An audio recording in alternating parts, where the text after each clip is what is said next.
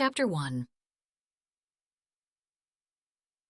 Ethan Wentworth stood in his father's office in its sleek, modern building, looking out at Boston Harbor.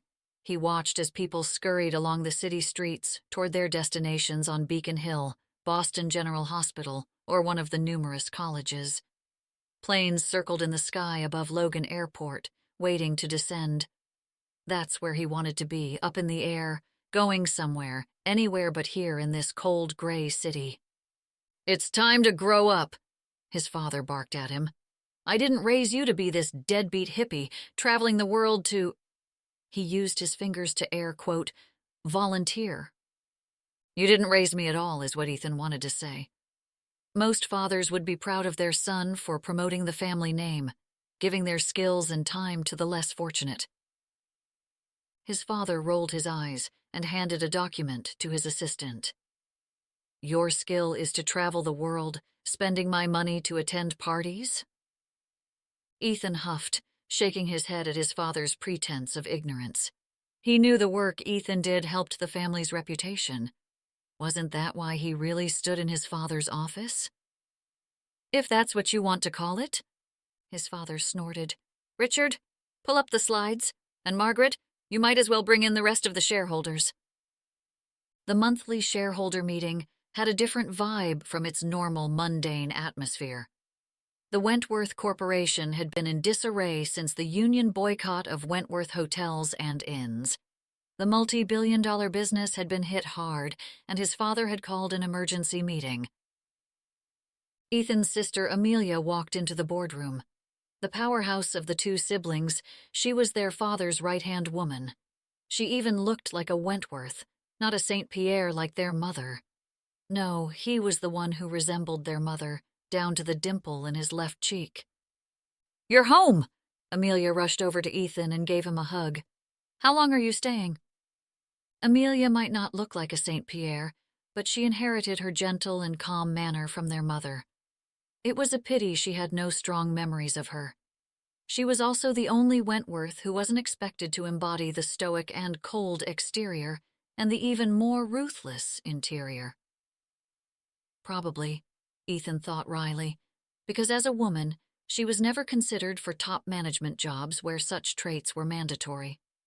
To their father, she was never more than an adjunct to whatever male she was currently working with. "It looks like I'll be sticking around for a bit." "He's going to become an adult, with a real job," their father bellowed from the other end of the room. With her back to John Wentworth, Amelia rolled her eyes. "I'm glad you're back. How is Indonesia?"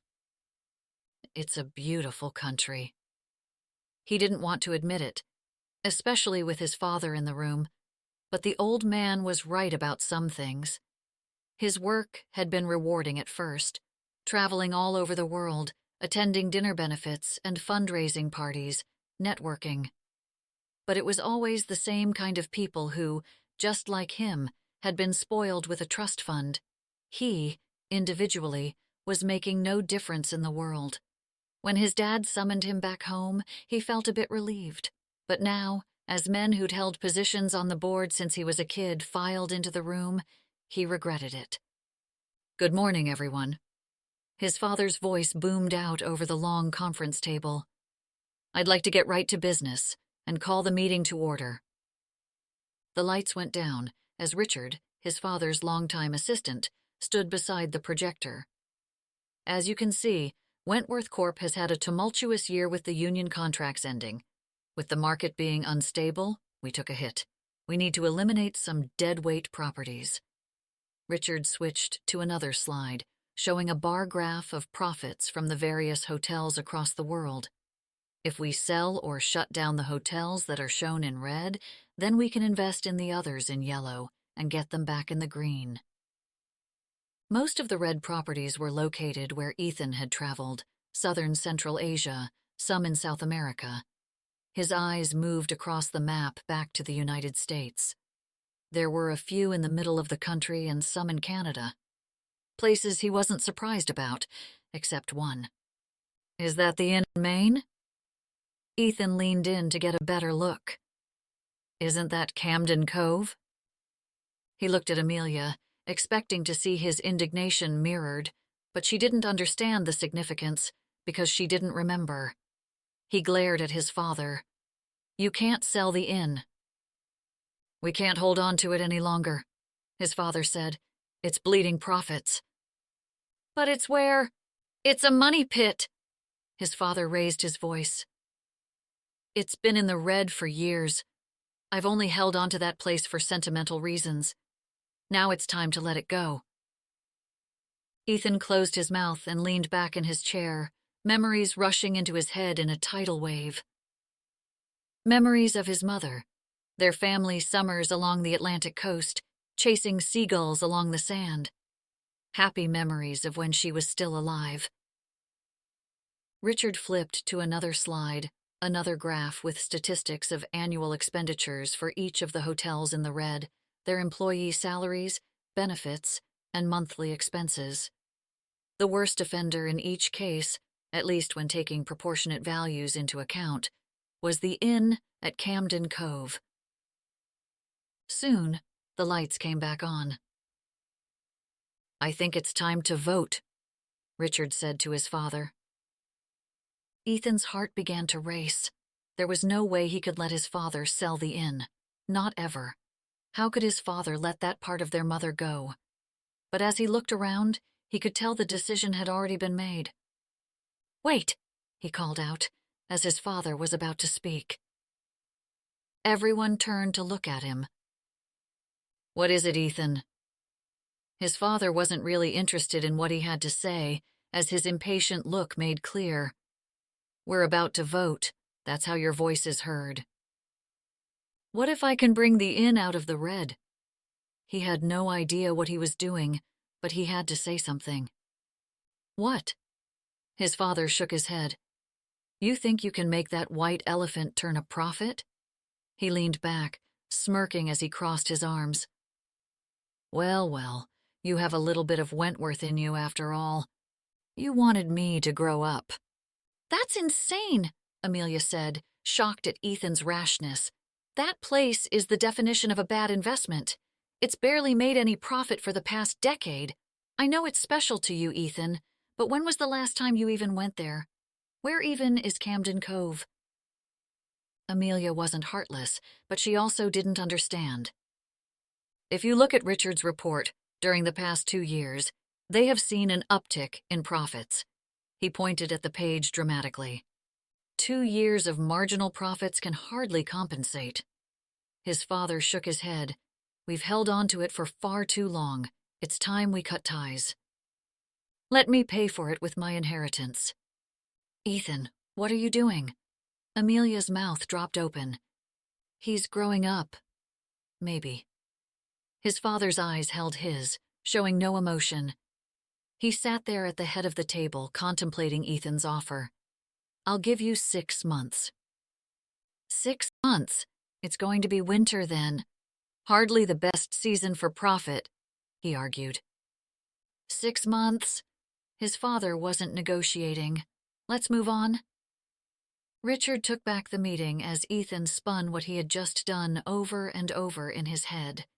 He wasn't sure if he had made the biggest mistake of his life or not, but he'd do whatever it took to save the inn. Chapter 2. Zoe gently tugged on Harold's leash. The puppy dug his paws into the ground, fighting to get one last sniff. Her usual 5-minute walk back from the elementary school had taken more than 20, with his persistent need to smell every square inch of Main Street. Currently, Harold focused his attention around the base of the maple tree in front of the post office, and they still had a quarter of the way to go. "Any day now," she mumbled, as though a 6-month-old basset hound could understand her urgency to get back to the inn. He lifted his big brown eyes up to her, his eyebrows drooping into one big wrinkle across his forehead, and her heart melted. "Fine. Take your time." She closed her eyes and inhaled the autumn air, repeating the mantra from her meditation app, but so hum did nothing to stop the anger pulsing through her entire body. She wasn't as surprised as she should have been when Christopher sent a puppy for Max's 8th birthday present. Or should she say, her birthday present. As if an 8-year-old could handle the responsibilities of a dog. Luckily for Christopher, the surprise arrival of said puppy might have upset her, but it was nothing compared to her dad's latest stunt. "Do you think I should just tell him it's time to retire?" she asked Harold. His ears perked up, and he took a seat under the tree, cocking his head further to the side with each word. "Or do I leave and go to another inn? Somewhere I'll be part of the decisions and maybe even respected?" But she wasn't fooling anyone, not even Harold. If she did say something, then it'd go the same as always. She'd get mad at her dad. He wouldn't understand. They'd go back and forth about it. They'd both end up ignoring the problem and each other. Afterwards, he'd pretend nothing happened, and the process would start all over again. No. Today, she would give her dad an ultimatum. Either he stepped back like he had promised, or she was going to find another job. If he apologized, then she'd smooth things over with Juliet before she had a chance to head back to Boston and ask for her old job back. If not, then he'd be looking for more than just a new chef. He might own the inn, but she wasn't going to let him fire her chef. When Harold was satisfied with the maple tree, he moseyed off along Main Street. Camden Cove bustled with its usual morning activity. Children walked to school, crossing the street as Officer Martinez directed traffic in front of the town library. Next to the library was Lindy's Diner. Inside, retirees lined the counter, sipping their coffee and chatting about football over breakfast. The flower shop had its closed sign up, but Miss Jenny already had her door open. The ladies of the garden club had mums for sale. As soon as she turned on Harbor Lane, the aroma of fresh brewed coffee mixed with sugary scents from La Patisserie made her stomach growl, reminding her of Juliet's blueberry scones. She was going to kill her dad. As Harold sniffed his way back to the inn, she thought about what she was going to say to her dad. Enough was enough. She wanted more responsibility. It had been over 2 years since he said he wanted to retire, but he hadn't budged, not even an inch. She didn't want to kick him out, and she didn't want him to leave entirely, but she also didn't want to be an assistant for another 10 years. Harold plowed through the dry fall leaves, scattering them, sniffing an invisible trail. His nose zigzagged and he backed up, twisting his body around to follow the scent, tail wagging. As he meandered, they passed by the hardware store, only to stop and examine their wooden barrels filled with chrysanthemums. After losing interest, he merrily continued on his journey past the pizzeria's pumpkins, jumping up on his hind legs to sniff each and every one of Lucia's gourds. Across the street, more pumpkins of all different shapes and shades of orange circled the white gazebo, and corn husks wrapped the lampposts. "Morning, Zoe," Officer Martinez greeted her. "Hey, Alex," she said.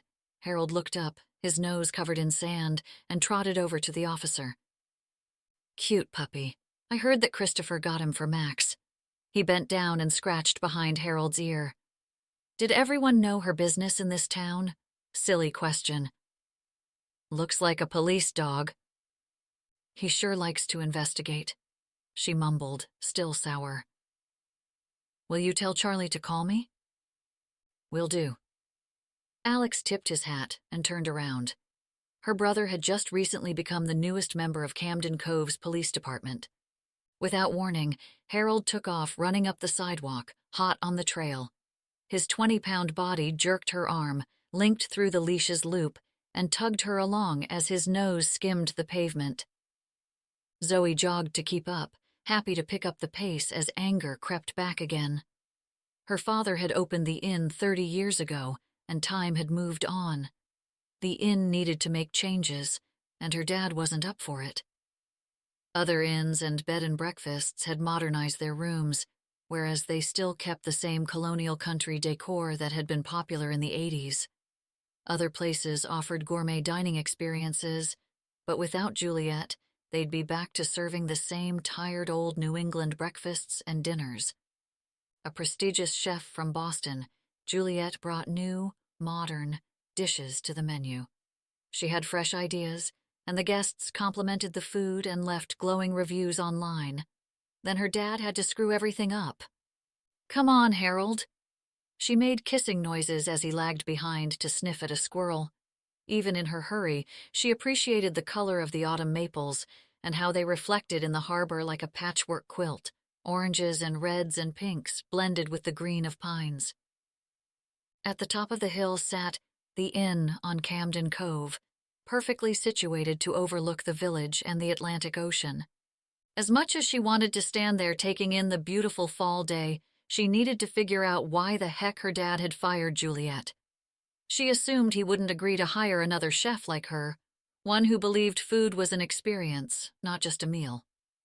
He'd probably want to hire some townie who was related, since Zoe was related to almost everyone in town.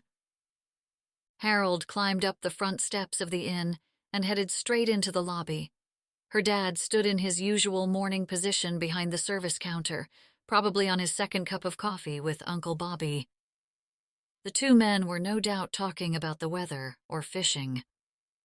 Behind them, an antique mailbox and brass key rack hung on the wall. 12 slots for 12 rooms.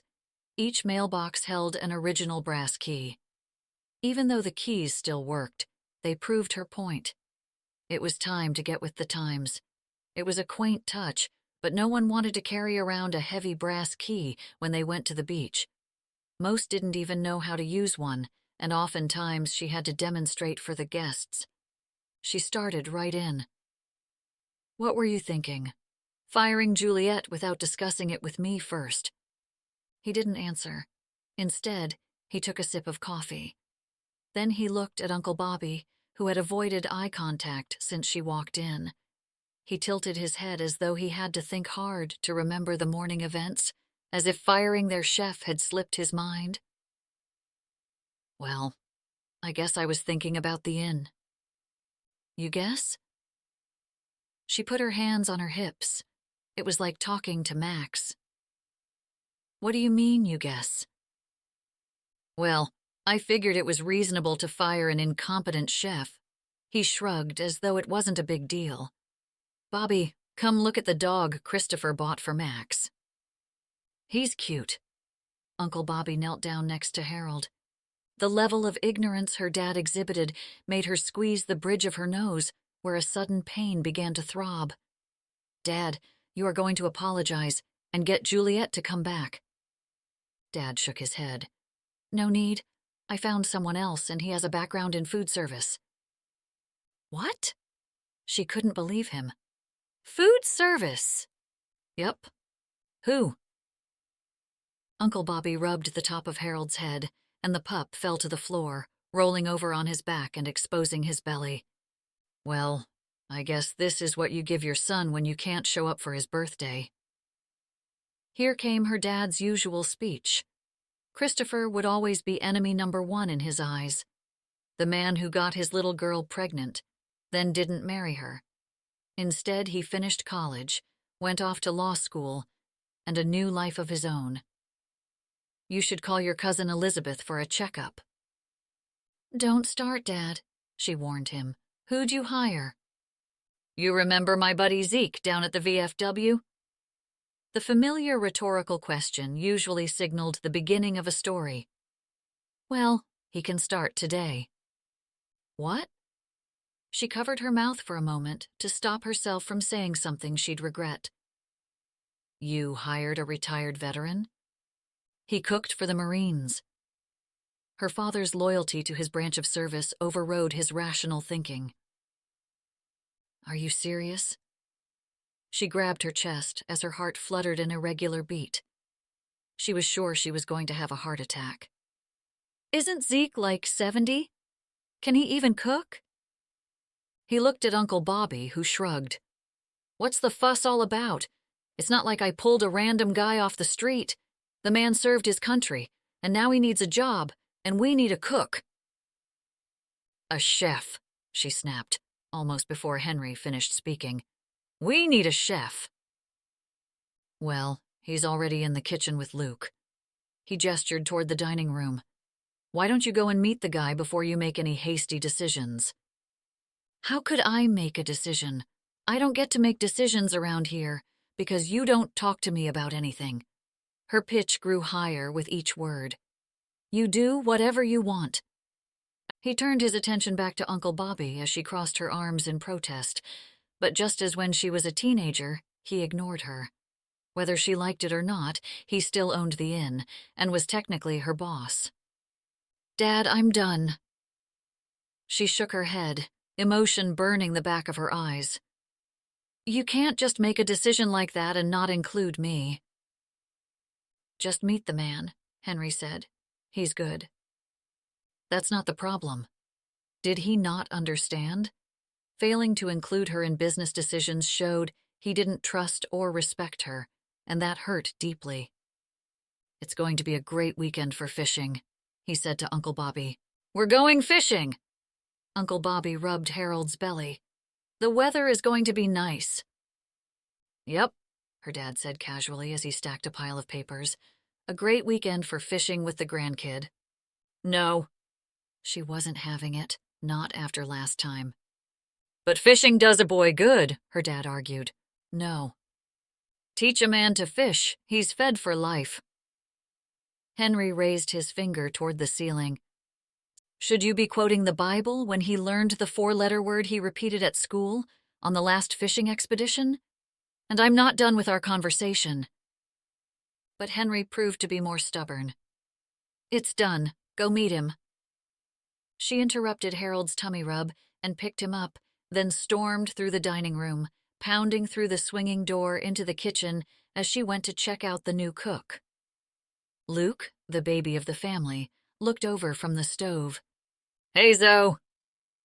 Luke, as usual, had the place under control. Most of the tickets had been picked up. Louisa, one of the waitstaff, headed out to the floor with a tray full of plates. Unfortunately, Luke wanted nothing to do with the inn, even if their father thought he had been born to be a chef. He wanted to play in his band or paint his muse. He didn't want to worry about the ins and outs of employee benefits and retirement funds. Luke wiped his hands on a towel and gestured toward the new cook. "Zoe, you remember Zeke?" She recognized the name, but not the face. She put Harold on the floor, then studied the man. She figured he was around her father's age, 60, or close to it. There were faded tattoos on his forearms. He stood at attention in a pristine white chef's jacket. He held out his hand and enveloped hers as they shook. She gave him the firmest handshake she could, but it was no match for his. "I'm Zoe, Henry's daughter and the manager of the inn." "Zeke." He nodded as he straightened his stance. "Have you worked at an inn before?" Had he even had another job before being offered the head chef position without even applying? "Nope." Strike one. No experience. The particulars of an inn guest would be different than what a line cook would be used to. "Where have you been employed?" "Here and there." Strike two. A huge red flag waved in her head. Here and there really meant nowhere.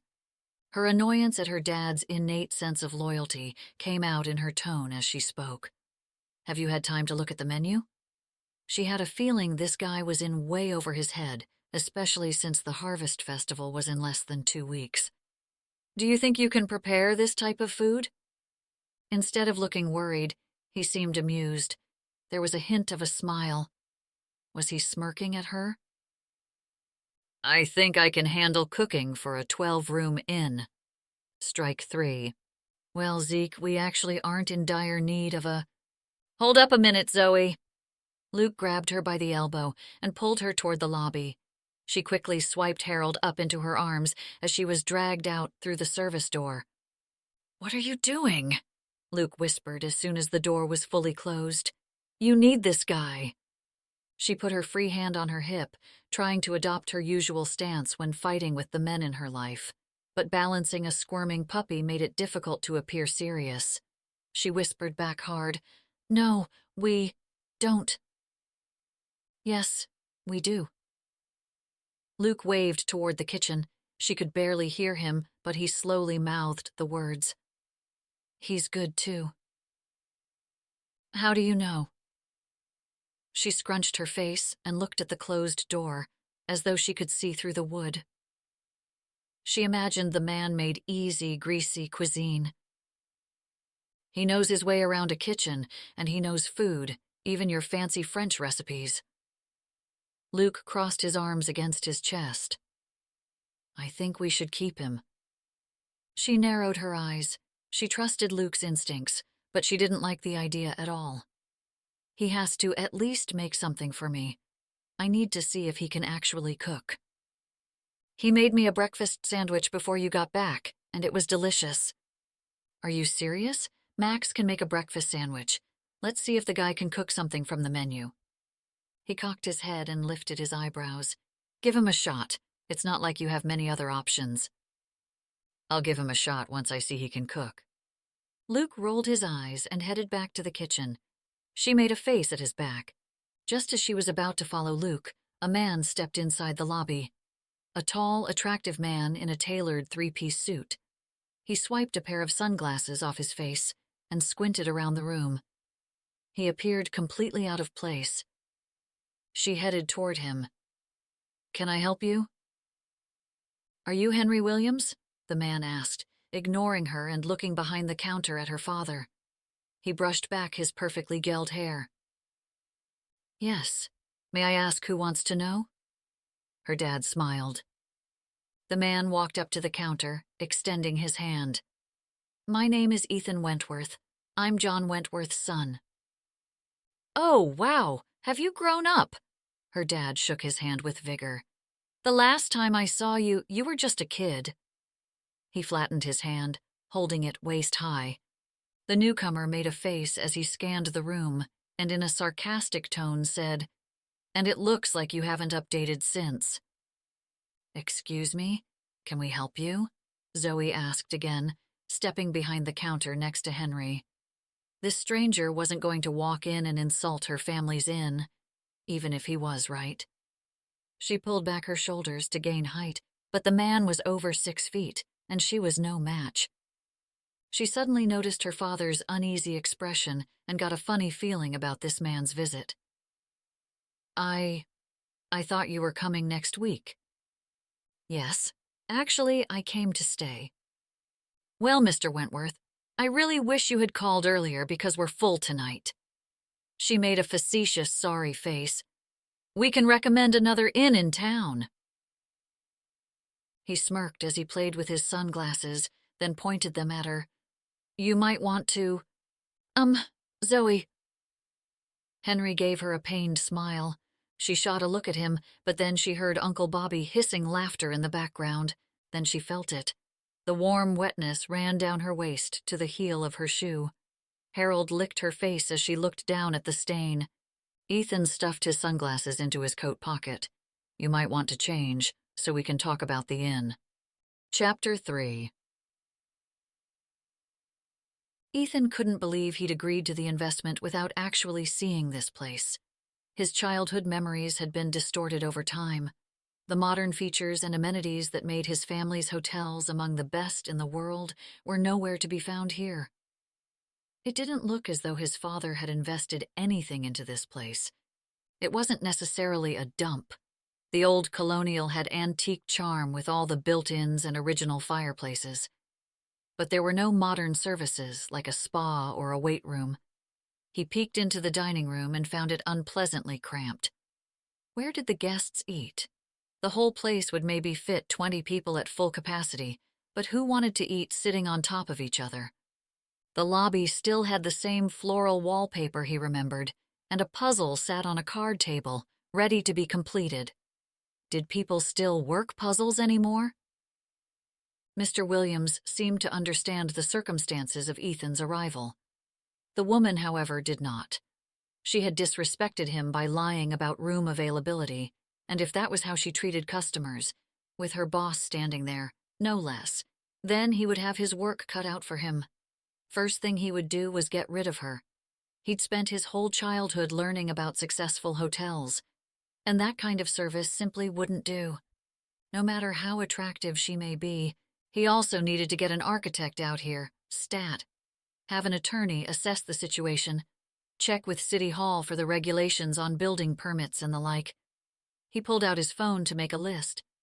He'd call a real estate agent who specialized in large commercial properties. It wouldn't hurt to know all his options.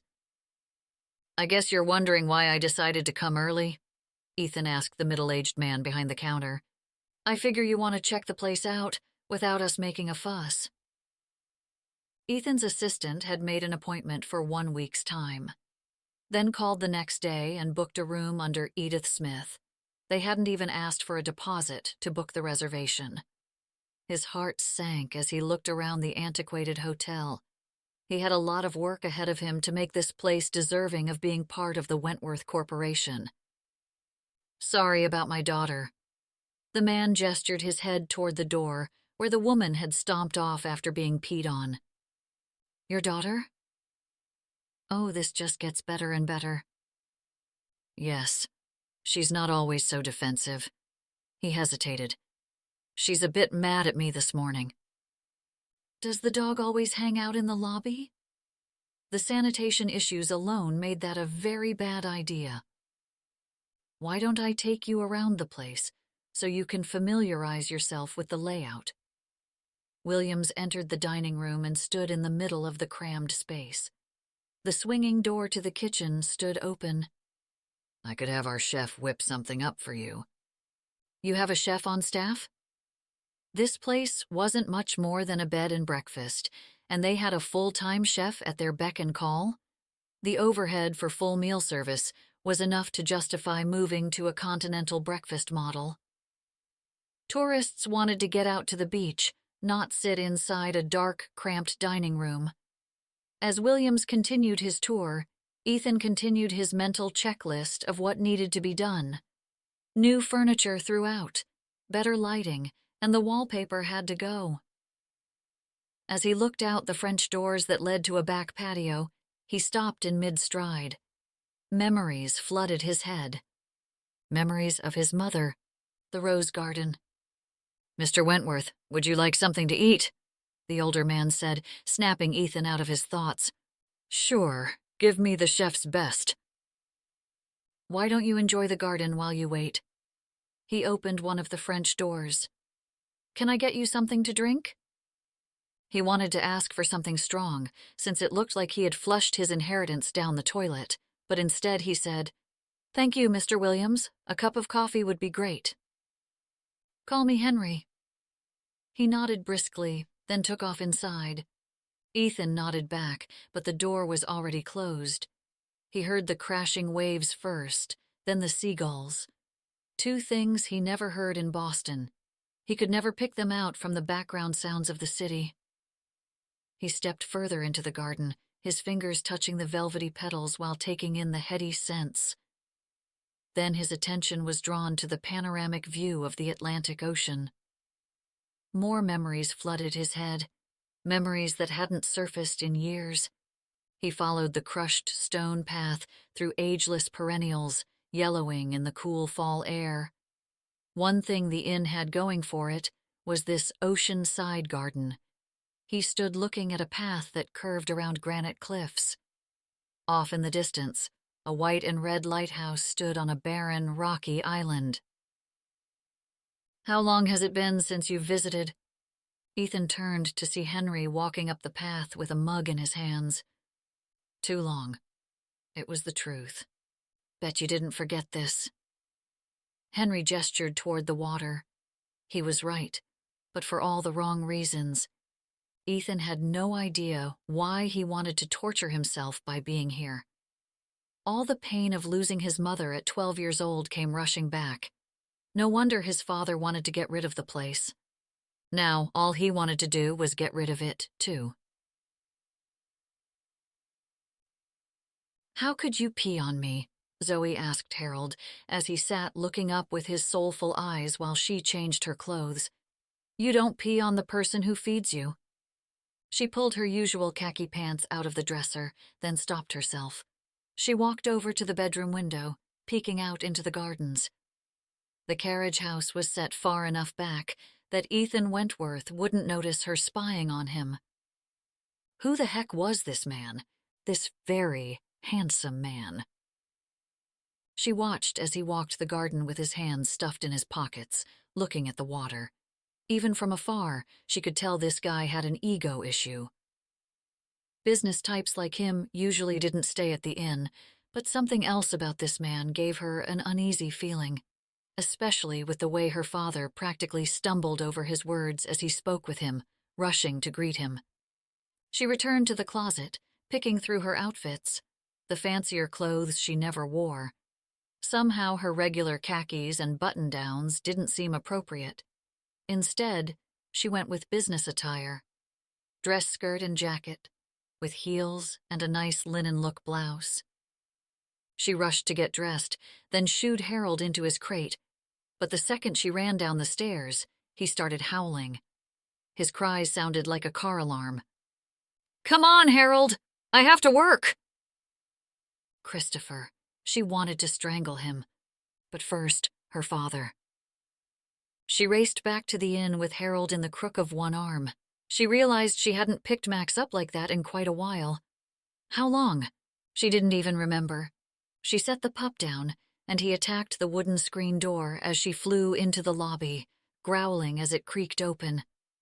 "No biting doors, Harold!" Zoe dropped a treat through the door to the lobby. Harold followed the trail, wagging his tail. She looked around, but no one was behind the counter. "Dad?" The place was empty. They had only a few guests, and usually on a Monday morning they only served a limited breakfast menu. No one was in the library or in the dining room. Harold tugged the leash, nose to the floor, and led her straight to the kitchen.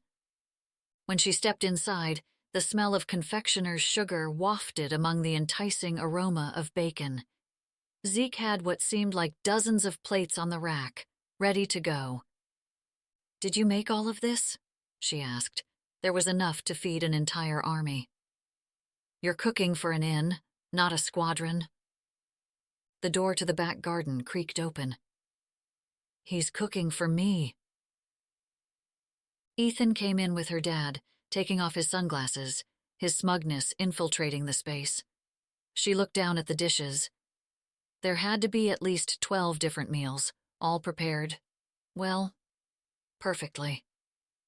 She looked at Zeke, surprised, but he didn't say anything. He just crossed his arms and leaned against the counter. "Do you want to eat in the dining room?" Louisa asked Ethan. He shook his head. He used his sunglasses to point out the small table in the corner of the kitchen. "I'll eat there." He turned his attention to Henry. "Why don't we talk about the inn?" She glanced over at Henry, whose eyes seemed to be dodging hers. "Dad?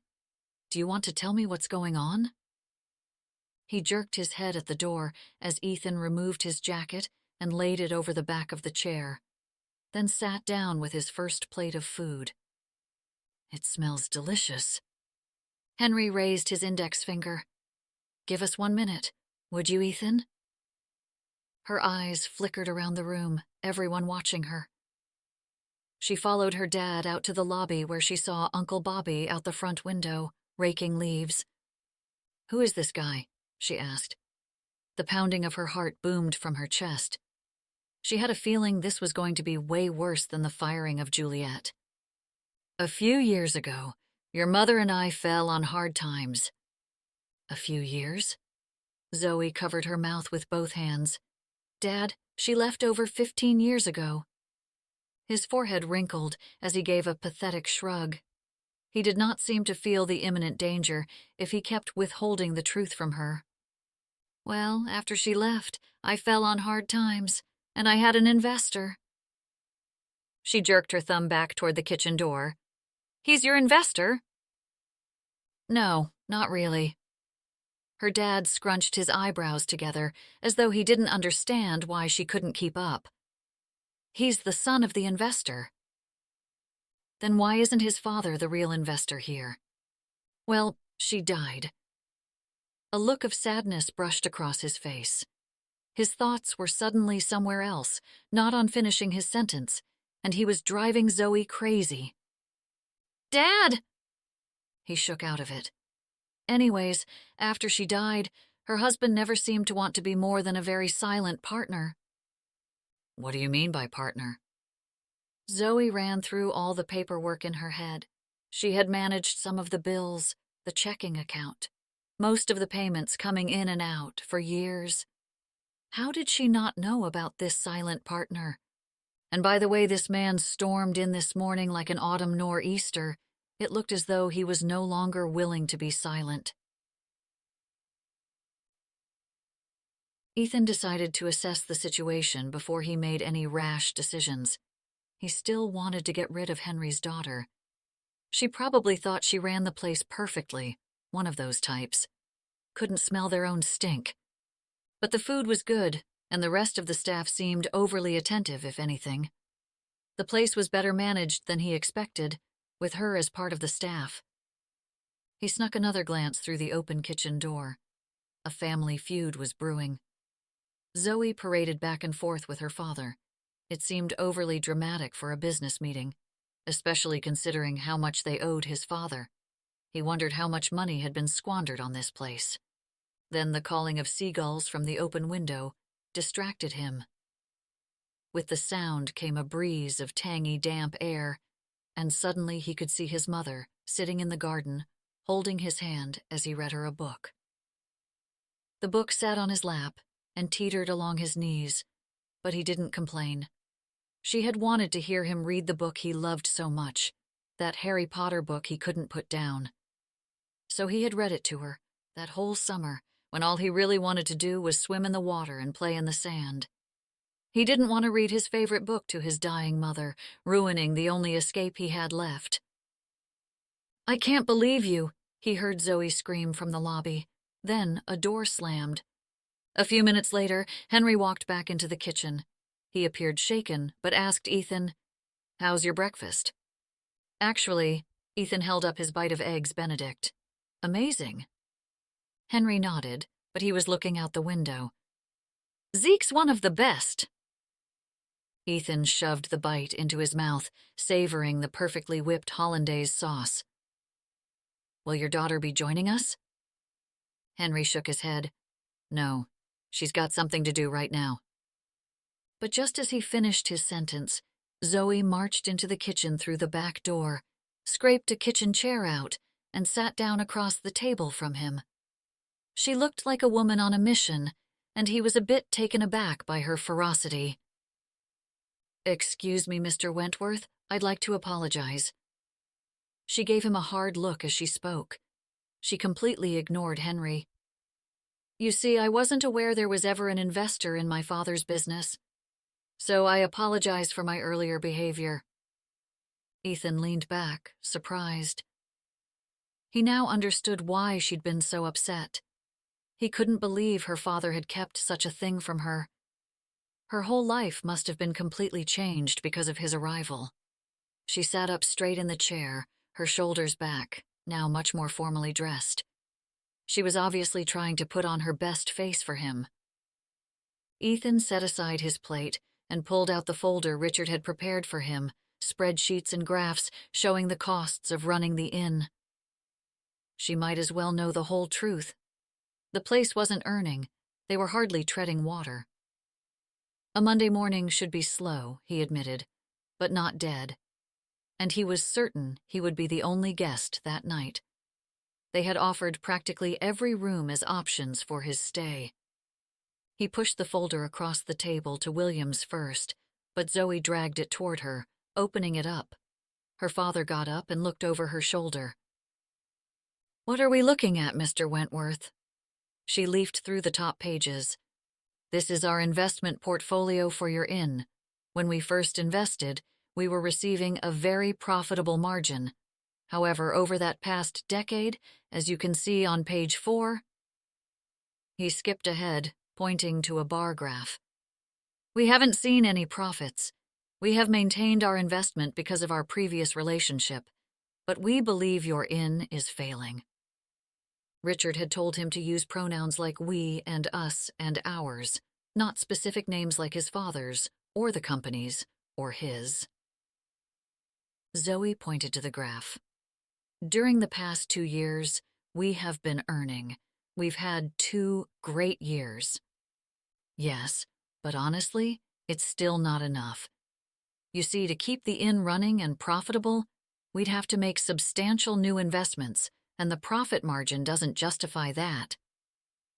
He couldn't believe how his father had let this place go. It had bled the company. And it hadn't had to be that way.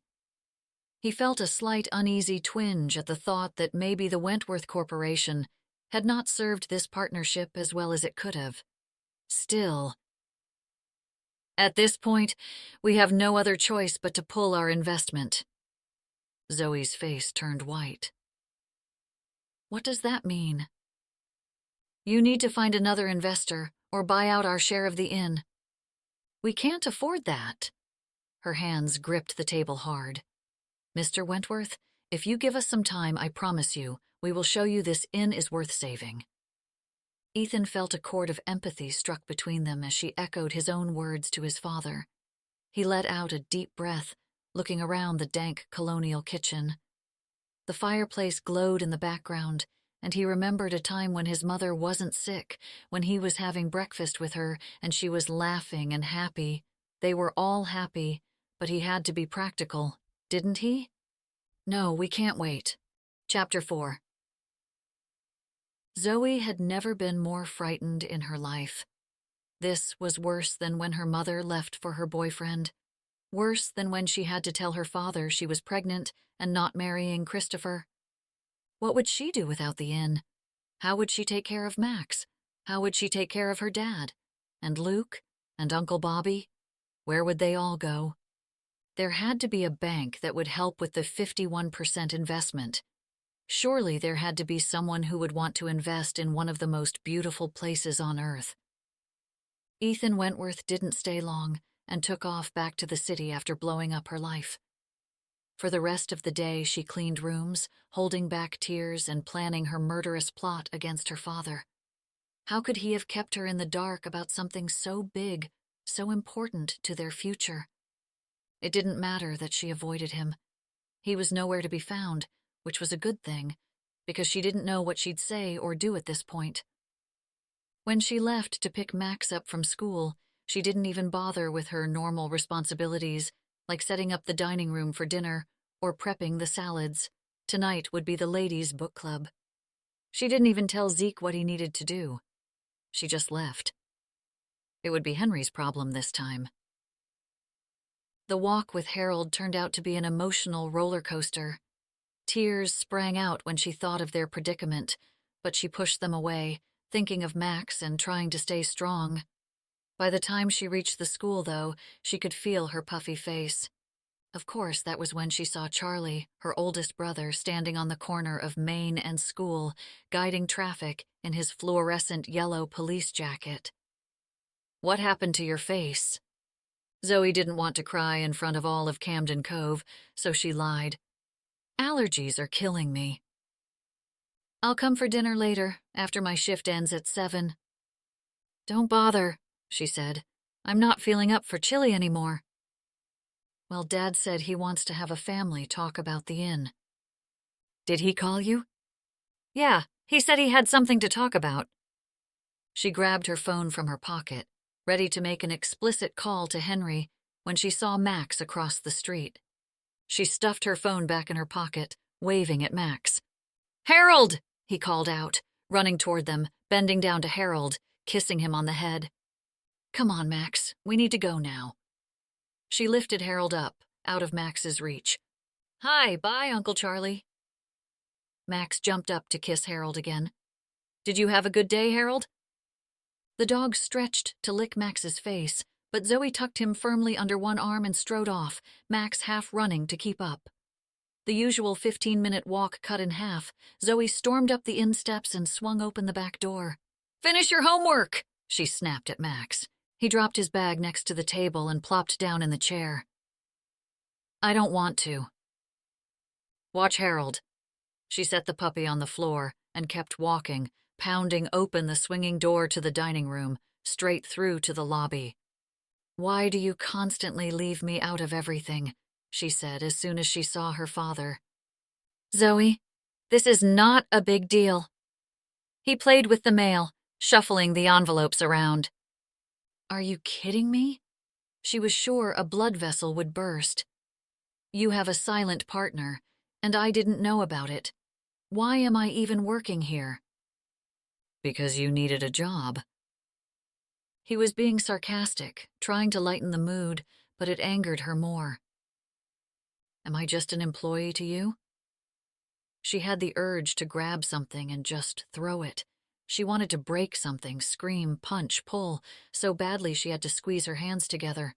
She was worth something to the inn, and he didn't appreciate it. Over the past couple of years, she had worked hard to improve the outdated and run-down place, and she had dreams of making it a real vacation spot, and more. "I'm good at what I do." He sighed, then sat on his stool, looking out at nothing in particular. "I didn't want to worry you, that's all. If I was 19, then maybe I'd understand, but I've been working here for 8 years, and you haven't mentioned anything." "I can fix this. Just let me talk to John. I'm sure we can work something out. He's always been more than happy to work with us."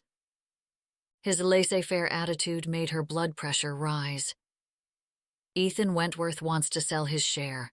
If we can't find an investor with that kind of cash in time, we'll lose everything." Zoe may have been left in the dark, but she wasn't blind to the problems her father had swept under the rug for years. "I'm sick of being railroaded." She threw her hands out at him. "This is probably the best thing that could happen, actually, because if you lose the inn, you won't ever have to tell me anything. Ever again." "Zoe, stop. You're being dramatic." He dropped the envelopes, letting out a long sigh. "I'm being dramatic? I didn't want to worry you." He looked at her a bit sheepishly. I really thought he'd follow through with her promise. "Mom?" Max walked into the lobby with Harold. "What's this magical promise?" "Mom?" He tugged on her shirt sleeve. "What is it, Max?" her dad said, buying time. "I have soccer practice." Max pointed to the clock. "Oh gosh." She had completely forgotten. "Go on, little man, get changed." Max took off through the dining room. She went right back to Henry. "The promise?" "Well, that she'd never let anything happen to the place." "Do you at least have something in writing?" He shook his head. Zoe just stared at him. "Everything will be fine, I promise." The 2-hour drive back to the city wasn't enough time for Ethan to figure out what he was going to say to his father. John Wentworth would not be happy, but Ethan's father was a businessman first, and this inn was like a leech sucking on the rest of the company. Sentiments aside, it was time to sell. The more he thought about it, the harder it was for him to believe that his father had kept his investment in the inn. The Wentworth hotels and inns were a commercial, multi-stream business model. Higher quality than an average hotel, they had a distinct modern and upscale characteristic, with every amenity and service. Guests had access to pools, saunas, private hot tubs, state-of-the-art exercise rooms with personal trainers, and spas. There were Wentworth Corporation travel agencies and extravagant vacation cruise lines, convention centers. The inn on Camden Cove didn't fit. At all. It might be where his mother had felt the most alive and happy, and where most of his own important childhood memories had been formed. But did that mean he had to own the place? It would stay an inn, most likely, or maybe someone would buy it for the property. Tear the inn down, perhaps? He had noticed a large monstrosity along the coast, nearby. A concrete hotel very similar to those his family's fortune was founded on. The Williams could do well if they sold out to someone like that, but he had a feeling the beautiful brat would be too proud to reach out to a grubby contractor.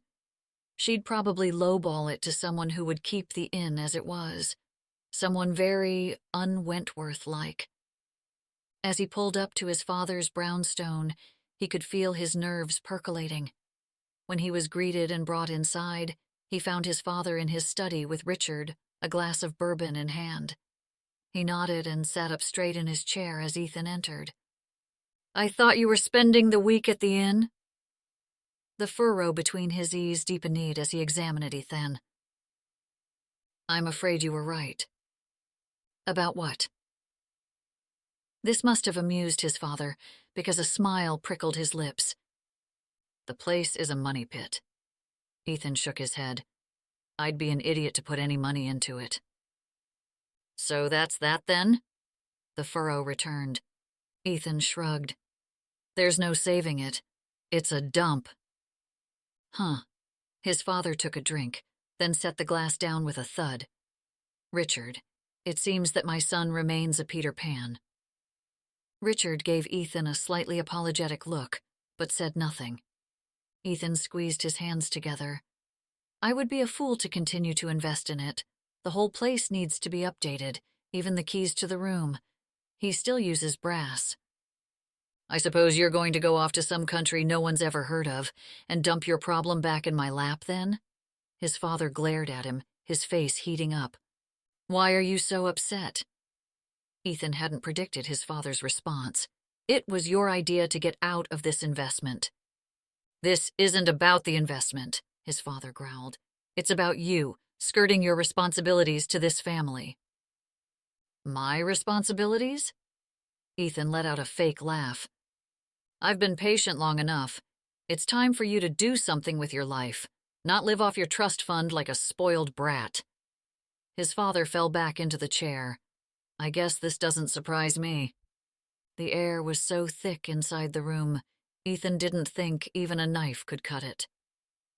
"My work has always helped the company's reputation." Ethan hadn't only attended black-tie events and excessive parties. His work had changed the world's view of the Wentworth name. He had helped rebuild a village in Thailand after a tsunami hit. He'd invested in schools and libraries. He helped communities when they wanted to expand. Instead of being seen as a corporation that bulldozed the land, stripped it down to the ground, and built, without ever thinking of anything other than the bottom line, they had a reputation as generous humanitarians. All because of the work Ethan had done. "You're a quitter." His father certainly never beat around the bush. "Sports, school. You gave up your position in corporate, and every personal relationship seems to end rather abruptly. Now you're Dr. Ruth?" He leaned his elbows on his knees, interlocking his fingers so he wouldn't throw something out the window. "Look, it's a bad investment. You know, Ethan, you think I'm giving you a hard time, but I see the potential in you." His father almost sounded sincere for a second. Then, as though embarrassed at showing a sign of weakness, he returned to his previous stance. "I should have known you'd quit before even trying." "I'm not quitting." "Really? Richard, did you hear that?" He laughed, deep and hoarse. Too many cigars on the golf course. "Ethan is abandoning the inn, but he isn't quitting. So I take it you'll go off to some third-world party destination to sip fruity cocktails and donate my money." "I don't use your money." Ethan wanted to be very clear. "I've never used a penny of your money." "Ah, yes. Your mother's, then." John hated to acknowledge that it was his mother who brought the real wealth to the family. Born the great-granddaughter of an oil tycoon, the trust she'd left had paid for everything in Ethan's life. "Listen, boy, you committed to this. You insisted on it. If you say you're not a quitter, then prove it. Show me you have some follow-through, some gumption. Even if it means I'd literally be throwing money away." "Richard, did you hear that? Ethan is now worried about wasting money." Richard patted Ethan's shoulder and looked down at him. "If anyone can resurrect that place, it will be you." Ethan slumped down in the chair. "I guess I'm headed back to Camden Cove." Zoe blew the whistle as loud as she could. "Give me 10 laps!" Luke yelled out after her. "1 lap!" Then shot her a look. "They're 8. Don't take out your frustrations on the poor kids." Max ran around the recreational soccer field with the rest of the 8-year-olds. Zoe had often thought the park was one of the prettiest spots in town. High up on Prospect Hill, the whole cove was visible. Just a short walk from the inn, it had been every bit as much a part of her life as the inn, the school, and the beach, the town itself. What if we have to leave Camden Cove? She looked down at Harold, sleeping on her foot. What are you talking about? We can't afford to live in a town like Camden Cove without the inn. The fears she had fought all day came crashing back. Where would I get another job as manager around here? And Dad's never going to get hired at his age, even with his experience. Zoe, I know you're in freak-out mode. His attention was on the players. But just remember, all these worries are just figments of your imagination. Nothing has happened yet. Let Dad talk to Mr. Wentworth before losing your mind. She shook her head. No, Luke, you don't get it. That guy wasn't impressed at all. He looked disgusted by the place. You could tell he wanted nothing to do with it. Zoe blew her whistle again, hard. Trevor, no cutting corners. Luke patted Zoe on the back. Go home. I'll take over practice. No, I'm fine. Zoe, you're running 8-year-olds and making them do push-ups every time they miss the ball. Go home. Luke gave her a sincere look. You should get some rest. You've been through the ringer today. He just won't tell me anything. He just can't see his little girl as a grown-up. He's stuck in the past. I mean, look at the inn. He hasn't changed a thing since Mom left. This is about Mom? Yes and no.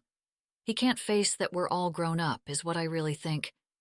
That would mean that it's too late for Mom to come back, or to change whatever it is that is holding him in the past. Luke shrugged. Not that I'm really considered grown up, since I don't have a real career or my own home, but you know what I mean. She hated how optimistic and understanding her brother was. Her anger hadn't died down, not even a little bit. She didn't know if this could be fixed or her relationship with her father. She refused to be seen as a little girl who couldn't be trusted to take care of things for herself. If he had just listened to me and started remodeling years ago, maybe we wouldn't be in this position. Maybe not. Luke blew the whistle 3 times. The players all ran toward him. It sounds like this guy's a real piece of work. He'd probably want to close the inn down even if it looked like the Taj Mahal. He faced the kids and pointed to the benches. Go grab some water, and then we'll have a scrimmage. The kids all cheered and ran toward their water bottles. I think I'm gonna go. Good. I'll take Max for ice cream after. She hugged Luke. He was a great brother, even if he was also a pain in the rear. Thank you. Go do some of that girly stuff in the bathroom. You mean take a bath? Yeah, with all those salts and stuff. Luke blew the whistle again. Avery, don't spray your water at Toby. Luke walked toward the team as Zoe left the field. By the time she reached the inn, the sun had fallen behind the trees, dulling the shadows along the sidewalk. As she rounded the corner, she saw a man in jeans and a long-sleeved t-shirt heading up the front steps. Had she forgotten about a guest? Come on, Harold, she said, picking him up, his nose extending to get one last sniff before being hoisted into the air. She ran the rest of the way, and even though the fall night was breezy, she was sweating by the time she reached the steps. She hurried into the lobby and saw Ethan Wentworth. What are you doing here? She asked, before really thinking. Her blunt comment made him grimace. I thought I should talk to your father before making any decisions. Her heart lifted, and she almost jumped up and hugged him, but tried to stay professional. Really? I'd like to stay and further examine the situation. He held an overnight bag in his hand. I'll take that room, after all. Zoe's heart plummeted. We don't have any rooms. What? His eyes popped open. She couldn't tell if he was angry or surprised or both. All our rooms are full. We had a few last-minute bookings. She wished he had called ahead. You're full? Yes. But I made a reservation under the name Edith Smith. Certainly that should be available. You're Edith? Yes. Well, when Edith canceled, I opened up the room for a walk-in. Cindy must have... Ugh! He slapped his forehead. My assistant. You go by Edith? She didn't understand this man. Was he trying to be secretive, spying as an elderly woman? The Knitters Club comes in on Wednesday night. He ignored her sarcasm. So you're telling me I have to get a room at another hotel? Yes. You've got to be kidding me. He threw up his hands. I own half of this inn, and I can't stay here? Zoe didn't like his holier-than-thou tone. He didn't own half the hotel. His daddy did. I can help you find a place to stay tonight. Do you always greet guests in that uniform? He pointed at her, changing the subject. Zoe looked down at her coaching t-shirt and the whistle hanging around her neck. No, my Uncle Bobby is watching the floor. Just as she said his name, Bobby came out of the kitchen with a steaming mug of hot chocolate. Oh boy, I must have missed the bell. Oh, no worries, Zoe said in a chipper voice. She needed Uncle Bobby to not ask questions or throw a temper tantrum. Why don't you sit at the counter? Bobby looked confused. But I want to do my puzzle.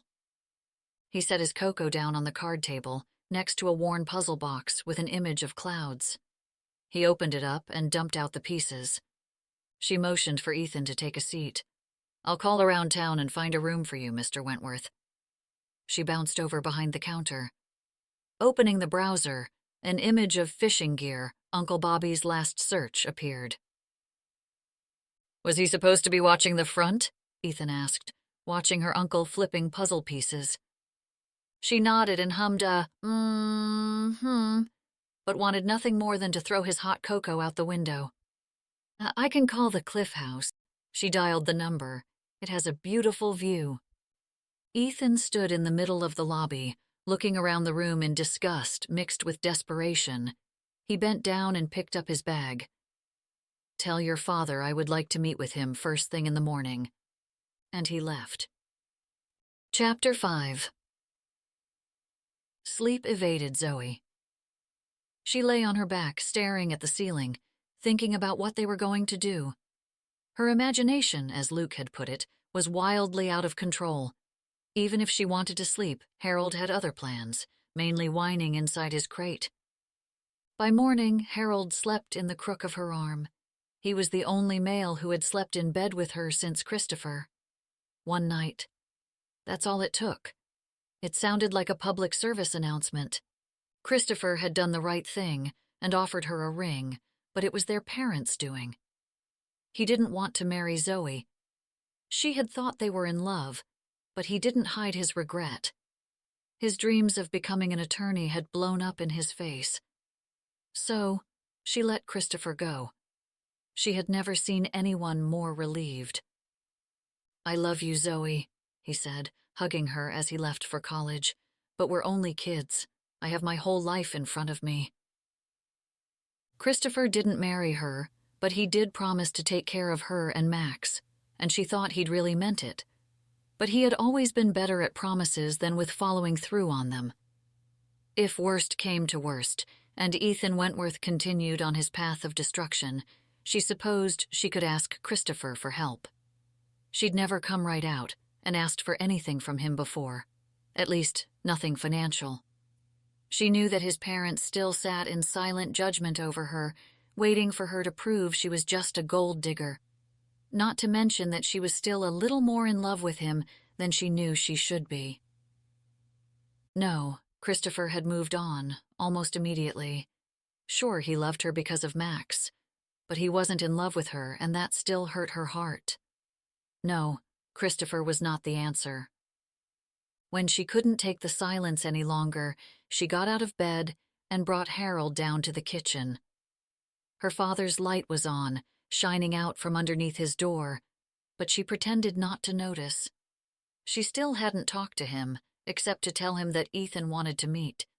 He had asked for details, but Max had come home and needed a bath. Her regular night routine helped her ignore the issue. She opened the cupboard and grabbed the coffee, anger brewing inside her. She slammed the door and pulled out the silverware drawer so that each of the pieces jangled inside. She pounded her mug on the counter, then the tin coffee can, and the French press she'd got for her birthday. She heard the creak of his door. "You want to talk, Zoe?" She shook her head as she dumped scoops into the filter. "Why bother? You won't really tell me anything." "I was embarrassed." "Embarrassed?" "Your mother had left. I had put some money into bad investments and I needed help. Fast." He dragged a chair out from the table. As he sat, his body creaked and he moaned. He looked suddenly old. She had offered to buy the place for years. She really loved it. So when I needed help, she offered to become a partner. "Who exactly is this she? I mean, I know she's Ethan's mother, but how did you get to know her? Why was she staying here when her husband owns a hotel empire?" He gazed off into the distance as though he had not heard her, or just couldn't bring himself to respond. "We're going to be okay. I'm going to talk to our attorney and see if the bank would be interested in offering a loan, with you as co-signer. Your credit is perfect. I'll sign the inn over to you. Then if we have to, we can—" "Dad," she interrupted. "Stop!" "What?" He looked at her. "Don't you get it?" She shook her head. "You think I'm having a temper tantrum, but it's much more than that. I can't go into business with you. I can't work with someone who has absolutely no respect for me." "Zoe, come on, that's not what's going on here." She bit her bottom lip. She felt drained, her emotions finally flattening out. What's going on here is that even if the Wentworths are willing to work things out, once everything is settled, I'm leaving. Ethan had never slept worse in all his life.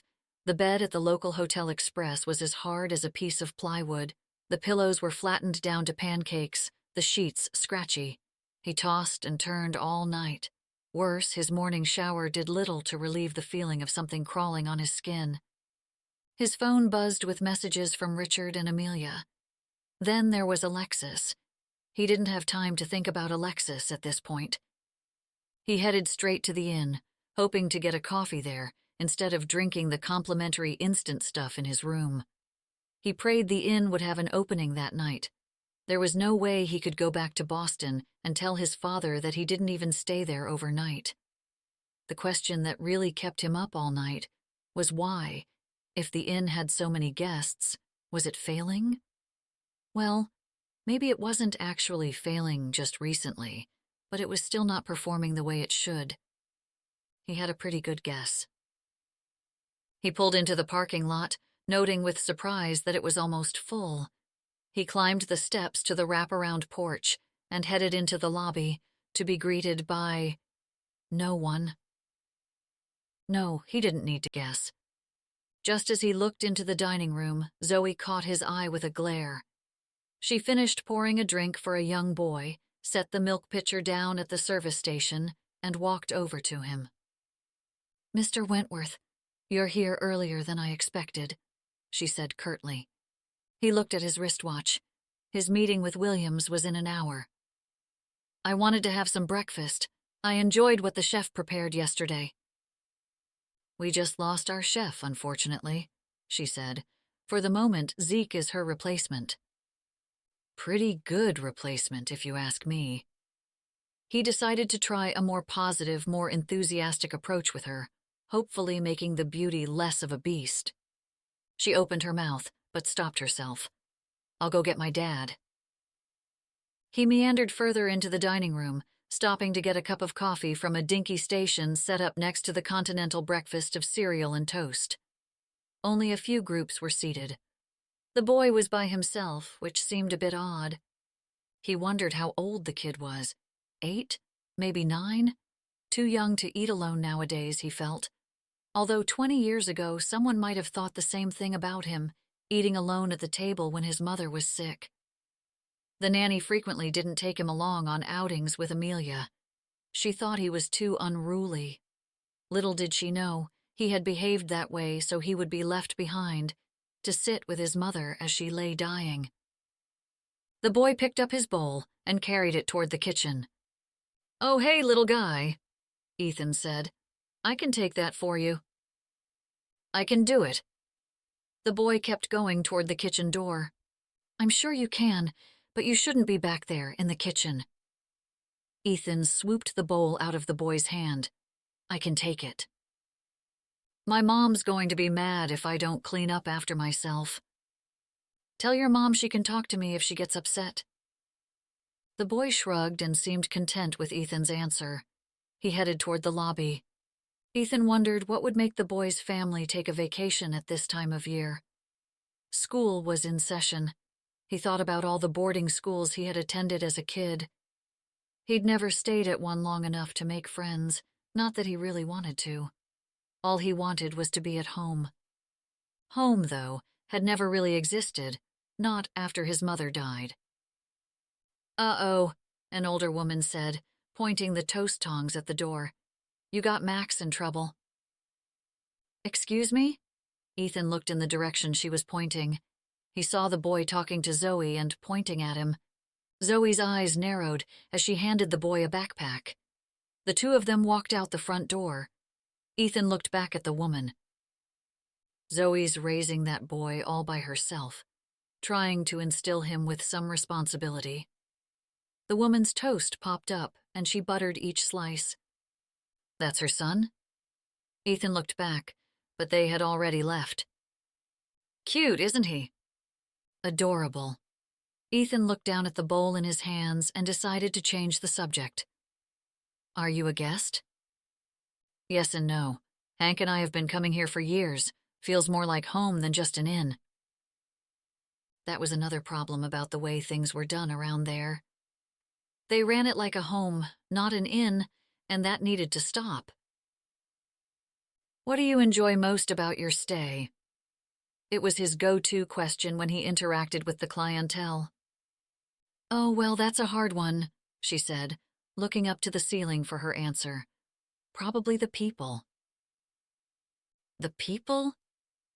He couldn't believe Zoe didn't turn them off. "The Williams are a great family." "Is there anything you'd like to see improved for your stay?" "Mr. Wentworth." Henry Williams came walking into the dining room, his hand already extended. He dressed in the same style as the day before, plaid shirt, khaki pants, and sneakers. The man wiped his hands on his pants before shaking Ethan's hand. Was he that nervous? This was how people reacted to his father. That revelation made him deeply uncomfortable. "Mr. Williams." Ethan shook his hand firmly. "Good morning. Do you have time to meet earlier than planned?" "Ah, well." Henry looked caught off guard, unsure of how to conduct himself. "Sure, why don't we step into my office?" He gestured toward the hall that led past the kitchen and lobby. "Follow me." Ethan peeked into the lobby as he walked down the hall. The elderly man who liked puzzles was reading a newspaper behind the counter. "Who exactly is that?" "Oh, that's Bobby." "Bobby works here?" Ethan asked. "I can't help but notice his feet are up on the counter." "Oh, don't mind him. He doesn't read unless he's comfortable." "What the—" "Here we are, Mr. Wentworth." Henry opened the door to an office filled from floor to ceiling with junk. As he scanned the small space, he noticed a desk tucked into a corner, clean and organized, with clearly labeled binders and shelving. "Oh my," Ethan mumbled under his breath.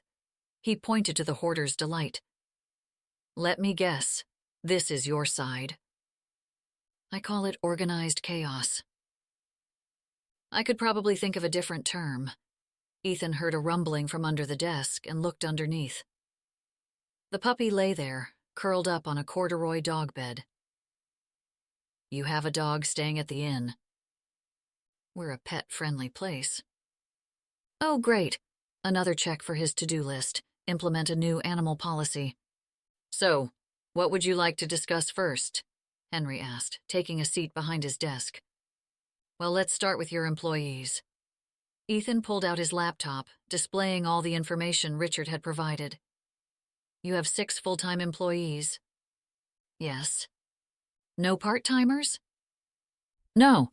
Everyone does their best to keep up the work. Mr. Williams, are you aware that 6 full-time employees is a lot for a 12-room inn? In fact, it's about double what you should have. To run a whole inn? You shouldn't need 2 cooks, a housekeeper/wait staff, 2 managers, and a landscaping and maintenance man for 12 rooms. Not full-time. Ethan couldn't tell if Henry was playing dumb or if the man really was, that unaware of how grossly mismanaged the place was. These people wouldn't be able to live in Camden Cove without a full-time salary. You could hire a service for the landscaping and maintenance. No, that won't do. Bobby knows the lay of the place. He's been here for 30 years. He won't be here much longer anyways if you go bankrupt, Ethan shot back. The man's eyes widened at his cold tone. Mr. Williams, let's just take a look at everything so we can get the whole picture. He nodded, opening a drawer and removing thick manila folders full of papers and slapping them down on the desk. Here's most of the last 10 years. Ethan's eyes were wild. Do you not have any of your records on computer? He nodded. Well, yes, that would be Zoe's thing. Ethan looked around, noticing framed photographs on both desks of the boy he had seen at breakfast. Zoe had gone out the door with him. Is she going to be back soon? Yes, she's just taking Max to school. And for the briefest moment, a strange feeling of jealousy washed over him. So Zoe is your assistant manager? He hoped she didn't have equal say. Oh, no, she's the manager for the most part. I'm retiring soon. Ethan nearly choked. Then the second part of what Henry had said penetrated. This was good news. It might make his life a lot easier. If Henry was retiring, then selling the inn, recovering the debt, and severing ties was a natural ending to the relationship. Have you and your daughter discussed the possible sale of the property if you were to retire? No, although I'm not sure what Zoe's plans are these days. His tone was flat. You mean she might not want to manage the inn after you retire? He was a little surprised. Seemed like a cushy job for her, being able to coach or take her son to school instead of watching the front desk. She's not that happy with me right now. He rubbed his forehead. She's having a hard time because I didn't tell her about our arrangement. So, your early arrival took her a bit by surprise. Mr. Williams? Ethan didn't want to get into their family problems. This was strictly business, and he wanted to keep it that way. Henry. Ethan paused at Henry's informal, easy demeanor, then said, You've been in the red for years now. You had to know this was coming. I guess I just thought Zoe would bring this place back to life, turn things around, and then we could get out from under our debt. Maybe Zoe wasn't the only problem here after all. The past 2 years, she did a great job bringing in guests, Henry continued. She's part of all these social media clubs. She really knows how to... Henry jumped out of his chair. No!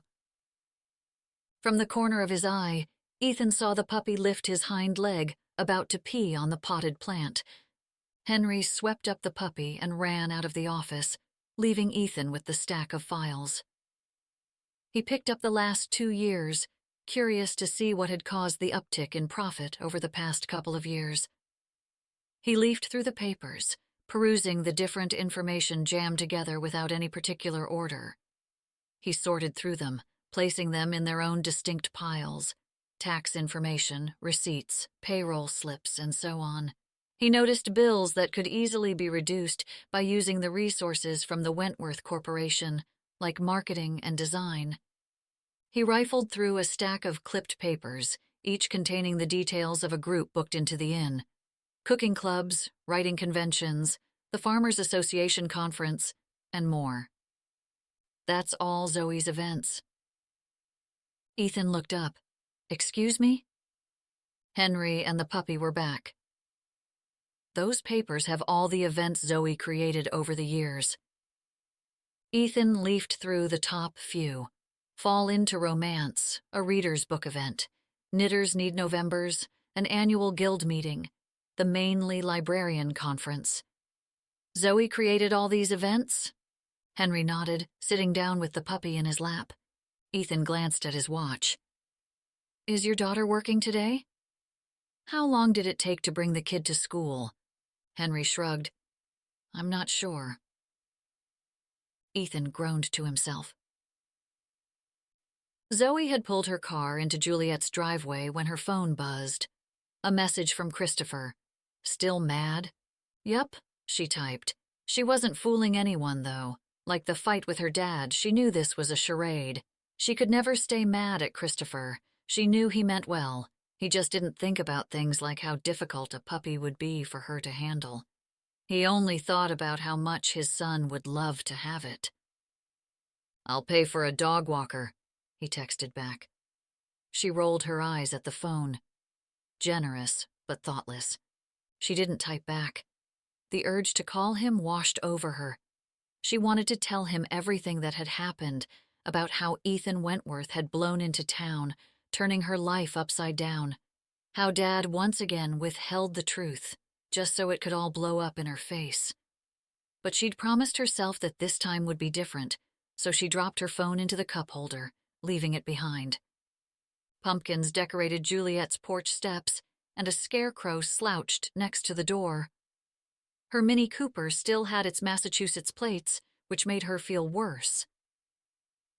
Zoe pressed the doorbell and waited. Inside, she spied a figure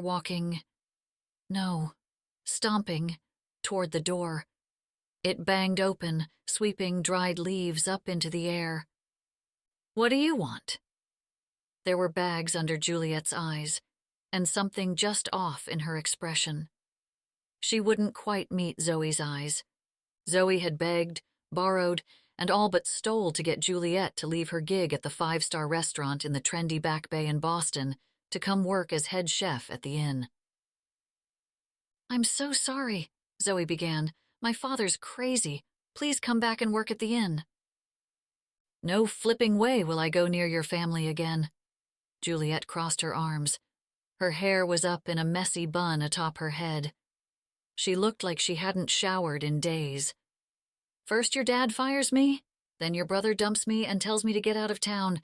Your family can go up a donkey's... My brother dumped you? This was news to her. You were dating Luke? Not Luke, she rolled her eyes. Charlie. Zoe was dumbfounded, frozen to the spot. Of course, Charlie hadn't told her. When exactly were you two dating? Does it really matter now? Juliet hissed. Look, I have to pack and figure out if I can get my old job back. Juliet, you don't have to leave. Come back to the inn. My father will be fine. I will make sure of it. No. With that, Juliet slammed the door and stomped away.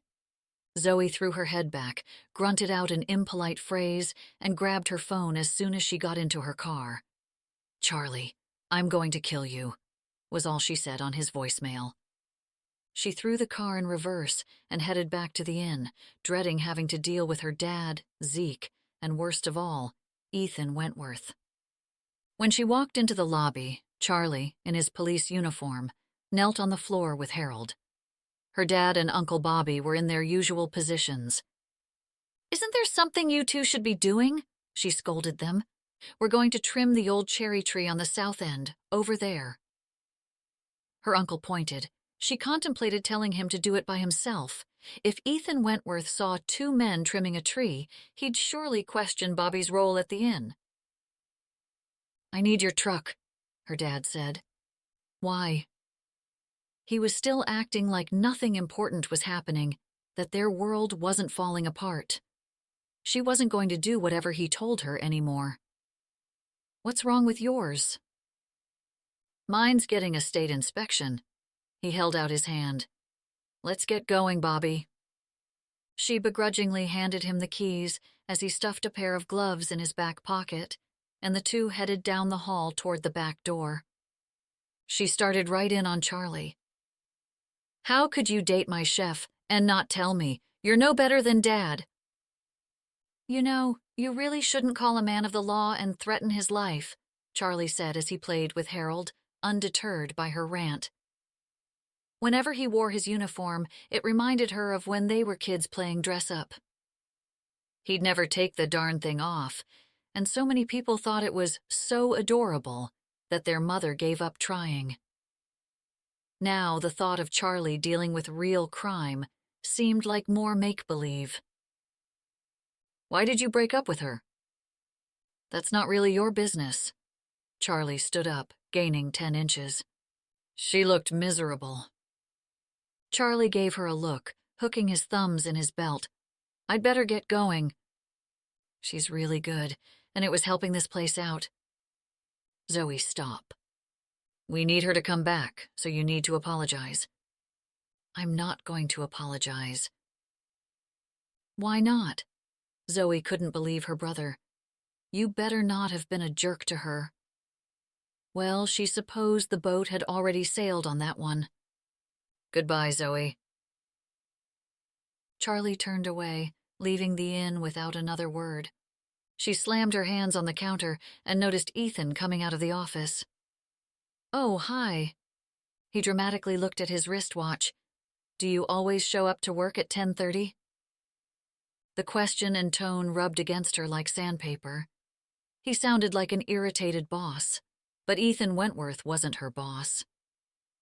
Well, Mr. Wentworth, you may not be aware, but I had already been on the floor before you came in this morning. Every day I open the inn, work through the day, and close up in the evening. I've put more into this inn than your daddy's trust fund.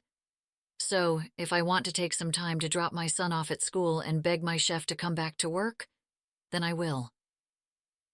None of what she said seemed to matter to him. You want to know why your brother broke up with your chef? So, you've been sneaking around listening to conversations? Because she was stealing from the inn. Ethan dropped a folder on the counter in front of her. Your dad caught her about a week ago and told your brother about it. They didn't press charges because they didn't want it to ruin her reputation or the inn's. He gave her a wry look, and it sounds like they were afraid of how you'd react. Zoe's mouth dropped open.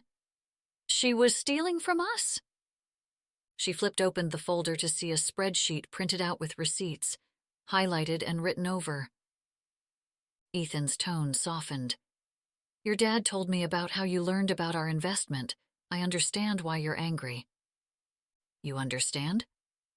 Zoe couldn't believe that this guy, whose father trusted him with an entire inn, had any idea of her predicament. I don't think you do understand, Mr. Wentworth. He held his hands out. Look, I'm only here for a couple of days, and we need to figure out what we're doing with the inn, but your dad won't do anything until you're here. I thought you'd decided to sell out, that you didn't have time for it, she said, sending a probing look into his deep caramel eyes. She didn't want to be caught by surprise again. Why would this 30-something rich kid want anything to do with this old place? He let out a long breath. I want to try to save it, but it's going to take a lot of work, and honestly, I can't promise what the outcome will be. Her mouth perked at his humble honesty, and her heart soared at the idea that there might be hope after all, if only for her father's sake. Let's get to work. Chapter 6. I can't believe they didn't tell me. Zoe sat in a chair beside Ethan at her desk. You can't? Ethan hadn't been around the Williams very long, but this seemed to be a pattern. She flashed him a look of contempt. Feisty, that one. There, in black ink, were hundreds, maybe thousands of dollars skimmed from bills. Juliet had gotten lazy. In the beginning, she had covered her tracks, but by the end of her stay, it was easy to see how Henry had caught on. "Why don't we look at that later?" He wanted to put off finances for as long as he could because he was certain she wasn't going to like his suggestions. He opened another folder, the one titled Zoe's Social Media Stuff, in Henry's handwriting. "That's all on our website." She flipped open her computer screen, typing in a URL that went directly to the inn's website. The site looked sleek, modern, a one-page scrolling design. The photographs looked professional and displayed the inn at its best, capturing the feeling that had drawn him back here after so many years. "This is nice," he said grudgingly. As good as one of his father's advertising execs could have done. "Thanks. My friend created it for me." She scrolled down and opened a link titled Events. "This is our calendar." Every week showed a new event. He pointed at the first one listed. "Murder Mystery is this weekend. I started it 2 Octobers ago for writers and readers. With a craft fair. It's part of the mystery. And you fill the inn with these kinds of events?" He looked at the calendar. "On a Wednesday?" There are a ton of retirees coming up to see the leaves. They love having a destination, especially at this time of year. It's Stephen King country. He nodded, impressed by the full calendar. "How many weeks out are you?" "Almost a year." "A year?" He kept scrolling down. "Then why aren't you making money?" "We are. It's just that we're not making a huge profit." "Well, that does bring us to some matters we need to discuss." He pulled up the document he'd created that morning. "Your salaries are outrageous. Even your gardener has a higher-than-average income. Why do you have such a huge staff? And all full-time? Your housekeeping could be 2 part-timers. That way you don't have to pay insurance, sick leave. Plus, you have 2 full-time managers and 2 cooks." "Are you saying I should let myself go?" He paused. "No, but maybe someone should take responsibility and realize the inn isn't going to make a profit if you bleed from every orifice." "Clever, Mr. Wentworth. It's Ethan." He glanced at her. "A lot of your potential profit goes to paying people you don't need." "Mr. Wentworth?" Her knuckles whitened as she squeezed her hands together. "Why does the number of staff matter, if in the end you're just going to turn around and sell the place? They're going to lose their jobs either way." He sidestepped her question. "You need to get rid of some of the dead weight, so you can afford to update the place. This inn is in a time warp. It needs upgrades, and more than just the simple things like key fobs and the high-speed internet that people have come to expect, even in antiquated inns like this one." "Mr. Wentworth, I appreciate your expertise, but people are staying here." She closed his file and pulled out another. "This is what I believe we can afford to do with the meager profits we have, along with a small loan from our bank." A small huff escaped him before he could stop himself. Her obstinate look said it all. She wasn't willing to work with him. It was just as well. By the end of this adventure, she was sure to hate him even more. "Bobby can't stay, and neither can—" He took the folder back and opened it. "And neither can Louisa." "They're staying, or we might as well just sell." "You will lose your inn if you don't downsize your staff." "They stay." "This isn't a bluff, Miss Williams." He wanted to be clear because the family crazy clearly ran in her blood. "I will take back my investment." "And just do it, and get it over with." She looked him straight in the eye. He didn't know what to say. No one just agreed to lose everything. "I know they're probably really important to you, but if you want to continue to run the inn, you have to lose them. You should at least get rid of the landscaper. That's just an easy fix. A hired company can come in at a fraction of the cost. Look, my uncle stays. You can't hire every single one of your family members.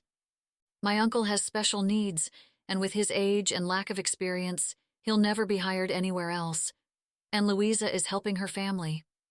Her mom was in a really bad car accident, and she's all they have right now, and we're all she has. So, no, Mr. Wentworth, I won't lose them. If they go, we all go. He stared at her, both infuriated and, well, he couldn't deny the small seed of admiration, despite himself. He slapped her file in front of her, semi-defeated. He wasn't going to drop it forever, just for now. He'd talk to Richard and see which avenue they should pursue next. He knew they needed an estate appraiser.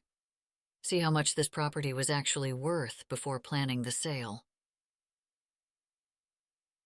By the time Zoe had to pick Max up at school, she and Ethan had worked all day and still had mountains of paperwork to go through. I need to get Max. She held up her hands. Don't worry, I won't take any extraneous breaks or anything. He let out a deep breath. I didn't mean to be so rude. Excuse me? He patted the pile of files. You've done a really good job here in the last 2 years, all things considered. But it's still not enough. Look, Mr. Wentworth. No, please listen. He held up his hands. My goal is to save this place, but my dad, the real Mr. Wentworth, wants to see more profit. Otherwise, he's going to want to sell. Mr. Wentworth, she said again, but was interrupted. Ethan, please call me Ethan. He let out an exhausted breath. I'm nothing like my dad, believe me. Ethan, isn't it enough to just make enough? He shook his head. You have to remember that you're not just running a family inn. When my father invested, you became part of Wentworth Hotels and Inns. There are also investors to consider. She looked at the tattered pile of her work, biting her lip. There's only one position we could possibly lose. My brother doesn't like working here. He's been thinking about going to school. She knew this was exactly what Luke needed, a push in the right direction to start the life he had always wanted, to travel, to learn, to leave Camden Cove. He usually handles breakfast. We could do a continental breakfast buffet, get pastries from down the street at La Patisserie. I'm sure we could work out a good deal since my uncles own the place. He thought about it. What about Zeke? Why don't you like him? She was about to answer, but realized she had no idea. He really is good, you know. She looked at Ethan and realized she agreed with him. Now that was a shock. Yes, he's good. She glanced at her phone to check the time and realized she was late. Oh no! She jumped up out of her chair, startling Harold. I don't have my truck and I have to pick up Max. He stood up. I can drive you. Really? She ran out of the office, grabbing Harold's leash on the way out. He shrugged. Sure. Okay, thanks, she said. She thought she almost saw a smile, a perfect kind of smile. She whisked up the puppy, following Ethan out to his car. He hit the button to unlock his very expensive foreign car, and she stopped in mid-step. I can't put a basset hound in that fancy thing. She gestured toward his black BMW. Sure you can. He opened her door for her. Get in. As Harold squirmed in her arms, she tried not to peek at his handsome, unshaven face. The scruff worked for him, loosened him up from the man she'd met the day before. She wondered what kind of woman landed a guy like Ethan Wentworth the something. She had Googled him last night. He had been photographed with high society-type women with power careers. One was a political news reporter for the New York Times, another an attorney. There was even a model who was also on the board of a huge charitable foundation. Definitely no women who still lived at home with their dads. Take this road all the way to Main Street, then the school is up on the hill to the left. She pointed down the road. As he drove, he'd steal a glance at her once in a while. She wondered what he thought about her. Single, desperate, and lots of baggage, probably. He shook his head when he noticed her looking at him. Sorry, I don't mean to keep looking over at you. I'm looking at the water. Of course, she groaned in embarrassment. He was probably mortified. Take that left at the stop sign.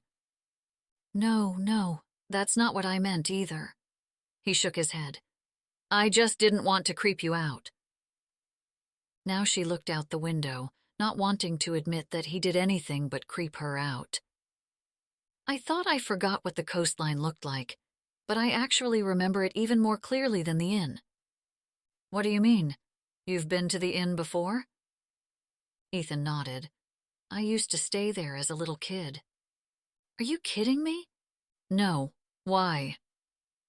She rolled through her memories. She didn't remember a boy who stayed more than once or twice. She didn't think she'd have forgotten. Kids didn't stay at the inn very frequently. "I don't remember you." "Well, it was over 20 years ago." She thought back and remembered the summer she wasn't allowed to visit the inn very often, and then she'd had to stay at the carriage house. That was the summer after her mother left. He was the boy whose mom was dying. Their family had rented out the whole place. She looked at him, and it was as if he knew that she knew. A silent conversation ensued. He pulled into the pickup lane, and they watched as children streamed out of the school. "He's not going to recognize me in this car." She opened up the door and got out, waving at Max, who stood next to a teacher. The woman patted Max on the back when she saw Zoe, and he ran along the sidewalk to her and gave Harold a big kiss on the top of his head. "Look, it's my puppy." Max's friends swarmed around Harold, who slept in her arms through the mob of children who wanted to pet the puppy before getting on the bus. "We better get going," Zoe said to the crowd, and steered Max into Ethan's car. "I thought you weren't coming," Max said, not at all uncomfortable, which made her note that she needed to talk to him again about getting into a stranger's car without her. "I just needed a ride. Poppy has my truck." "Hey, you're the guy who took my bowl," Max smiled. Ethan turned toward the back seat and smiled back at Max. Out of the blue, Zoe's stomach did a small flutter. What was that? Max dangled his feet as he sat in a dining room chair and ate crackers and cheese with a couple who were visiting from Vermont. "He should be your welcome committee," Ethan said to Zoe. Whoever said love wasn't tangible hadn't looked at a mother as she watched her son. As Zoe looked over at Max, he could see a love so strong it shone out from her eyes. The way his own mother had looked at him. He'd never forget that. Ethan squeezed the cold brass key in his hands and changed the subject. "You literally meant a skeleton key." "What did you think I meant?" "A regular key." "Why would I call it a skeleton key, then?" "They're just so outdated." "Welcome to my world." She mumbled something else as she walked toward the stairs. Ethan looked up the staircase, wishing things had gone like he'd first planned. He'd wanted to pretend to be a guest, see how things ran before he stormed in the door. Why hadn't he done that? He wished he'd met Zoe at her best instead of meeting her in her worst moment. He was sure she hated him because of it, purely because he tried to be someone he wasn't, his father, and it blew up in his face. "When does the front desk close?" "It depends on the night, but I usually close down around 8. "What about Max?" She gave him a look. "What do you mean?" "Who takes care of him when you're here?" She pointed down the hall. "We live in the carriage house with my dad, uncle, and brother." He groaned inwardly. The carriage house was the next hurdle. He wanted to turn that into a spa. "You live in the carriage house?" "Yes." "All of you?" "Yes." "So, Max's dad is none of your business." "Right." He looked toward the door again. Of course, the one area that gave him hopes of turning over a profit, and now this added complication. "Louisa should be done with the rooms if you want to go and check them out." "Have you always lived there?" "The carriage house? No, we used to live over on Prospect. But we moved after my mom left.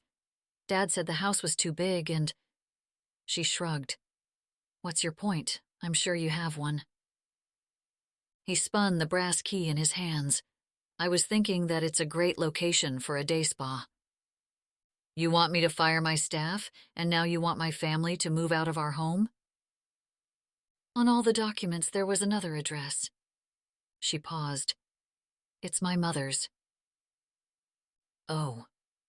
The wheels turned inside his head. Where's your mom? Where are your boundaries? Ethan pressed his lips together, his eyebrows furrowed. Sorry, it's just that I really thought the carriage house was a possibility. Well, it's not. So, moving out? Is as likely as firing my staff. She shrugged. Then he realized the one thing he hadn't reviewed, Zoe's salary. And don't you pay yourself? Is that a problem too? She gave him a look of desperation. I've whittled away what I can to save this place. Well, that's got to change. She leaned back against the railing with a look of disbelief, and he saw tears fill her eyes. You want to pay me now? He nodded, looking around the lobby, trying to ignore the way the sun shone on her hair, or how she smelled like the roses that grew along the ocean's edge. He changed the subject. The wallpaper has to go first. He moved away and pointed to the dining room, uncomfortable with any sort of emotion. We'll get Uncle Bobby started tomorrow. You're going to stick with the money pit? As long as I can. He let out a long breath, putting his hands on his waist, surveying the room. It has really good bones. She smiled. Yes, it does. Let's go check out the rooms. She held up the clipboard. These are the checkout sheets that I have Louisa follow with each room. Some rooms have more amenities than others, but they're basically the same. He followed her through the room. She hoped he'd notice the built-ins and the crown molding, the crystal chandelier hanging from the ceiling above him. She opened the bathroom door and stood outside as he walked in. It's pretty tight. It was their most simple room. A queen-sized bed, a bath, a small fireplace, seascape decor. The wide window overlooked the garden. The next room was similar, but this time with a partial view of the water. As Zoe walked him through the rest of the guest rooms, she told him about upgrades over the past 20 years, and he took silent notes on his phone. She gave him her thoughts on what could be updated, refurbished, redone. When they reached the last, most elaborate room, the rose room, he hesitated. I'm good. But this is the double. The best view. And suite. She began to unlock the door. Don't you want to see what we could do with it? He shook his head. I've seen enough. He turned around and walked down the hall toward his room. I'm going to unpack my stuff. She pulled the key out and followed on his heels. Wait, she said. What do you think? Her stomach churned with nerves, but she was cautiously optimistic. She'd seen the look on his face. He had to have seen the potential. But he didn't answer at first, which made hope sink back down into her stomach. I think if anyone could do it, it would probably be you, stubborn as you are. Her mouth dropped open. I'm stubborn. Have you met that guy who flew into town like a bat out of hell, the one in the stuffy suit? No, I met a gentleman who has a keen sense for business. She let out a huff, putting her hands on her hips. When was the last time you actually ran an inn? I grew up in the hospitality industry. Believe me, I know a thing or two. Her forehead wrinkled. Doing what? Everything. My father does not believe in handouts. I worked maintenance, trash pickup, pool duty, bar, front desk, behind the scenes, board member. I know it all. Her eyebrows rose, as though she didn't believe him. What's the first piece of advice you'd give me right now? Get someone on the door all the time. That's what you would do first? Besides the wallpaper, yes. Put a person on the front desk? A real receptionist, not two old guys having coffee. If you want to exude professionalism, you can't have a coffee clatch. In the library, out in the garden, maybe. But the customers all enjoy them, she argued. I'm sure the friendly atmosphere is what keeps people coming back, but it shouldn't be the first impression they get when they step into the inn. She eyed him, not saying anything at first. She wanted to argue, but for the second time that day she agreed with him. Okay, fair enough. Okay. What? You mean you agree with me? Yes. Hallelujah, he muttered, but a small smile curled the corners of his lips. He unlocked his door. Do you have time to continue working tonight? She looked at her phone. I have dinner, Max's soccer practice, and then I'll be back to close things up, but the front desk will be watched. She almost didn't want to leave this version of Ethan Wentworth, the one who appeared reasonable and understanding, the one who created hope and had a positive outlook, the one she actually liked. Chapter 7. Zoe pulled the covers up over Max's shoulders before leaving for the morning. 4 a.m. That's when she woke up, every day since Max was born. With one last tug, she left his room and was out the door, traveling across the lawn in the dark, and stepped inside the inn through the back door. Her morning commute. She wondered what kind of commute Ethan Wentworth had. Ethan Wentworth. The name kept rolling in her head. He was like a superstar of money, from an East Coast legacy of politics and power. She'd been hearing about the Wentworth family her whole life. She had watched the documentary about their rise to fame. Why would they even bother with her inn? They had hundreds of hotels and properties. The inn on Camden Cove was such a tiny blip on their map, but it meant something to them, to him. A memory surfaced of a boy hanging out on the beach. A woman wrapped in blankets, lying under an umbrella. The memory floated around when she was either daydreaming or about to fall asleep. The woman always sat out by the cliffs, the granite blocking the wind, but not the sound of the waves. That spot had always seemed like the stalls of a symphony orchestra to her. Right there in the midst of the performance, the bass of the ocean rumbling through your body. She knew the woman had died that summer. Her dad had attended the funeral, but she didn't remember anything after that. Not about the business side of things, that's for sure. She'd think of the woman when she brought Max with her to the inn in the mornings and let her dad sleep. She would remember that moment, think of that little boy spending his last summer ever with his mother. And that boy had grown up to be Ethan. She had misjudged him. His insistence that she get a paycheck had taken her completely by surprise. She had told herself that it really wasn't necessary, since she had her basic needs met. Her rent and food were covered. When she needed new things for Max, her father pitched in, or there was always Christopher. It would be nice to start thinking like an adult, though, and save some money. She wondered if Ethan could really help with that. Then the house on Prospect Street popped into her head. Her mother had kept it all these years. She'd stay there for a few weeks in the summer, visiting family, then head back to Florida and golf. She could ask for it. Maybe Judith would even let them stay rent-free for the time being. Maybe, if worst came to worst, she'd sell it, and they could split the money. It was, after all, her father's house, too. When 6 o'clock rolled around, she knew her mother would be up, meditating or doing yoga or watching the sunrise with her husband Gerard, so she didn't wait to call her. Good morning, Zoe. Her mother sounded at peace. She had probably been meditating.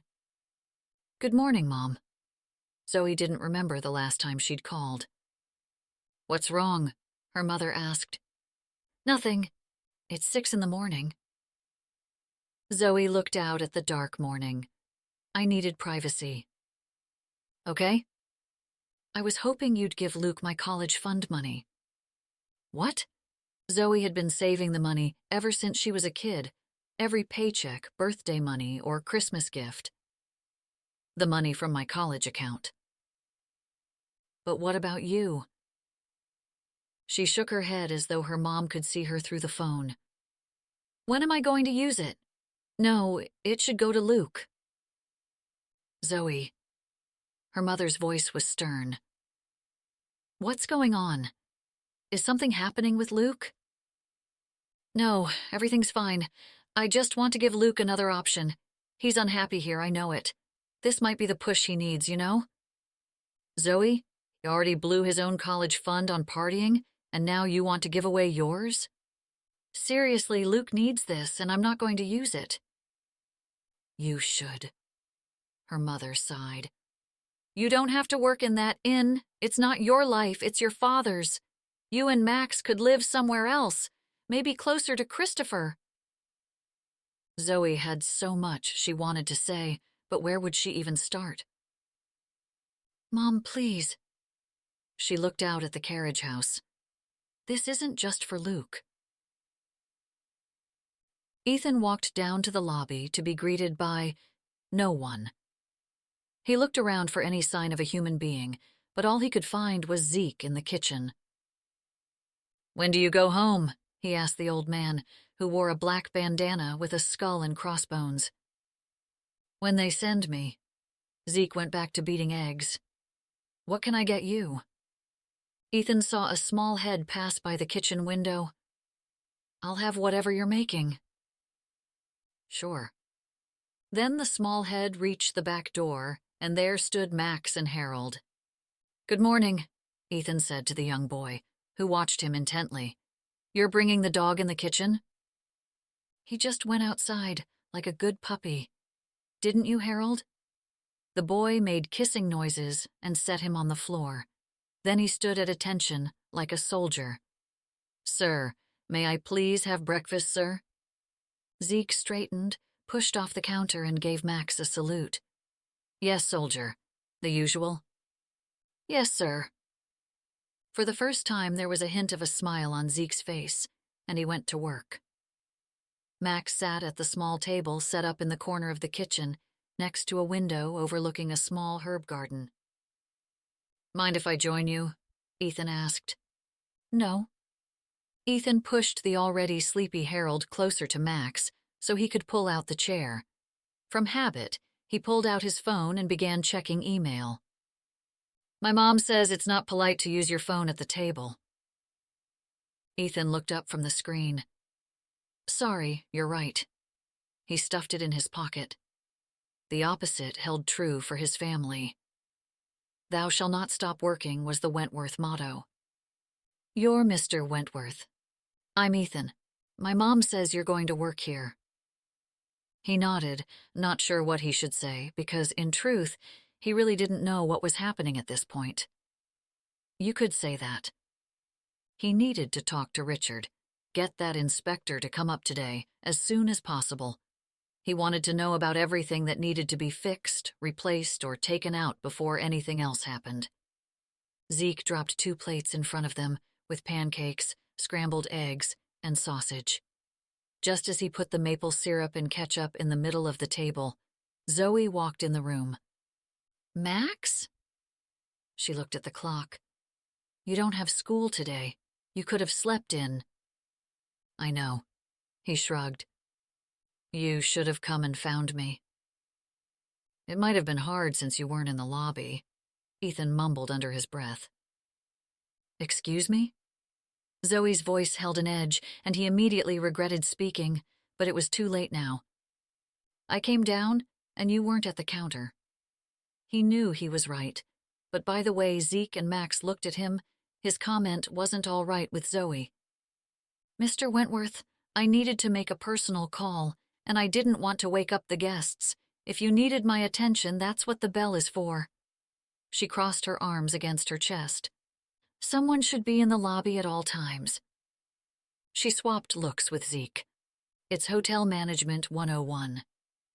Mr. Wentworth, you may have popped in and tried all the various jobs within your family's hotel conglomerate, but when was the last time you actually ran one of these hotels?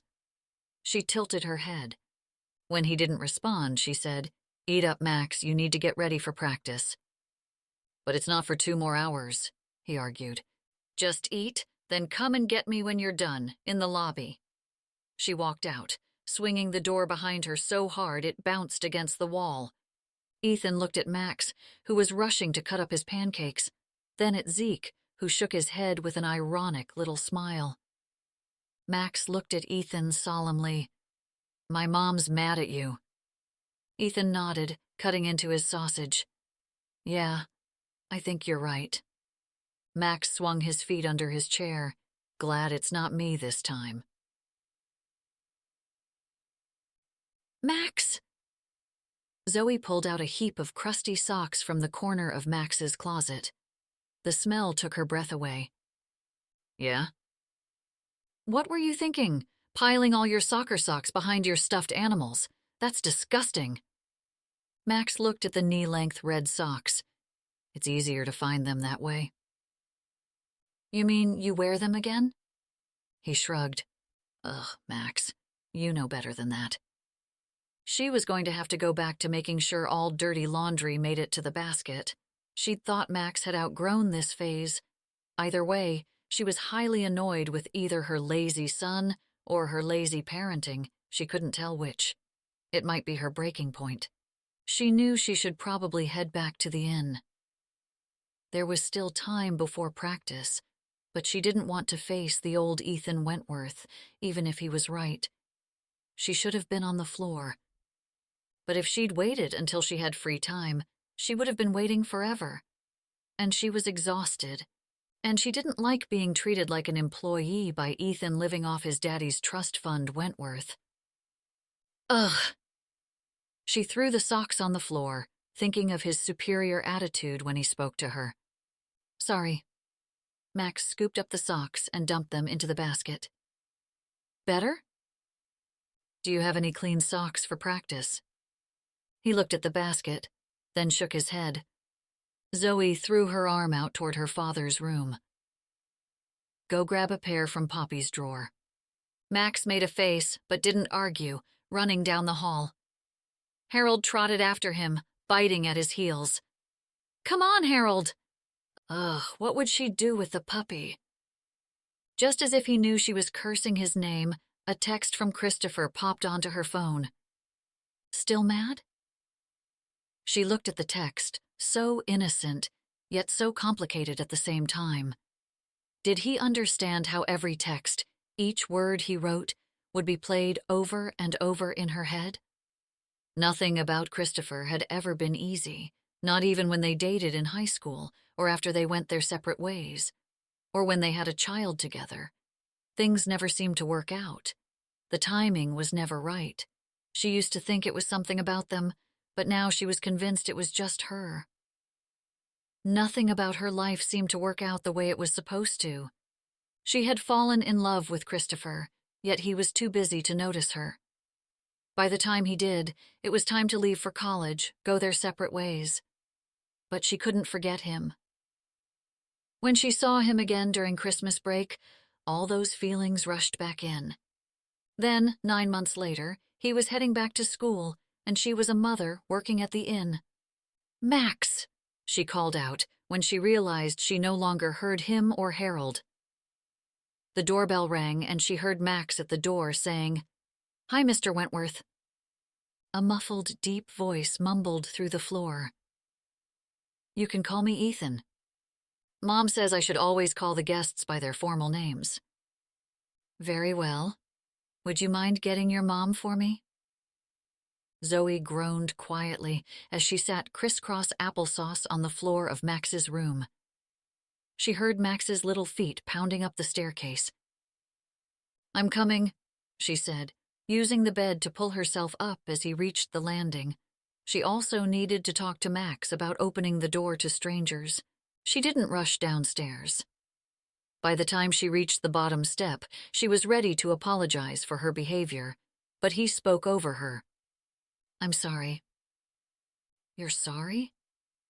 "Zeke called me out after you left. I shouldn't have talked to you like that." His eyes held her. "I want to make this work, and I'll try not to be a jerk about it. I just feel strongly about certain things, and strangely, welcoming the guests is one of them." She tried so hard to bite her tongue. One thing she was sure of about both sides of Ethan: neither liked her much at this point. She needed to work harder at getting along if she wanted to save the inn. But she just couldn't hold her tongue. "It might not look like it, but I'm busy here, and you already told me I had too much staff." "I know," he groaned. Then he pointed at the whistle hanging around her neck. "You're coaching today?" She looked down at the plastic whistle. "Yes."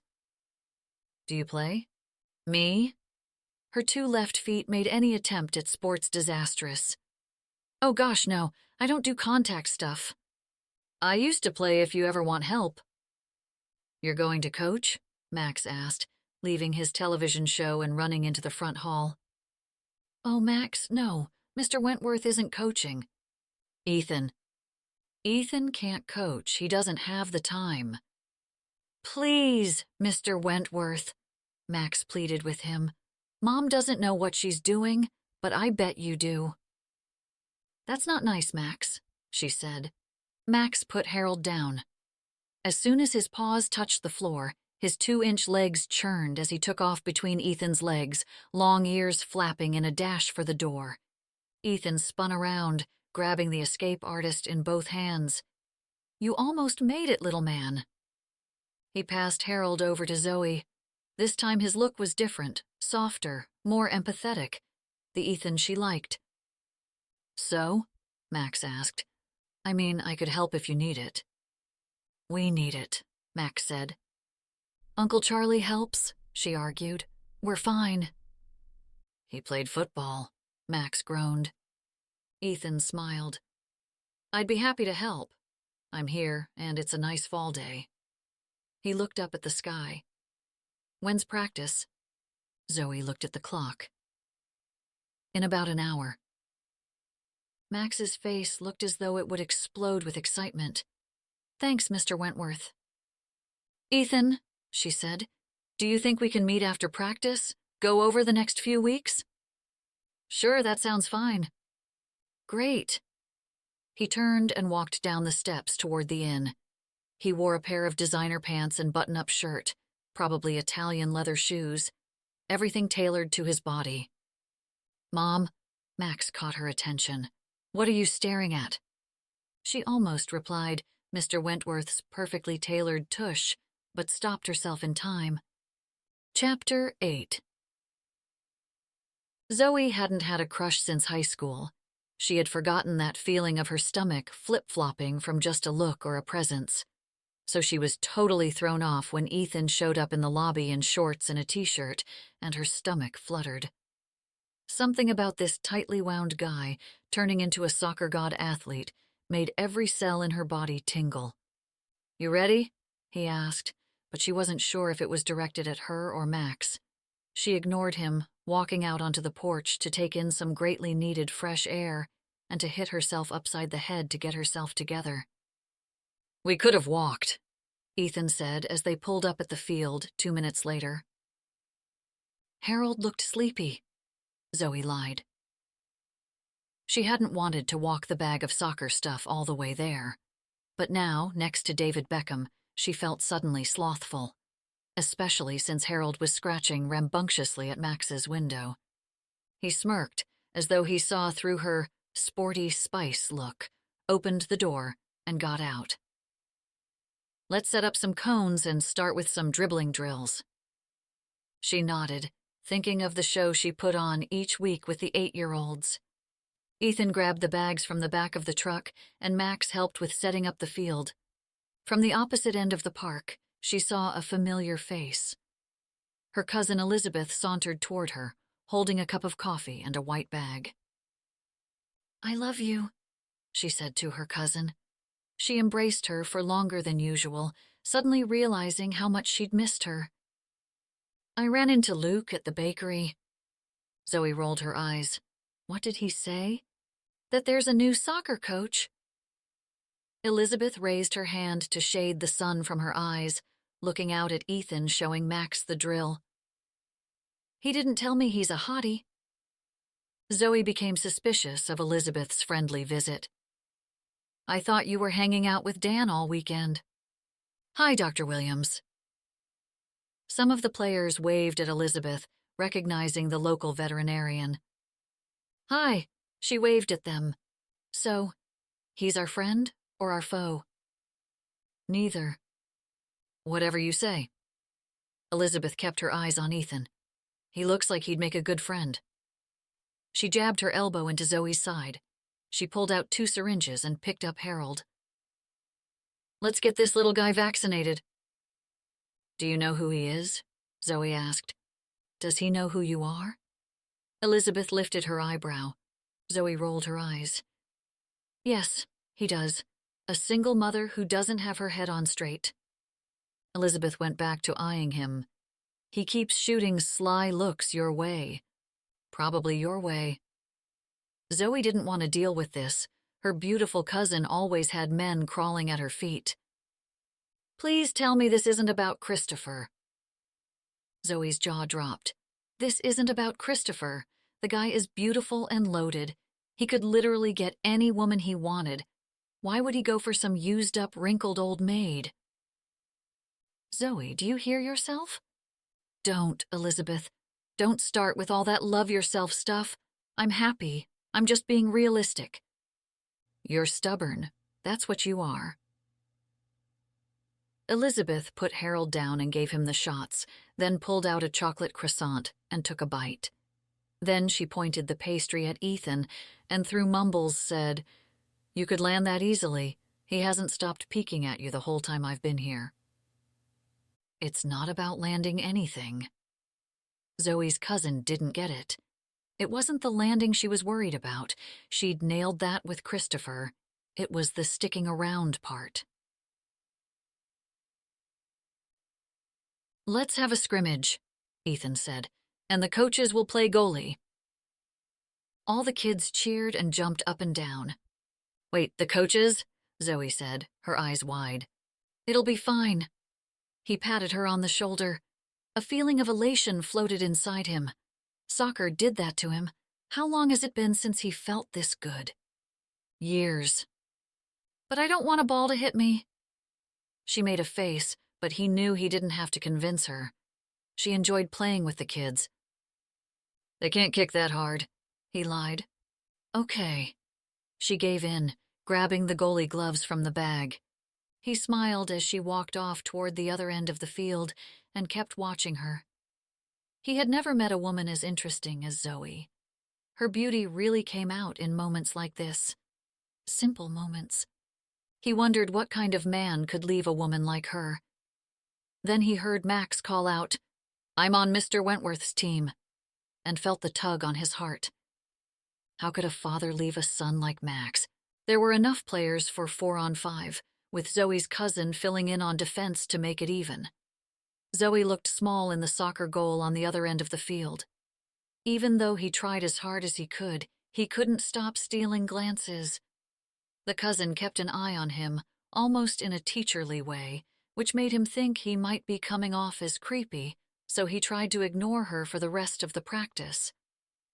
Max pounded goal after goal on his mom, but Zoe didn't just take it. She fought back and only let a few shots past her. Impressive, with a shooter like Max. Then, just as the game was coming to a close, another player tried to get one last goal on her, and she dove out, falling onto the ground with the ball beneath her. He could tell by the look on her face that the fall was a hard one. He ran across the field toward her, blowing the whistle as she got up on her knees. You okay? He asked, holding out his hand. He wanted to grab her and pull her into his arms. He had to reel himself in when she ignored his offer. I'm fine. She laughed as she stood wiping off her shirt. Mom! Max ran up to her. That was awesome! Zoe's face glowed at her son's compliment. The feeling pulled at him as he watched Max hug Zoe. He wanted to be part of it. He shook his head out of La La Land and noticed Elizabeth watching him again. She smirked as she walked off the field toward him. Nice to meet you, Mr. Wentworth, Elizabeth said, as she winked at Zoe and said goodbye to the kids. Ethan, he said, nice to meet you too. He could tell she knew his secret, but didn't worry. Even if he had a thing for Zoe, it wouldn't be appropriate to follow up on it, not with the inn to complicate things. His father would definitely have something to say about it, but he couldn't help but sneak more glances as they all packed up and headed back to the inn. "You still want to meet?" she asked. "Do you mind if we start in the garden?" he asked, looking down at his phone. "The garden?" She looked confused. "Sure." "I'm just going to grab a shower and we can meet in about a half hour," he asked. "A half hour is perfect." He hoped she'd be cool with his plan, but he wasn't holding his breath. She claimed not to be like her father, but the more he saw her resistance to change, the more he knew she was just like him. And change was what the inn needed. Zoe stood in the middle of the garden, where a wrought iron table and chairs sat among roses still in bloom. It was her favorite spot in the whole inn. As a little girl, she and her mother would sit out there, if there were no guests around, and have a tea party. Use the fancy china that Dad didn't use in the inn anymore. Her mother made finger sandwiches and dainty cookies that crumbled unless dunked into tea, or in Zoe's case, chocolate milk. Most of the time, they played pretend or talked about little things like her birthday in December, and Christmas and New Year's. But every once in a while, her mother would tell Zoe how badly she wanted to leave the most perfect place on earth, how she wanted to get away, fly away somewhere, anywhere. Zoe never actually thought her mother was talking about for real, but looking back now, it was almost comical how blatant she had been. Now, as a mother herself, it pissed her off that her own mother had dumped all that on her. Growing up after her mother left, she felt guilty that she'd never said anything, never warned her dad somehow. She could never look at her father without thinking of those secrets she'd held back. He had been devastated when she left, completely oblivious when Zoe had known all along. She looked out at the horizon. This view of the ocean was what most people came to see, but it was the sky that Zoe loved. So much sky. Even now, the enormity overwhelmed her. She tried to focus on the billowing clouds slowly moving across it, but her nerves were getting the better of her. She wished she hadn't eaten Zeke's breakfast sandwich. Zoe almost wished the more arrogant Ethan would show up to the meeting, the one she couldn't stand. Soccer practice Ethan was even hotter than nice Ethan, and she was sure he was going to break her heart. Lord, please make his shower cool him off. But it didn't. Ethan stepped out of the back door in his tailored slacks and a soft blue button-up shirt. His forearms seemed more defined now, and she had an urge to rub his 5 o'clock shadow. "Why did you want to meet out here?" The wind tossed her hair in her face, and she whipped it back. He just stared at her with that new look on his face. The look she couldn't read. Was he trying to figure out if she was sane or not? Or was he thinking he was making a huge mistake with the inn?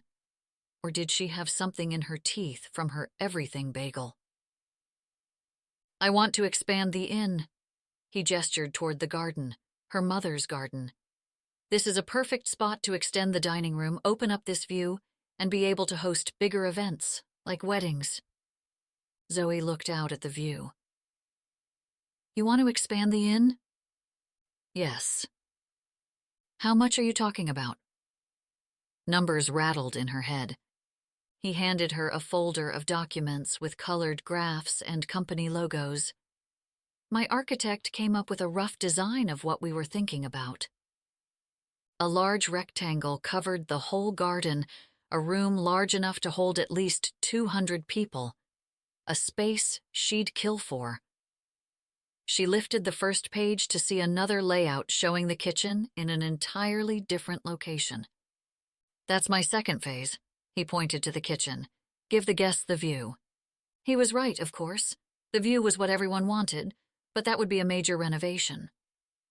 We'd have to close down. He shook his head. "Not for long.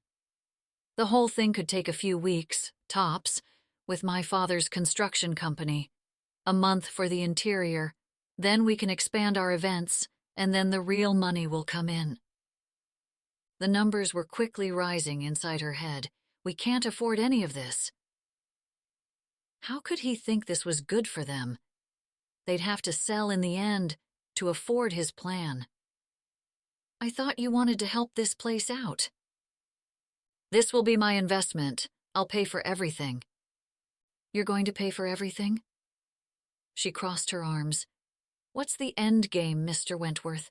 Why would you dump all your own money into this inn? He crossed his own arms. If we're going to do business, you need to trust me.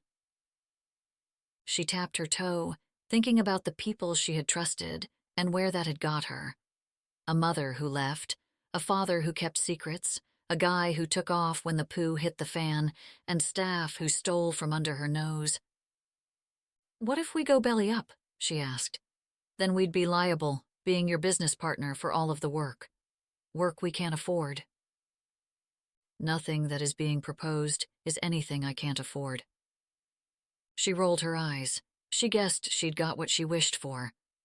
Arrogant Ethan seemed to take pleasure in alluding to his means. He shoved his hands into his pockets. I want this place to succeed. She looked down at the architect's designs, and butterflies fluttered inside her belly. The design was exactly how she would want the inn to look if she could redesign it herself. A porch, wrapping all around the back, the dining room along the ocean side, fitted with French doors leading out to the cliff's edge. Enough space to fit tables and chairs, but also still enough room for a grassy knoll before the water. So? He asked. It's beautiful. Ethan gave her that look again, and she darted her eyes back at the plans, lowering her head so her hair could cover the blush on her cheeks. Chapter 9. Ethan sat with Max at the table and listened as the little boy told him about Cristiano Ronaldo and Lionel Messi, his two favorite soccer players. Did you know Cristiano adopted a son on his own? Max quizzed him. No, I didn't. Ethan wondered if Max liked him because of his athleticism or because his own father seemed to be missing. He hadn't thought about soccer in so long, he almost forgot he'd ever played. All the way up through school, to college. He wasn't at Ronaldo's level, but he could hold his own on the field. Back in those days, soccer was his escape. Practice was so fun last night. The past few days had been busy, including agreeing to help coach, but he'd actually loved it. All of it.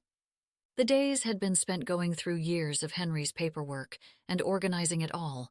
They created electronic copies of all the documents. Throughout the process, Ethan assessed the situation. The inn, even with 2 strong years, was hardly staying afloat. But he had a fire burning inside his belly to bring the place back to life. Make it a destination the world wanted to visit. He enjoyed the work, the planning, the plunge into the unknown. He enjoyed working with Zoe and found her more than competent. There was no doubt that she was the one running things. What he liked most, surprisingly, were the moments like these. Having breakfast with Max and Zeke in the kitchen. One of Zoe's brothers would eventually join them. Then Henry and Uncle Bobby would come in, take cups of coffee, and head out to the lobby. Zoe would swirl in and out, ordering everyone around, and eventually sweep Max away to school. Zoe popped her head in the doorway. Did you put on clean socks and underwear? Yes, Mom, Max said as milk dribbled down his chin. You're going to have to wash your face after breakfast. He ignored her, and once she left, continued the soccer talk. My dad played soccer. He hadn't heard about Max's dad, except through Zoe's mumblings that he was the reason Harold was around. He was basically a ghost. He says he'll come to my tournament game. Then Max's voice faded, but he always promises. Ethan thought about the tournament coming up that weekend. He'd make sure he was there. He wanted to meet the guy who'd leave someone like Zoe and her son behind. He felt protective as he looked over at the boy. Max reminded him so much of himself at that age. Maybe it would be better if he didn't meet Max's dad. He'd want to punch the guy. "Did you pack your snacks?" Zoe asked as she bumped through the swinging door, holding a coffee carafe. "Yes, Mom, geez." She gave him a look. "Go brush your teeth." He got up from the table, grabbing his plate, then stopped at Ethan's side. "Are you done?" Ethan was, but he shook his head. "No, thank you. I'll get it." Max brought his plate to the sink and washed it off, placing it on the rack. As Zoe watched Max, her face reminded him of a Michelangelo Mary. Luckily, he realized he was staring before she did and turned his attention to the day ahead. He got up from his chair, grabbing the plate. "Richard should be here around 10, he said, thinking aloud. "The appraiser should arrive around the same time. We'll talk to the bank afterward. Once we have a solid number, we can bring my architect in and see what we can do." Ethan wanted big changes. Beyond more space for the dining room, he wanted the beach to have better accessibility. Someone risked falling off a cliff in its current state, since the only access was via a narrow, sandy path between the granite rocks. Once his vision had been realized, he could hit up some of the organizations he had helped in the past. Organizations that created buzz among the wealthy. If he could book just a few events, it'd bring this place out of the hole in no time. He just needed the town to agree with him, along with the bank and his father. "Do I need to prepare anything before he comes?" she asked. He shook his head. "No, Richard takes care of himself. He's just here to help move things along, really, and check up on me." Zoe's face changed. "You mean he's your boss, basically? So he could turn around and say, 'Sell the place,' after the appraisal?" He blew out a breath. He wanted to protect her from the truth, because the truth was exactly what she'd said. Richard was the guard at his father's gate. If he didn't like the plan, then he certainly wasn't going to recommend it to John. "Technically, yes. I mean, I have the funds, but accessing them is, well, a little complicated." Then he added, "But I'll do whatever I can to not let that happen." "This isn't just an investment for us, it's our lives." Zeke grumbled in the background, letting Ethan know he was listening. "I know." He rested his hands on his hips, wishing Zoe would just trust him for once. She looked over at Zeke, then back at him. "Okay, but I want to hear everything. No side conversations about the inn. We're partners in this." He couldn't promise more than what he already had, so he didn't answer directly. "You'll be included." Richard would most definitely want to talk to Ethan without Zoe or Henry present. The Wentworths did not believe in transparency. Max came running back into the kitchen. "I brushed my teeth. Smell." He blew a breath at Zoe's face, and Ethan couldn't hold back his laugh. "Good man," she said, patting his back. "You ready?" "Can Mr. Wentworth walk me?" "Ethan," he corrected again. "No, Max. Mr. Wentworth has stuff to do." "Are you walking Max to school?" he asked, feeling like a walk himself. His stomach twisted at the thought of Richard's arrival. He didn't want to appear in any way nervous in front of Zoe, but he was worried about Richard's visit, too. "I'd love to walk with you." "Yay!" Max skipped out toward the lobby. Ethan gestured to let Zoe go first and grabbed his coat on the way out the door. "Who exactly is Richard?" she asked as they walked down the hill towards town. Harold trotted ahead with Max, sniffing the ground. "Richard's my father's." How could he explain Richard? Growing up, Richard had always been his father's right-hand man, and also Ethan's greatest ally. Richard wasn't related by blood, but he was Ethan's closest family member, besides his sister. He didn't have any children of his own, and had given Ethan his protective guidance. He also held Ethan's mother in the highest regard and stood up for her children when John got out of control. "He handles a lot of my father's business." "So this is a place your dad doesn't care much about?" She whipped a scarf around her neck as a shield against the fall winds. Leaves blew down the steep hill toward the harbor. "It was my mother's investment," he said. "My father only thinks of it as the last place she lived." She stuffed her hands in her pockets. "Oh."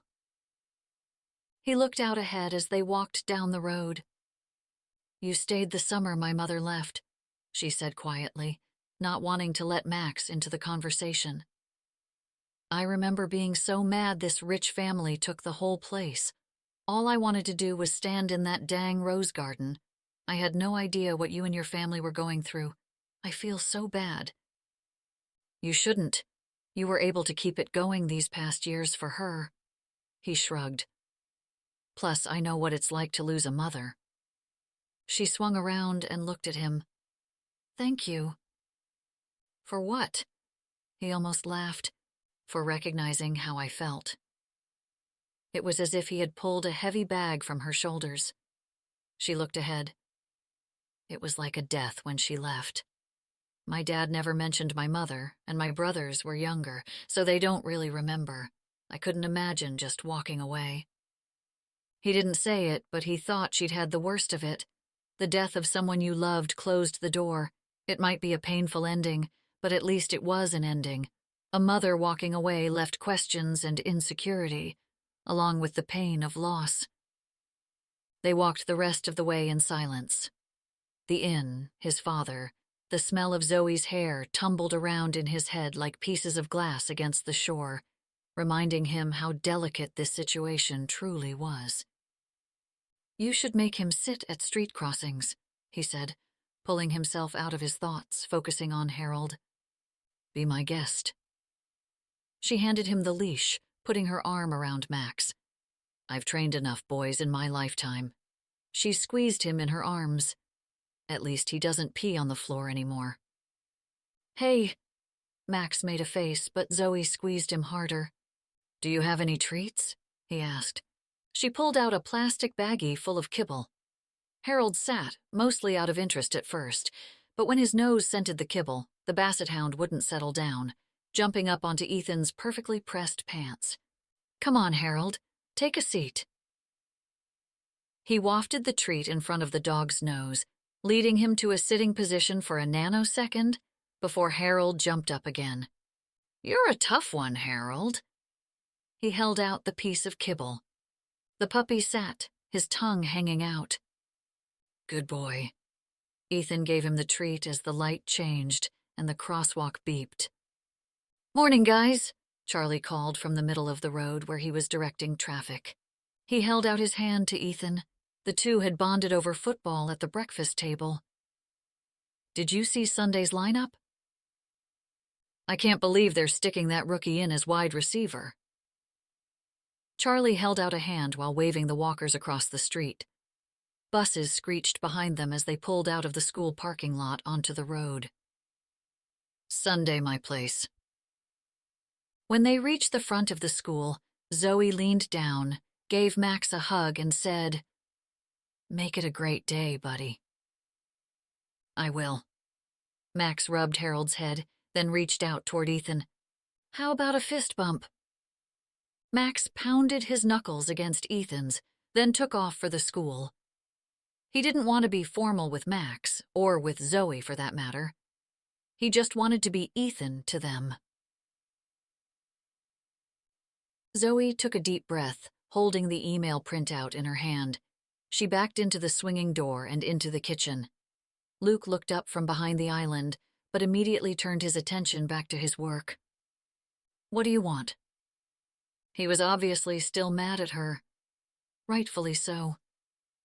"I'm sorry I've been so cranky lately." "If that's what you want to call it." He didn't look up from his prep work. "What's Zeke making tonight?" "Chili." "Chili?" "A pumpkin apple chili or something, with roasted chicken breast." It smelled delicious. She hoped the bread dough she'd seen in the fridge that morning went with the chili. Zeke might not be who she'd wanted for the position, but she had to admit, his down-home country cooking had turned out better than she could have imagined. Not that she wanted to admit it, but she was grateful that Zeke continued to put in the time and effort he did. It reassured her that they'd be fine without Luke.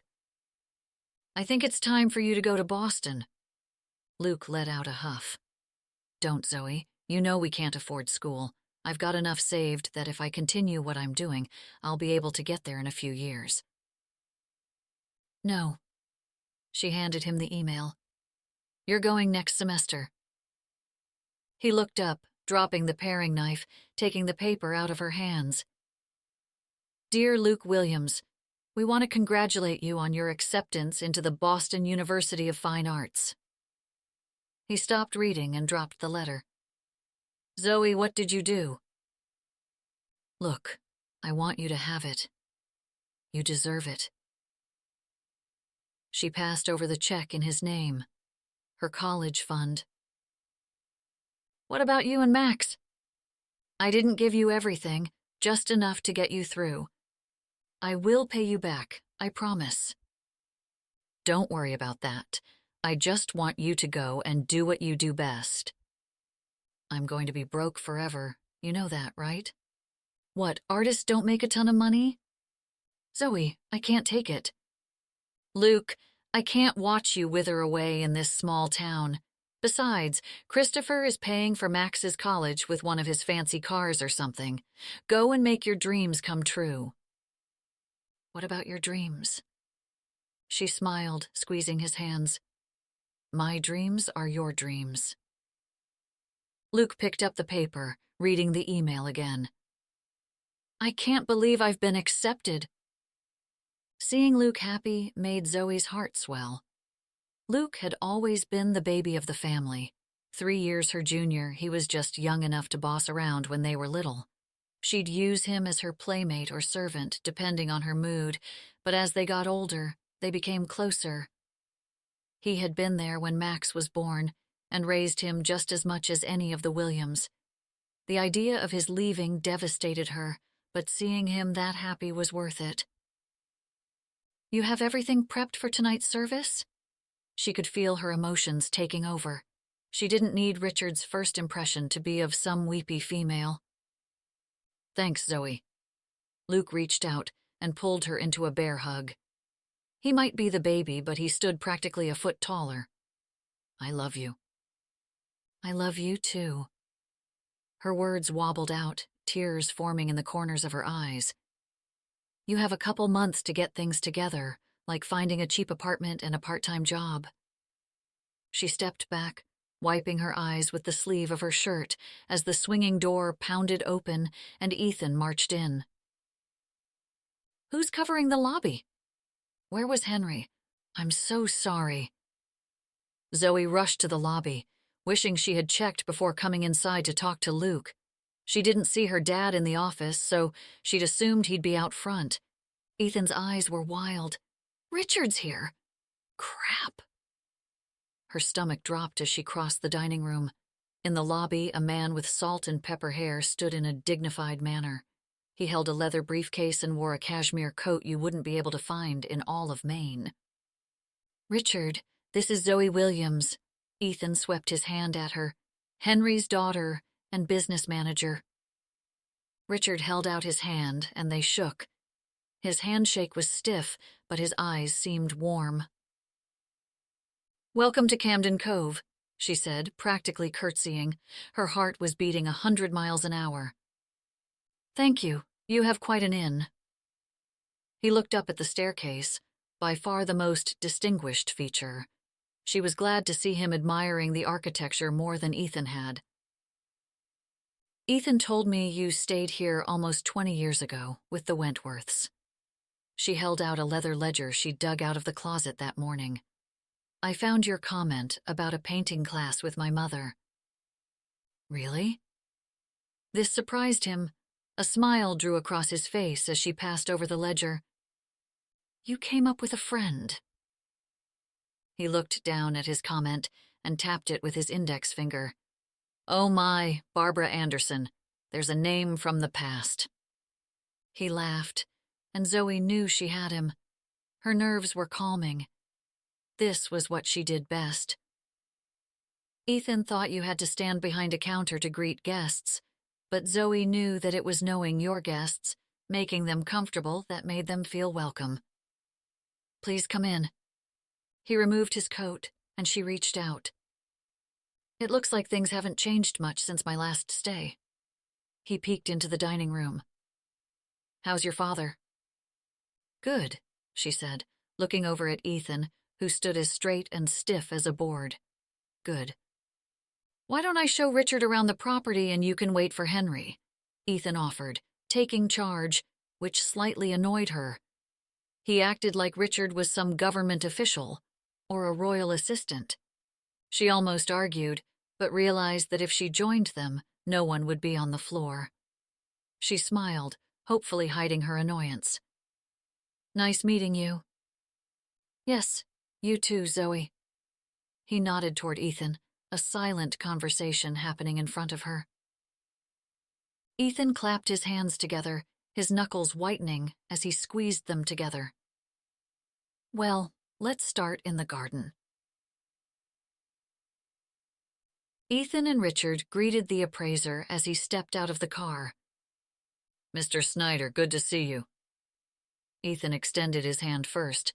Mr. Wentworth, I appreciate you coming on such short notice. The Wentworth name in action. How long will it take to get the numbers?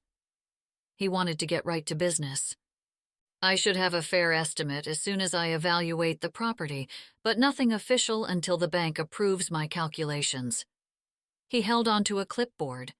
Let me start in the basement and work my way through the property. As the appraiser moved through the inn, Ethan stayed with him, listening as he talked about the Red Sox and whether the Patriots would take another championship title. Zoe joined them for part of the tour, but left after they emerged from the basement to help with the rooms and run the lunch service. While Mr. Snyder took photos, Richard said, It's not too late. You could go back to John. I can go with you. No. Ethan shook his head. I'm not going back to him. I will sink everything I have into this place to make it work. Ethan, you do not have liquid cash if this goes belly up. Richard looked around the boiler room. Henry's almost ruined. Not his daughter. She's going to be able to bring this place back. Ethan, you'd be a fool. Don't let your father goad you into a really poor business decision. This is not about my father. It's never been about my father. Your mother wouldn't want you to lose everything either. Richard shook his head. I want to root for you, but I'm afraid you're making a huge mistake. John isn't going to just hand over the money either. He's already angry at the amount you're spending. Ethan hadn't forgotten that his money was still very much controlled by his father's executive decisions. He looked out at the water. The air became chilly as soon as the sun hid behind the clouds. Maybe I'm making a huge mistake, but I have to at least try. The appraiser stepped out the back door with his clipboard. Well, gentlemen, you've got a nice piece of property with some good bones, but I'll be honest. It will be quite a project to expand and modernize. What's the value? The appraiser held out his iPad, showing the numbers. They were good, but not as high as Ethan had hoped. How long before the bank approves? It should be a business day or two. The appraiser walked up the steps. Zoe invited the appraiser for lunch, seating him at a table by the window. Ethan glanced at Richard. I need to tell Zoe the news. Is working with her going to be a problem, professionally? He didn't make the money he did without a little fortune-telling in his blood. Ethan shook his head. What are you talking about? You know exactly what I'm talking about. He looked at Zoe, who was talking to a couple in the dining room, completely unaware that they were discussing her. This is about business, that's all. Ethan pulled out his phone. I'll call the bank, then I'll talk to John. Richard paused. Are you sure you want to do this? Richard looked over at Zoe. You really could end up losing everything for her. She's gonna lose it for sure, if I don't try. Ethan looked out to the floor as Zoe laughed with Mr. Snyder, pouring him a glass of water. I need to do this. Chapter 10. For days, Zoe had waited to see if Richard's visit would change Ethan's mind. But things continued to move along, and surprisingly, they worked well together. She handled the day-to-day operations of the inn, while he handled the paperwork, billing, orders, and the renovations. If anything, after Richard's visit, Ethan revved up the projects. He had been on his phone the whole morning, talking to subcontractors and scheduling appointments. "Can you watch the front?" she asked, as she put Max's backpack on. Henry was at an appointment. Ethan nodded, giving her a thumbs up as he dialed another number. She decided to drive, since it looked like it was going to rain. As she walked back into the inn 10 minutes later, a sudden giddiness came over her as she realized Ethan wasn't at the front desk. "Look who isn't where he's supposed to be," Zoe gleefully said to herself as she walked into the kitchen, ready to give him a hard time. She saw him outside in the garden, talking on his phone. Charlie looked up from reading the paper while eating one of Zeke's famous plates of pancakes. "What did you say?" "Oh, nothing." She watched Ethan. "Ethan's supposed to be on the front." Charlie looked at him. "Want me to do a background check on him?" he asked. "Is that even legal?" She couldn't believe her brother as he wobbled his hand as though it was iffy. She shook her head. "Maybe you should have done that with our last cook. He doesn't seem like the total jerk you make him out to be." Charlie closed the paper, finishing his last bite, then picked up his plate. "He's coming over to watch the game with me and Luke." Zoe almost choked. "He's going to your dank apartment above Vino's pizza parlor?" Charlie got up, adjusting his belt. He dumped his plate in the sink, then shook Zeke's hand. He kissed Zoe on the cheek before heading out to wave goodbye to Ethan, who was pacing back and forth in what used to be the garden. He seemed focused on the water, but she could tell the ocean was not on his mind. He had been true to his word. Everything he promised was coming quickly to fruition. The architect came up the day after the appraisal. The contractor came that afternoon. The money was in the bank. "You want something to eat?" Zeke asked from behind the service station. "No, I'm good, but thanks."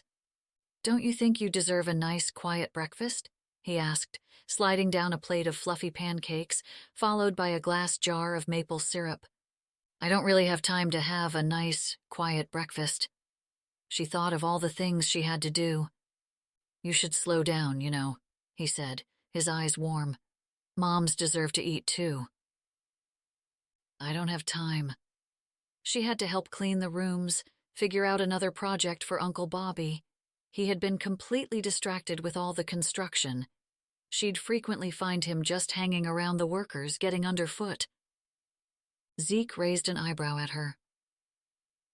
"Even Ethan sits for every meal." That's when it hit her. When was the last time she'd sat down and actually enjoyed the food in front of her? "Sit." He poured a glass of orange juice, setting it in front of her along with a cup of coffee. "I'm going to run to the market for some extra stuff. Enjoy the peace and quiet." "Zeke," she said, before he reached the door. "I'm sorry I was such a jerk before." "You care." He nodded once, hard. "I do too." She nodded back. The conversation was over. She pushed her fork into the airy stack of pancakes, then drizzled the maple syrup over the buttery pieces, making sure it got inside all the crevices. She pierced the pancakes with her fork and savored the first bite, slowly chewing. The refrigerator hummed in the background. Just as she swallowed and pierced another forkful, Ethan walked into the kitchen. "So the bank's all set." He didn't look up from his phone. "That's good, right?" Things were actually happening. He stuffed the phone into his back pocket. He wore jeans, which threw her off. He usually wore slacks. He rubbed his palms together, and for the first time, Ethan Wentworth didn't look completely sure of himself. I hope so. She set the fork on the side of her place, suddenly sick to her stomach. This was real, all of it. No turning back now. He let out a laugh. No turning back. She wondered what he was thinking. Then she stuffed the bite into her mouth and suddenly began to giggle. The more she laughed, the harder it was to stop. "What's so funny?" he asked, sitting next to her at the counter. "You're supposed to be watching the lobby." She looked up at the clock on the wall. "You said you'd cover the floor this morning." He looked down at his watch and winced. Ouch. "Would you like to go over the evening?" "I would." He had gone over it enough times that she was sure he had it memorized, but they went through it again. "The guests will start arriving at around 2 for cocktail hour, before check-in at 4. She had the whole evening planned out for the Female Thriller Romance Writers Guild of Maine. Usually the same authors attended, no more than a dozen or so. The women of RWOM enjoyed their cocktails, and they'd usually become quite boisterous, especially on the second night, so she planned accordingly.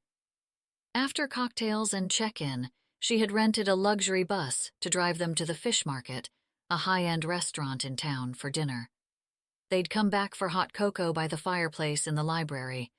The next day, she set up all the rooms for the different happenings she'd planned. The small critique sessions would be held in the library. The dining room would host writing sprints. A short hike and beach walk was planned for the afternoon, until cocktail hour. For dinner, Zeke had planned a harvest feast with a paranormal theme of vampires, werewolves, and witches. "You've got everything under control?" He seemed more confident than he had yesterday. "Everything is going to be great." She took another bite, then mumbled, "You should watch the front." He looked at the clock. "You're right." He walked out, heading to the front.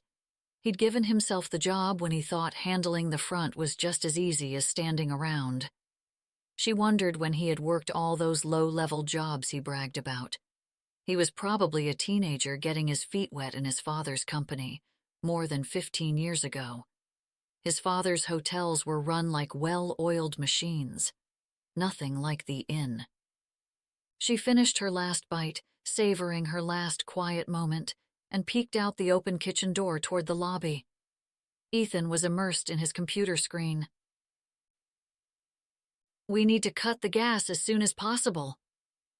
Ethan spoke into the phone to the gas company rep, who had promised to move the tank that morning. The contractor wanted to dig before the ground froze, which in New England was barely weeks away. Things were moving, but not as fast as he wanted, including his money. The builder needed a guarantee on the payment, more than just the Wentworth promise. So did Ethan. Even though the money was technically his inheritance from his mother, his father controlled how he could use it. And he already owed money.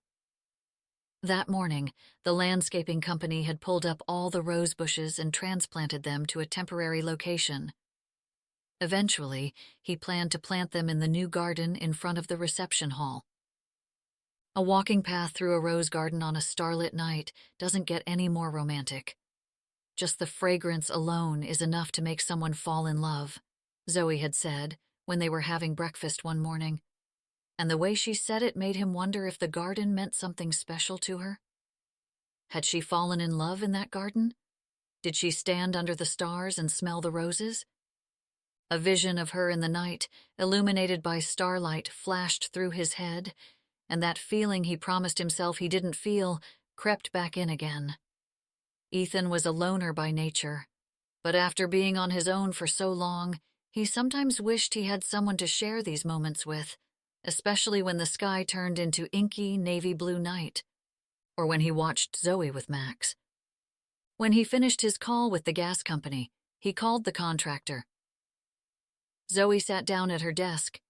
His makeshift desk sat next to hers, made from a card table he found in one of the closets. She set a coffee mug down in front of him, sipping her own. It was light, like he liked it. Just milk, no sugar. Thanks, he mouthed. You're welcome, she whispered back, opening up her computer. It hadn't been long since he'd met Zoe, but already felt like he had known her forever. She was like a family member who understood his old stories. The idea that she knew of his worst moment, and he was living one of hers, somehow made them, well, he didn't really know. More than business partners. He certainly didn't feel this way about Henry, but he also didn't feel as though she'd consider him a friend, yet. Would she? He hadn't seen much of the woman he'd met that first day. Her feistiness usually only came out with her father, but she'd use it on anyone who annoyed her, except for Max. She always kept her cool with Max. When he finished his call, Henry poked his head in from the hall, then stepped inside the office cautiously. Bobby's manning the front. Ethan passed Henry the spreadsheet he had worked on the night before as he sat at his desk. Their morning meeting was about to start. From this point on, we're raising the prices of the rooms. The spreadsheet included all the rates for the rooms during each season, along with new amenities offered, with discounts and deals throughout the year. He had set up partnerships with the local ski resort, playhouse, and restaurants. We can't do that. Henry's face turned red. Ethan prepared for Henry's 0 to 60 at any suggestion of change. You haven't changed the prices for 15 years, and it's time. But it keeps them coming back. We always have guests. Henry, I know you're loyal, but your customers will be loyal as well. Ethan wanted him to understand it wasn't evil to want to make some money. You're running an inn, not a hostel.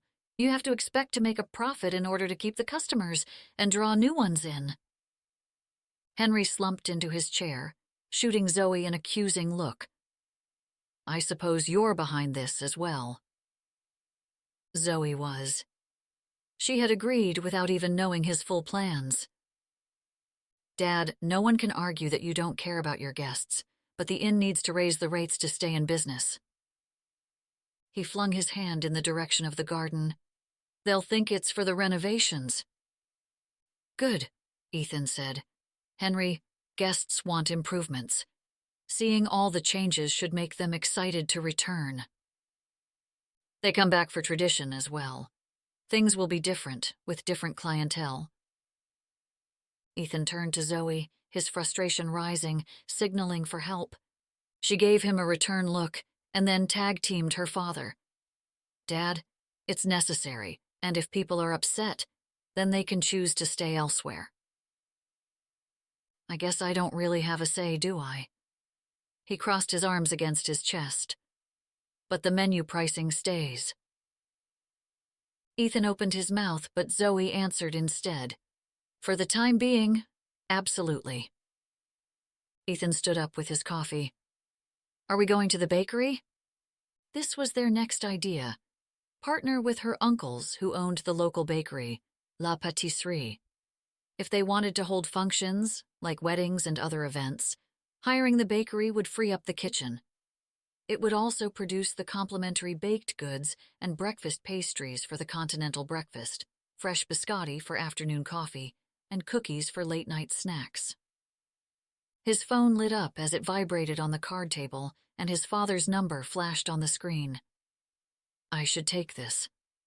He got up and headed out the back door. He needed the view, something to recall to him why he was doing this, while he talked to John Wentworth. Hello. Ethan, great, I caught you. What's up? He picked up a pebble from the front sidewalk and threw it toward the water. I talked to Richard. He says you're giving the inn a serious go. I am. He wasn't sure where this was going. His father was the ultimate control freak. He could pull the plug at any minute. Then all of the work would be for nothing. The inn wouldn't survive long after that. The bank might loan them the buyout money, but it would be only a matter of time before the payments would catch up with them. 12 rooms and a small dining room wouldn't make enough money. You sure you know what you're doing? He asked condescendingly. Ethan scoffed into the phone. Yes. His father clicked his tongue. Very well. Zoe always put on a great event, but tonight she wanted to outdo herself. This would be Ethan's first event at the inn. He'd see what she did best. She was a natural host. If the garden hadn't been dug up, she would have set up the bar there, but instead she used the front porch, saving the front lawn for the mix and mingle during the afternoon. The fall day had been warm. On the tables sat complimentary snack baskets, with folders containing 2 drink tickets each, and the agenda for their stay. Finger foods were prepped and brought out as the writers began to arrive. Zoe couldn't have asked for a better fall day. The leaves were at their peak, sending a golden glow through the sky. The water had darkened as it did every fall, as though to warn swimmers of the approaching cold. She wore her best dress and prayed her father and brothers wouldn't make a comment about it. Max luckily asked why she looked so fancy while they were still in the house, so she was able to nip it in the bud. I always dress up for events. Which was true, but definitely not to the extent she had tonight. She wore a navy blue cocktail dress with 3/4 sleeves. It was formal, perfect for a business affair, and looked tailored to fit her perfectly. One of her best finds on the discount racks. She knew she looked good in it. Plus, the shoes she found in her mom's closet went perfectly. It might be 5 years old, but was still a great dress. She pulled her hair up in a French twist, put on her makeup, and grabbed her grandmother's shawl for later that afternoon. When she walked across the lawn toward the inn, she saw Ethan looking out his window, looking down, watching her. She pretended not to notice, but could feel his stare the whole way. He walked down the stairs in a different 3-piece suit, which suddenly made her dress appear more discounted than she'd originally thought. She felt foolish until he said, "You look amazing." Her cheeks flushed. "Thank you." "I'm looking forward to seeing this event." He smacked his hands together and walked past her. "You ready?" "This isn't my first rodeo." But the butterflies in her stomach had turned to a flock of birds. She had never been more nervous for an event. Within an hour, most of the guests had arrived and were chatting and laughing under the white tent that Uncle Bobby had set up. All of Zoe's nerves disappeared the second the first guest arrived at the inn. She had this. She could run an event like this in her sleep. What she didn't expect was how Ethan stepped right in, knowing exactly how to help. The two of them ran the event like a real team. The trust fund boy could make a drink, serve the crowd, and keep up with other tasks in between. The mostly middle-aged women loved the handsome Ethan, some even asking if he'd consider posing for book covers. The night couldn't have gone more perfectly. At 6 o'clock, when the bus arrived to bring the group to dinner, Ethan and Zoe stood side by side in the lobby, saying goodbye to the writers. When the last one had left, he turned to her. "You did great." She laughed. "It's not over yet." "No, I mean it. You do good work.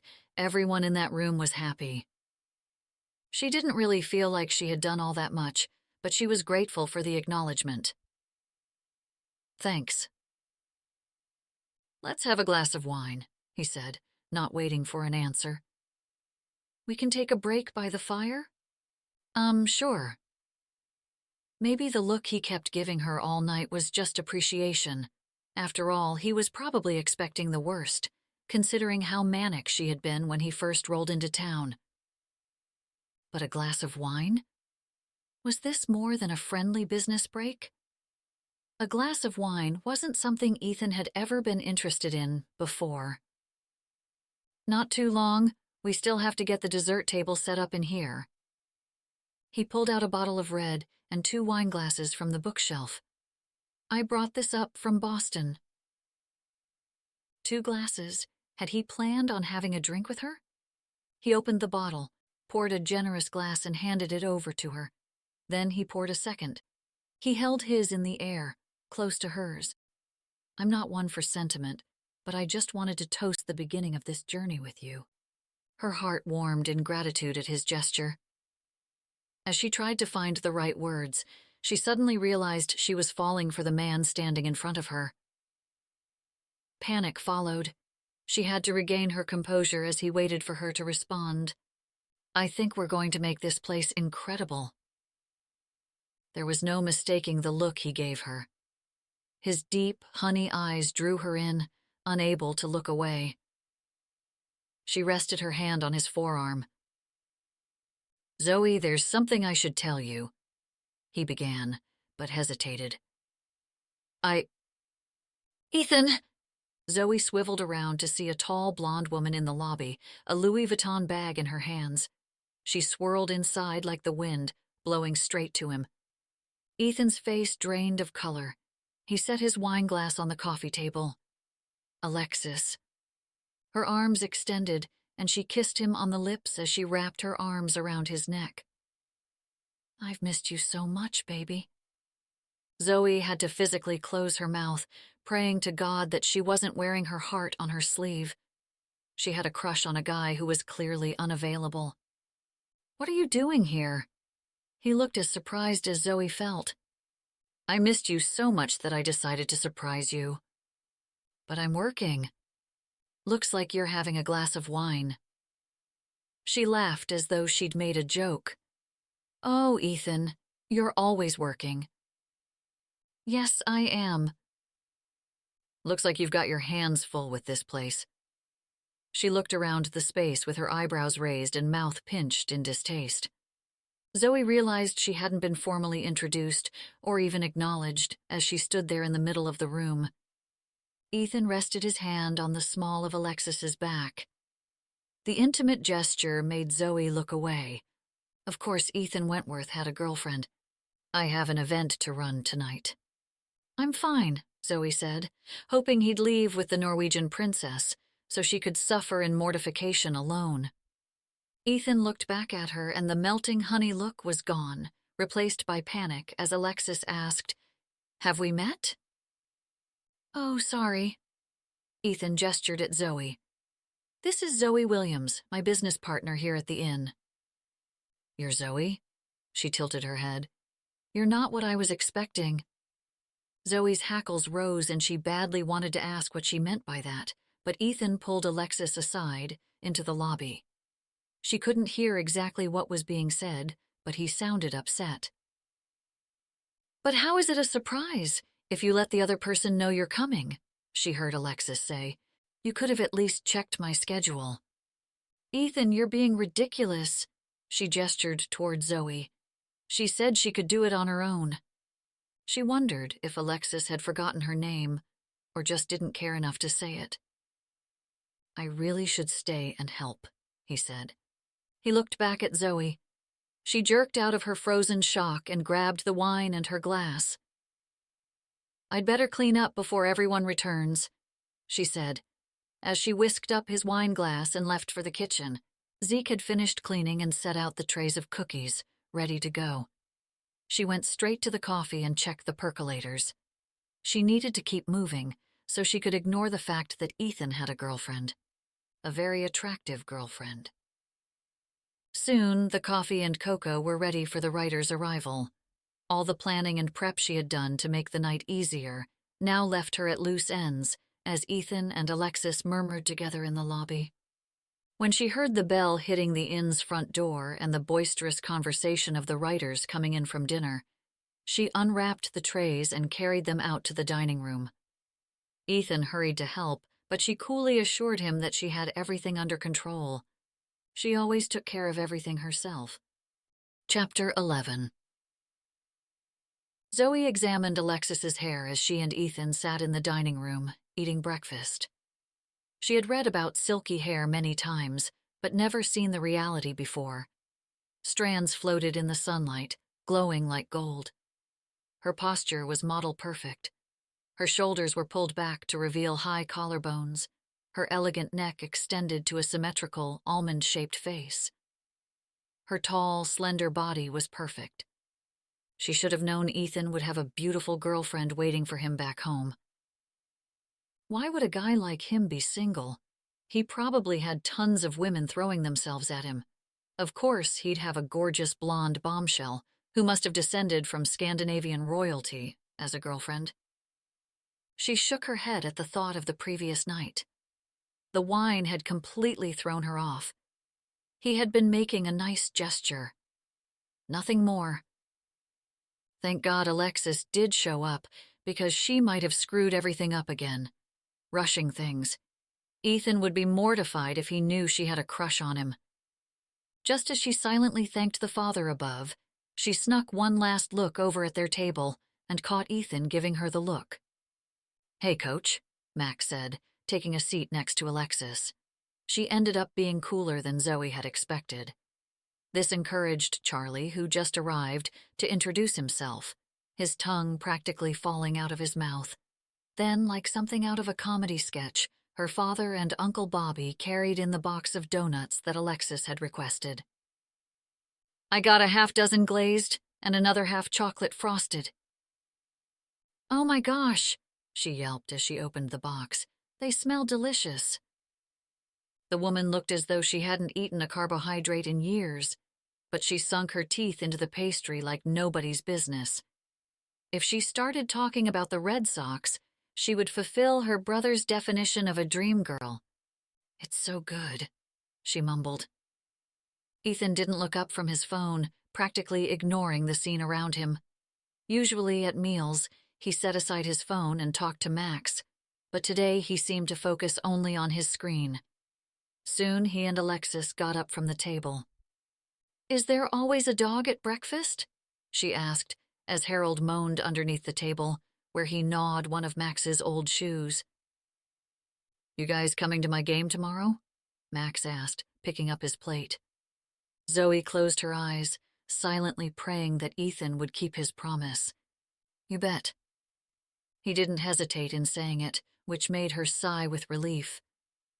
Ethan was true to his word, unlike most of the other men in her life. She opened her eyes, and there he was, giving her that warm, melting look that made her insides turn to jelly. Alexis tugged his hand, saying, "Weren't we going to take a walk along the beach?" "We should take Harold." "The dog?" "Yeah, he needs a walk." Ethan turned to Max. "Do you mind us taking him?" Max shook his head, his legs swinging. "Just make sure you bring a bag because Marine Patrol gets really mad when our guests leave a gift, like Grandpa calls it." "Okay, Max." Zoe rushed in to steer him toward the carriage house. "Let's get you ready for your playdate with Dylan." She wished she didn't watch as Ethan and Alexis left, but she couldn't peel her eyes away. In all the years she'd lived at the inn, never had she taken a romantic walk along the beach. Never had a man offered to hold her hand as they followed the trail that wound along the Atlantic. Her father had proposed to her mother in the rose garden before they bought the inn. A silly, sentimental reason to keep the roses, but she had always wished, just a little, that someone would do the same for her. Walk her along the coast and propose among the roses under the stars. Max had always been her excuse for not dating, but the older and more independent he became, the clearer it was that she was the problem. Christopher's proposal had been anything but romantic. It consisted of his saying, "My parents think we should get married," while he dropped her off at the inn after they told their parents about her pregnancy. "Do you want to get married?" she asked, hoping he'd fall onto his knee with her grandmother's ring, the way she had dreamt about as a little girl. He shrugged. "I still haven't declared a major in school." He looked resigned, as though at 20 he was already defeated by life. "Maybe getting married is the right thing to do, for the baby." That's when she knew it was exactly what she shouldn't do for the baby.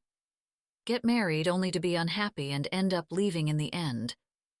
No, she wanted Max away from the disappointment and dysfunction of an unhappy marriage. It was better to ignore the looks Ethan was throwing her way and get out of a la-la land, for Max's sake, for everyone's sake. Alexis slipped her arm into his, raised her phone into the air at the perfect angle, and took a picture. "Ethan, you're not even smiling," she said, annoyed. "I have a lot on my mind." She took a selfie. Then they walked a bit further down the coastal trail, a gravel path that ran all along the cove. "It's a quaint little inn," she said, twining her arm with his again. "Yes, it is." Their steps were in sync.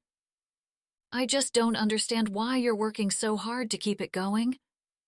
She looked over her shoulder, back at the inn. "It seems like a lot of work. You'd be better off tearing it down and building one of your father's hotels." He let go of her arm and stuffed both hands in his pocket. "It's where my mother spent her last summer."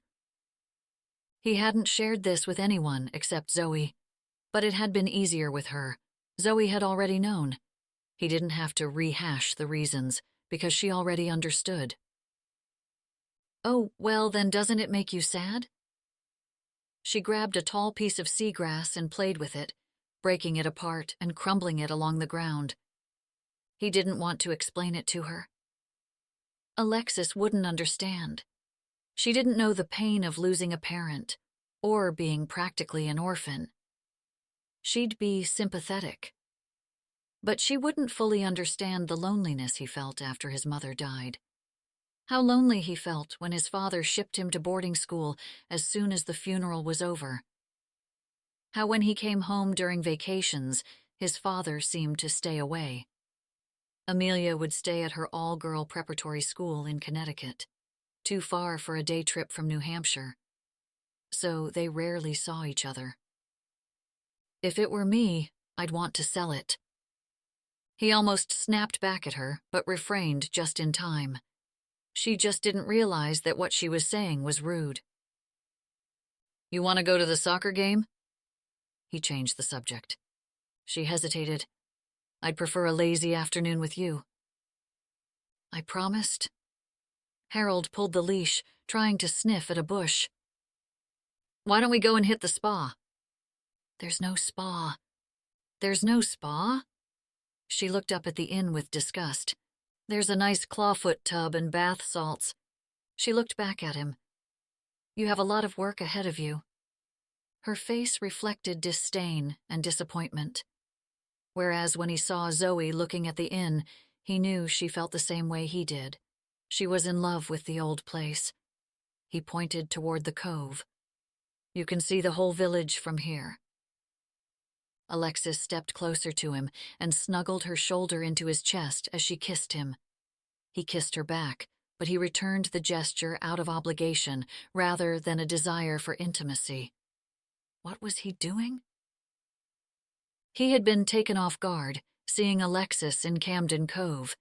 He hadn't even thought about her since he left. He didn't like to think that he was cold-hearted, but they hadn't been on exactly perfect terms. She wanted the ring. He wanted to do anything besides get married. He had thought what they had was casual, since he hardly stayed in town long enough to get serious. "Do you think you can spare any time for me?" He wanted to remind her that he hadn't planned for her to come, but tried to restrain himself. "Help us out tonight. You're great with networking. They're authors. Maybe you could get a gig for a cover?" "Like a novel?" She thought about it for a moment. "That's actually a great idea." She thrust herself at Ethan, and he stiffened as she kissed his cheek. "Everyone told me you wouldn't settle down, that you wouldn't take things seriously, but just look at you." "What do you mean, serious?" She laughed. "You're not fooling me, Mr. Wentworth." She walked ahead, taking Harold's leash. He stood frozen on the trail. What did she mean? The whistle blew, and a foul was called by the referee. The team would get a penalty kick. "He touched it with his hands," Ethan explained, taking over as head coach. Somehow he'd managed to find a whistle. He called out to the referee, "Time out." All the kids ran off the field, and he got down on one knee as they leaned in around him. It was 0-7. They were being blown apart by the other team. "You guys are doing great, especially blocking the goalie."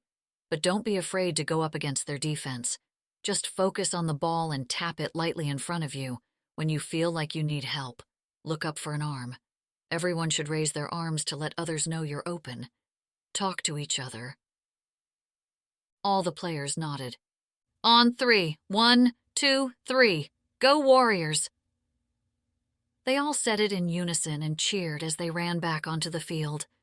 The more normal Ethan acted, the stupider she felt. She tried to get over feeling awkward, but for now she was just barely making it through. She'd remind herself that she'd got it all wrong, but then every once in a while he'd give her that look. Dang, that look. Why was he so handsome? Do you really not know much about soccer, or am I that bossy? He asked, his arms folded against his chest. Mixture of both. She smiled, but focused back on the game, avoiding his eye. On the field, the ball got kicked up the side by one of their players, and Max chased after it.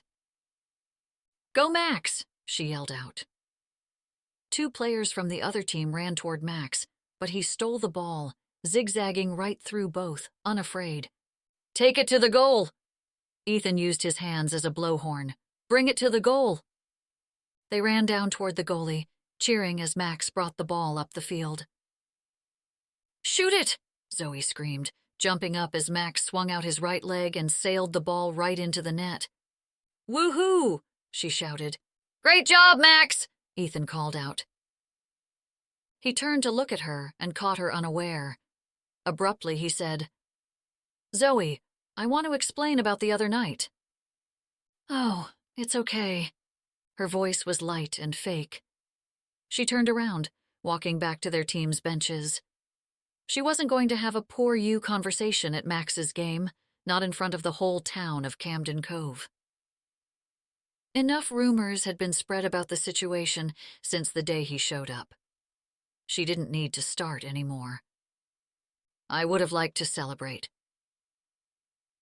She focused her attention across the field, saw the players' parents, and her dad with Harold, and Alexis. No Christopher. She should have expected it when he hadn't called. With Ethan being here, Max hadn't perseverated on Chris coming. This time, Max didn't even beg her to call him again, to double-check to make sure he would be there. Either Max was maturing and understood his father's promises were usually broken, or Ethan gave him the attention he was seeking. Which was even worse. Ethan was sure to go. Once the inn was up and running, he wasn't going to stick around. So Max's dad? It was as if he was reading her mind, and it bothered her. Yes? I thought he was coming. She knew he didn't mean to be rude or disrespectful, but Christopher was a touchy subject. I don't think so. He showed no reaction, and she wondered what he thought. Was he judging her like half the town did, or did he feel sorry for her like the other half? Ugh, why was he so hard to read? She could read guests like crystal balls. Even before their requests, she knew what they wanted. A talent she had honed over the years, yet it didn't work with him. Then her attention fell on the figure walking up from the parking lot. Dad! Max yelled out from his position on the field. I just got a goal! That's great, champ! Christopher yelled back.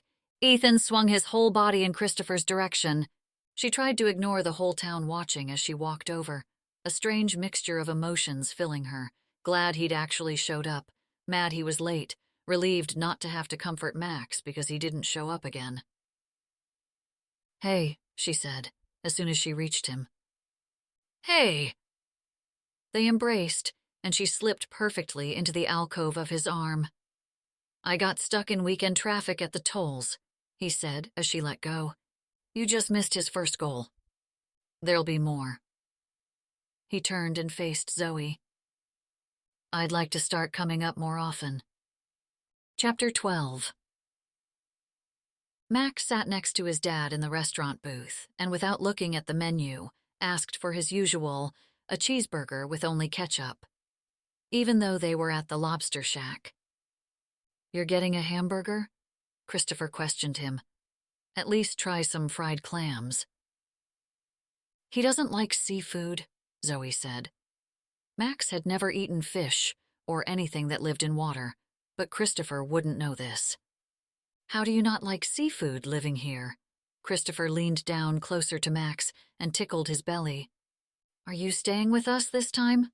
Max asked, hope in his eyes. Uncle Luke is moving, so you can have his bedroom. Christopher turned to look at her. Luke's moving? She nodded. He got accepted into the art program at BU. That's great, he said, but looked surprised. A William's leaving the nest. The comment soured her appetite, but she decided to let it go. There was a difference between being afraid to fly and not having any wings. Well, he got a student loan and things just worked out. Good for Luke. What is he, 26? She nodded, not wanting to continue the conversation, hoping Christopher would get the hint. He was treading on thin ice. Given the past day, her patience was thin. Would you ever leave? He asked. Max's mouth dropped open. Are we moving to the city with Uncle Luke? I could see the Red Sox. No, we're not moving. She narrowed her eyes at Christopher. What do you think of Connecticut? He asked Max. Zoe interrupted before Max could answer. Max, go wash your hands. Max made a face. Do I have to? Yes, now, go. Max got up dutifully but reluctantly. His soccer cleats tapped against the floor as he headed toward the restrooms. Zoe hardly waited for Max to leave before laying into Christopher. What do you think you're doing? He shrugged. I don't know. Exactly, Christopher. You don't know. You get to be the one who encourages the dreams, buys the puppies. But I'm the one who ends up being the reality police and ruining it all. Why not? He said. There are tons of inns all over Connecticut that would love someone like you. The schools are great. Max would meet friends, no problem. She didn't want to continue this argument. He was being so absurd. Max and I are not moving to Connecticut. Christopher looked as though he had more to say on the matter, but opened his menu instead. I guess I'd just like you closer.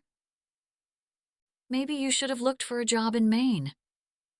His job in Greenwich was as far from Maine as he could get. He set the menu down, his expression downhearted. Honestly, I miss you guys. She didn't know what to say. He missed them? Max jumped into the booth, waving both hands. They're clean. Did you use water?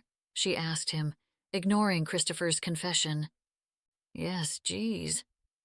Zoe grabbed her menu, opening it up and hiding inside. What was Christopher saying? She mulled over his pronouncement. He misses us guys? Like, as friends? Was he lonely and wanted more familiar people around?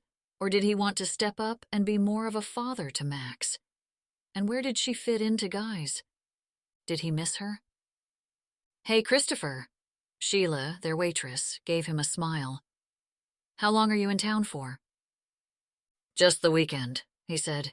You staying with your parents? He nodded. How are they doing? It's been a long time since I've seen either one. Zoe folded her menu and smiled through the uncomfortable banter. Gerald and Cindy Swanson had little contact with their only grandson. They'd send a present on his birthday and at Christmas. They'd say hello during Easter service, but never had they taken him for the day, or gone to one of his games, or really even accepted him as their grandchild. All they did was blame Zoe for ruining their son's life. What can I get you guys? Sheila asked. Guys, the word used for strangers and distant friends. He'll have the cheeseburger, and I'll get the lobster roll. Christopher handed Sheila his menu. Sheila looked at Zoe. What would you like? Zoe shook her head. I'm not very hungry. I'll just have a Coke. Can we get dessert? Max asked. Buddy, you can get whatever you want. We're celebrating. Then Christopher confessed casually.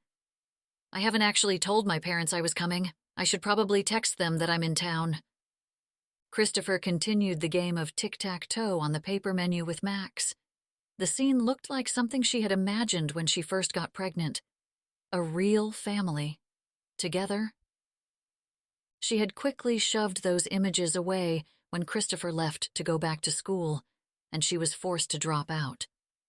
When she'd told him she thought she was pregnant, he just sat silently for minutes. It was a big shock, even for her, but his silence had said everything. They had sat by the ocean, and she remembered being glad that the sound of the waves covered up their conversation, not wanting her secret to get out. Yet. Her real secret, though, was that Christopher broke her heart that day. The ocean still kept that one.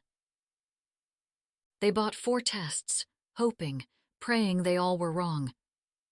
But when the 4th quickly turned positive, she knew there was no use in hoping for something different. "It's your body and stuff, but..." "No." She wouldn't even consider what he was implying. And as she sat on the edge of the tub, she knew she'd do whatever she had to do to protect her baby. She told her father that night. Henry was shocked, but not upset. Instead, he said, "You can stay with me as long as you need." She didn't return to school. What was the point? Bates was too much as it was, and with a baby on the way, it made sense to work at the inn. Once Zoe started to show, and the town started talking about it, Gerald and Cindy found out. Christopher hadn't faced them yet with the news. They rushed inside the inn, Cindy in front, with Gerald on her heels. "You purposely trapped my son!" The words seethed out of her, like a snake hissing a warning before a strike. "This baby is going to ruin his life." "Now hold on," Henry said, standing in between Mrs. Swanson and Zoe.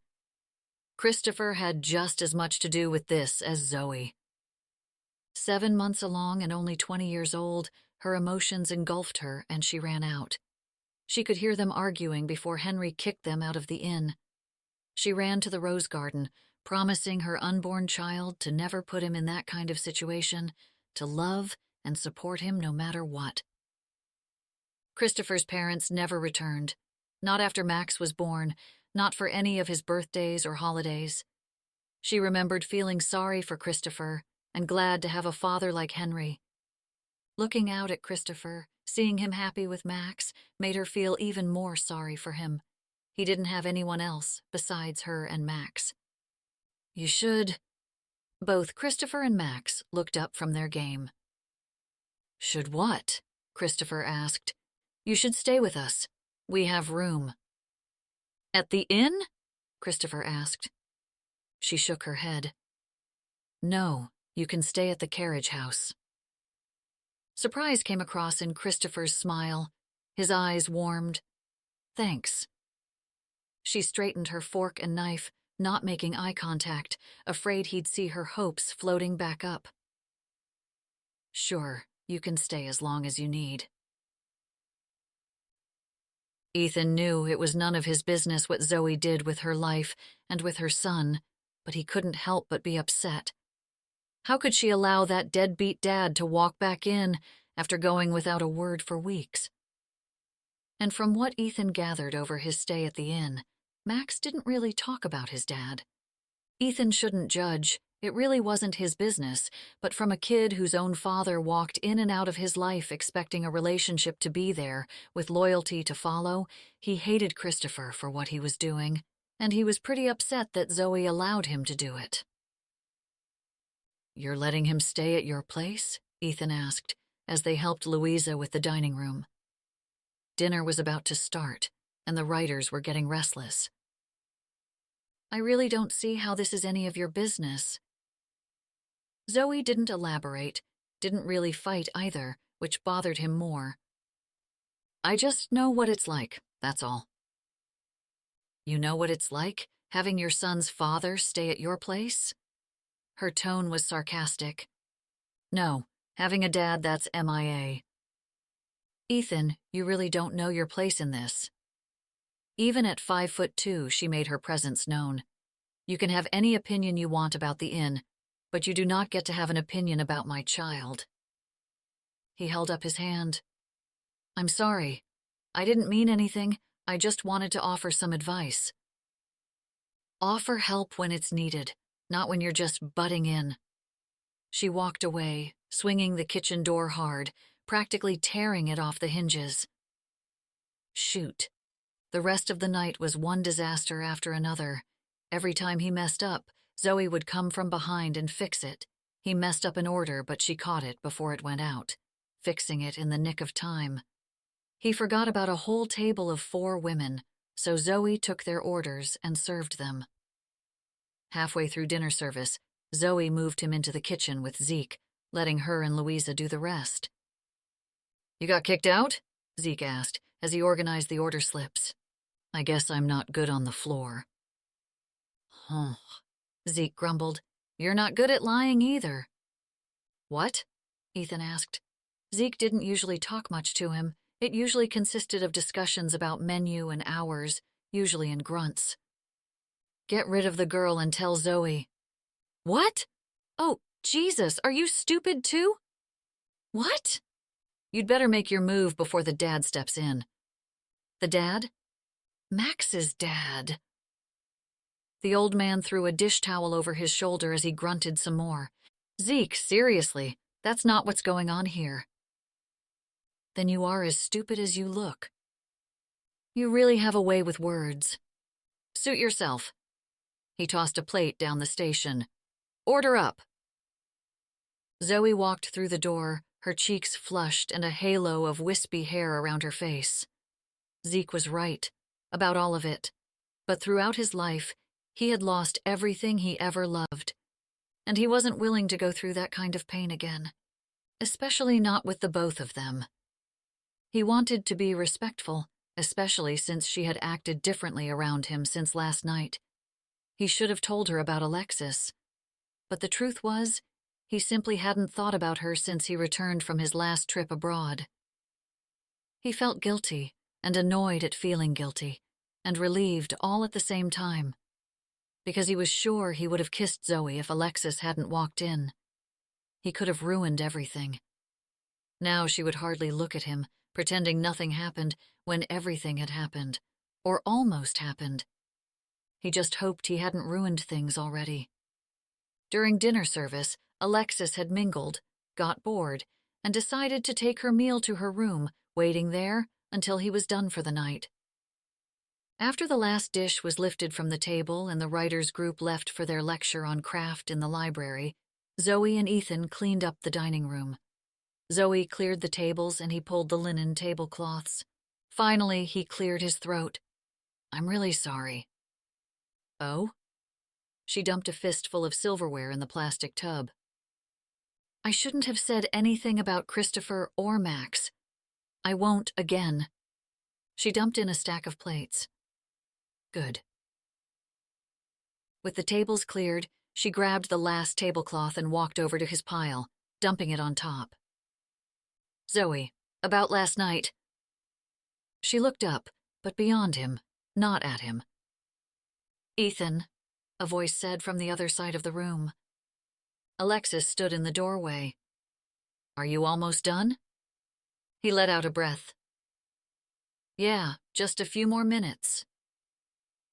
When he turned around, Zoe had walked away toward the kitchen. "Zoe, wait up!" He rushed after her, ignoring Alexis. Zoe didn't wait. In fact, she looked like she was speeding up. "You guys good?" she asked the kitchen staff. "Yep," Zeke and Louisa both answered. "Good night, then."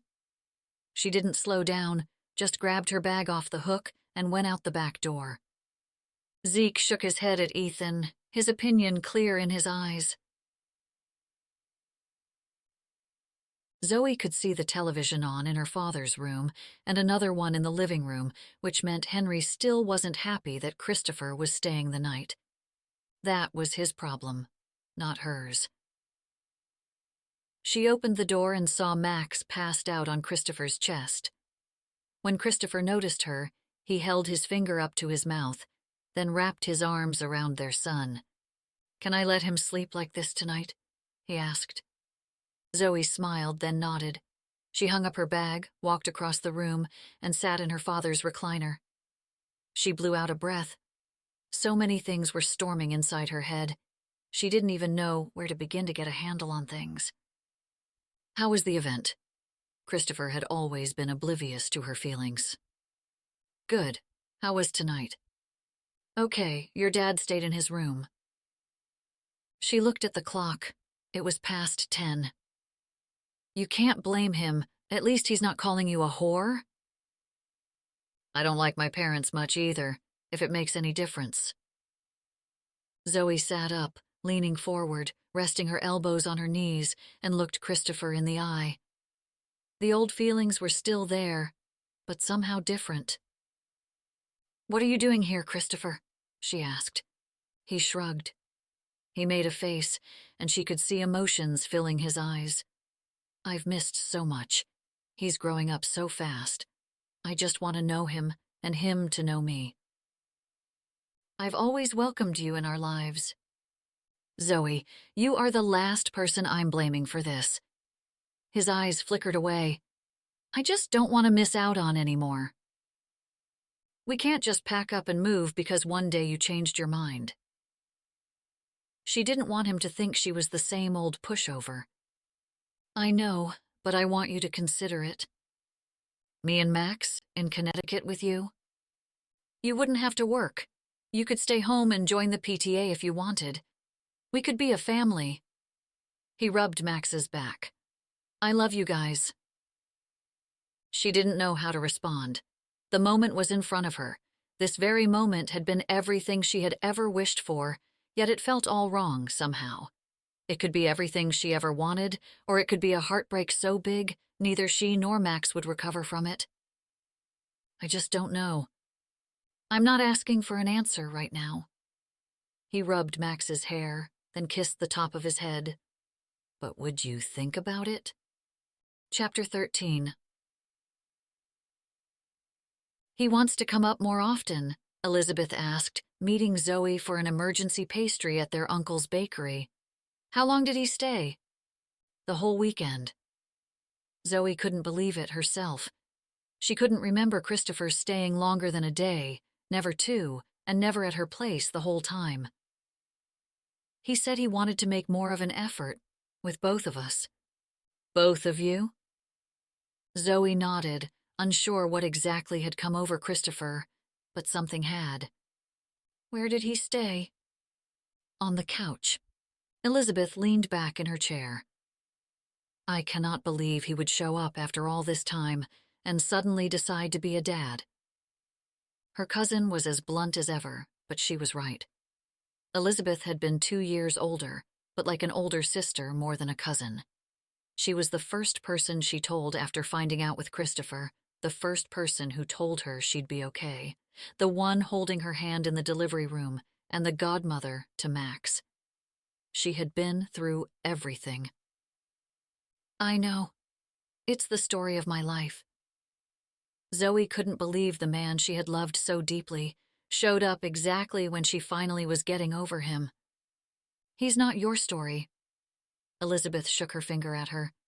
Your story is that hot, rich powerhouse waiting for you at the inn who couldn't keep his eyes off you. Zoe rolled her eyes, afraid she had given away the secret that she wasn't willing to ever tell, not even to Elizabeth, that even after Christopher pledged a new start, all she could think of was Ethan. His girlfriend left this morning, and believe me, his eyes were not on me. She saw them kiss before they left. It wasn't what she was expecting. It wasn't cold, but it wasn't warm either. Christopher took off soon after, promising another weekend, but not getting specific.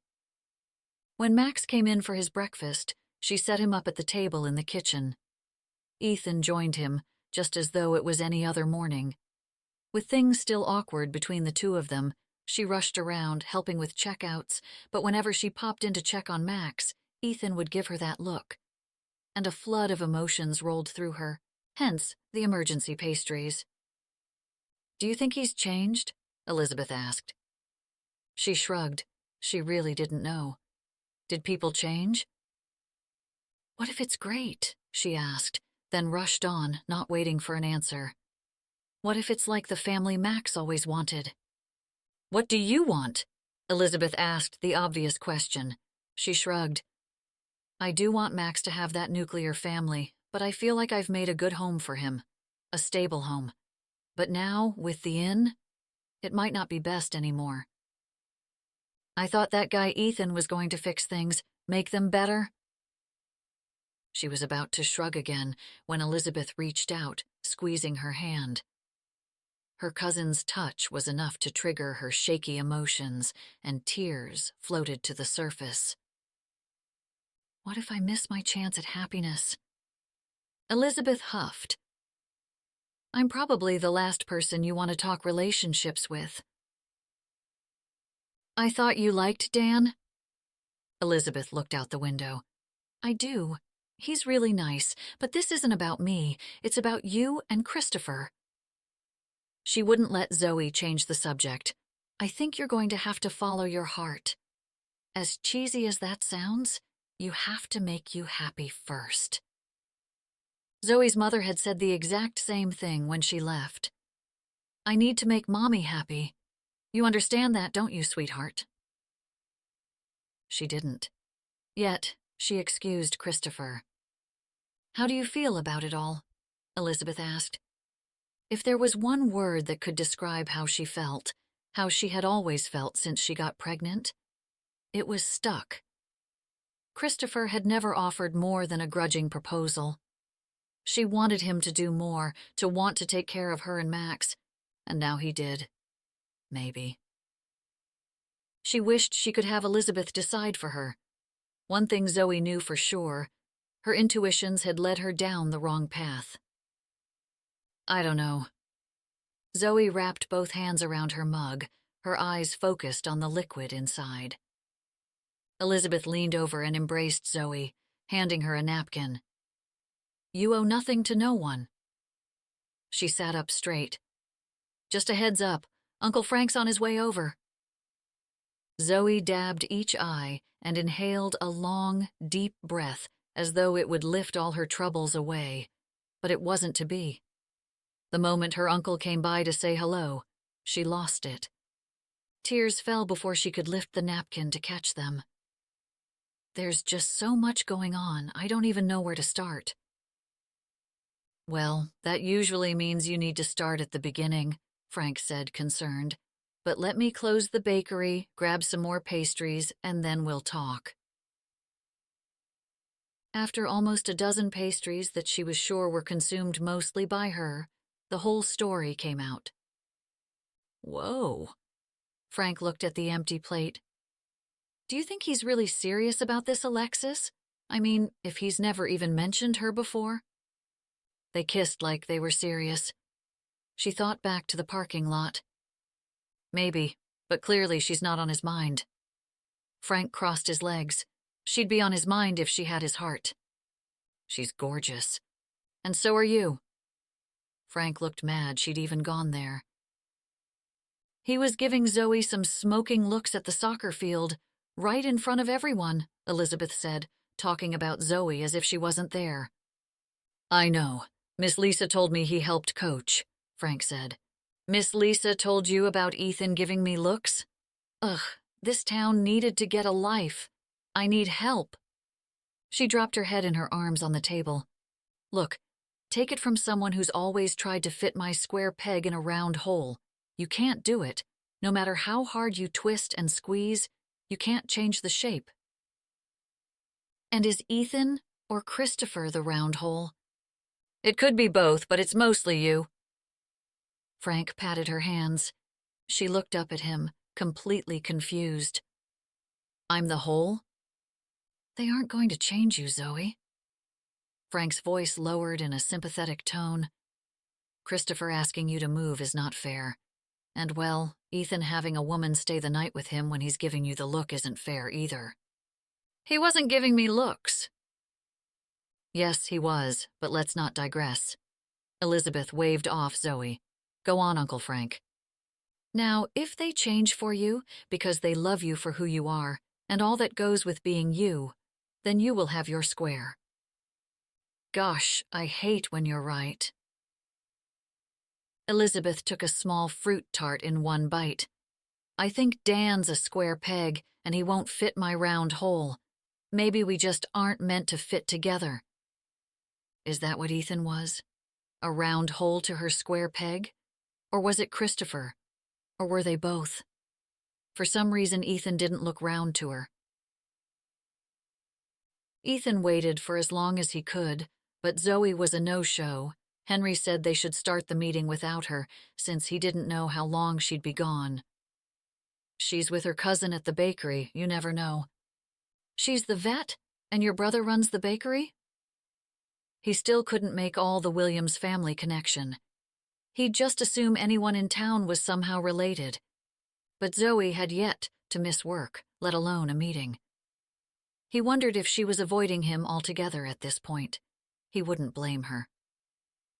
Do you think I should call her? Remind her that the contractor is coming any minute. Zoe doesn't forget. Henry got up and out of his desk chair. And as far as I know, I'm here, and not totally incompetent. Well, I guess that depends on who you ask. There was a lot he didn't understand about Zoe and Henry's relationship, always fighting, keeping things from each other. But he had to admit that he admired the Williams. Ethan didn't think they themselves understood just what they had. As much as they might bicker, they were always there for each other. He recalled how Zoe had been willing to lose the inn rather than budge on letting go of anyone, even Uncle Bobby, who sat and did puzzles all day. They were nothing like the Wentworths. No one, not even Amelia, had called to see how his project was coming along. Not that he called any of them either. They might be able to build a hotel empire, but they had no skills at all in being a real family. When Ethan had children, he wanted a family like this one. He might not know much about business, but Henry's love for his family was tangible. He had only felt that kind of love from his mother, and she took it with her to the grave. Children. Alexis had brought the word up, along with marriage, last night. He had complained of being tired and having a headache, not in the mood to discuss where they were going. It was almost too cliché. She didn't buy it at first. Is there something I should know, Ethan? Alexis asked, her hair down in shining waves over her shoulders. She was beyond gorgeous. Any man would kill to have a woman like Alexis. You've been acting strange since I arrived. Is there something between you and that woman? He shook his head, but he'd be lying outright if he spoke, so he didn't. What was he doing? Zoe didn't seem to want anything to do with him, especially now that Max's dad so obviously wanted something to do with her. He'd reassured Alexis that everything was fine. He was tired, that was it. But when he went to his room, with a very upset Alexis left alone in hers, he knew he needed to get his head back together. And now, as Zoe had clearly blown off their meeting, the blur was coming into focus. He wasn't going to waste his time on a fantasy. How you doing? Josh, his contractor, reached for his hand as soon as he came into the inn. Great, thanks for meeting so early. Ethan led Josh to the back, where the first stage of renovation was about to start. How do the plans for the kitchen and the dining room look? Please tell me that can work. Let's hope for 6, but expect 8. Can I see 2? Max asked, running up with Harold. Sure. Ethan moved so Max's little body could fit between them. Josh pulled out the plans, laying them on the makeshift table as all 4 looked them over. I've looked through the plans, and with permission from the town, I think it won't be that big of a job. A few weeks, tops. Josh looked out the French doors to the garden. With the ground freezing soon, I'd like to start digging as soon as possible, to at least pour the new foundation. I'm thinking we might hit some ledge, which would be an extra expense. Ethan hadn't thought about extra expenses. Like, how much more? Well, If we have to do blasting, that's going to cost you. And by the looks of it, you're sitting on a bed of granite. How deep do you have to dig for a foundation? 4 feet, to get down below the frost line.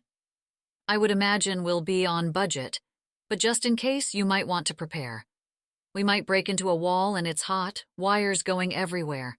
Bad piping, bad wiring, mold, unsound beams.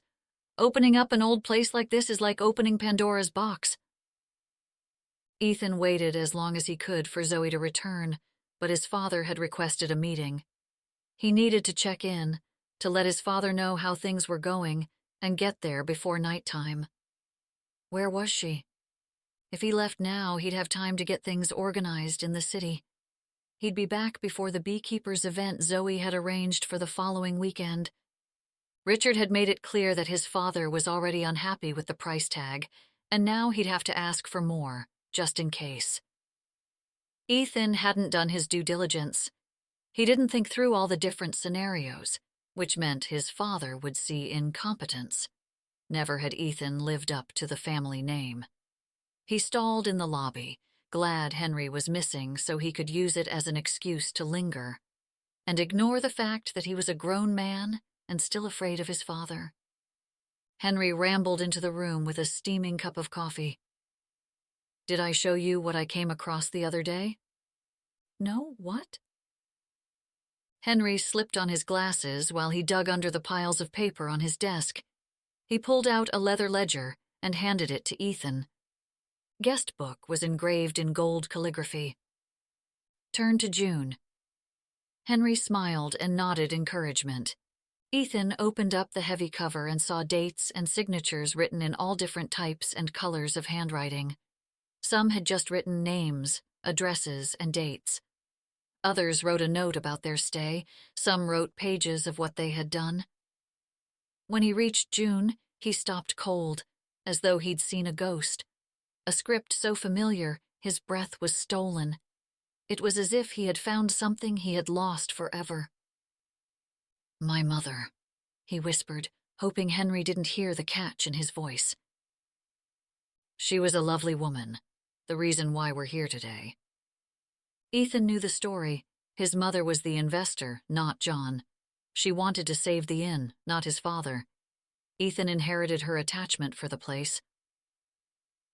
"It goes without saying how hard it must have been for you, growing up without her." Henry sighed. A lovely woman. Memories rushed back, pretending to be happy so that his dying mother had the best summer of her life, making sure she had her own happiness before she left him. Then being told to push down the emotions after she died. The pain he had fought so hard to keep down burned back up as he traced her writing with his fingertips. But he didn't read it. Instead, he shut the book and handed it back to Henry. He didn't want to know what his mother had written about the last summer of her life. "You can keep it." Henry tried to hand it back to him. "I don't want it." Henry looked surprised, his eyebrows wrinkled in concern. "I'll put it on the bookshelf in case you change your mind." Ethan gave a nod, then got up from his seat.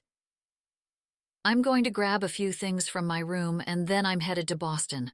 Let Zoe know she can reach me on my cell." And he left, hoping the memories and feelings that had been stirred up stayed inside the ledger. Almost always, a cup of coffee, a delicious pastry, and her family helped Zoe feel better. But today, they didn't. She felt worse, because she still didn't know how she was going to face Ethan.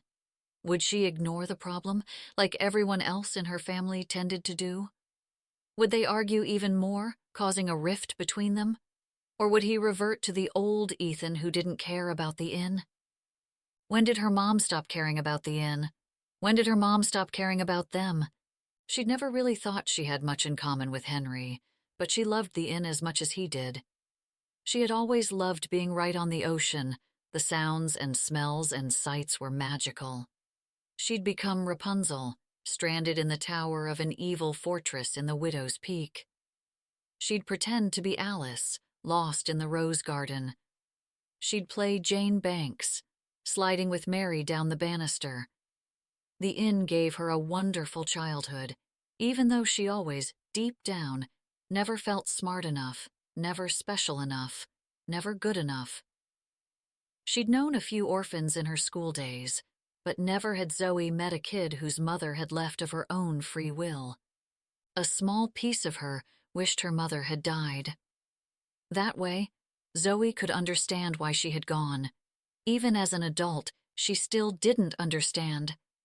How could a mother leave her children? Her phone vibrated in her pocket, and she pulled it out. "I miss you guys. Ugh." She didn't respond, just looked at the flashing dots on the screen.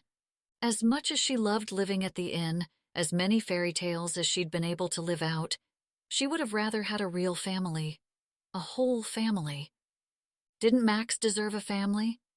Was the risk worth it? She didn't know. If she moved in with Christopher, then there might not be a magical inn to help escape from the pain of heartbreak. One weekend didn't change years of disappointment. As she walked back to the inn, her thoughts tumbled out of control, but always came back to the same thing. Ethan's look. What if there was something there?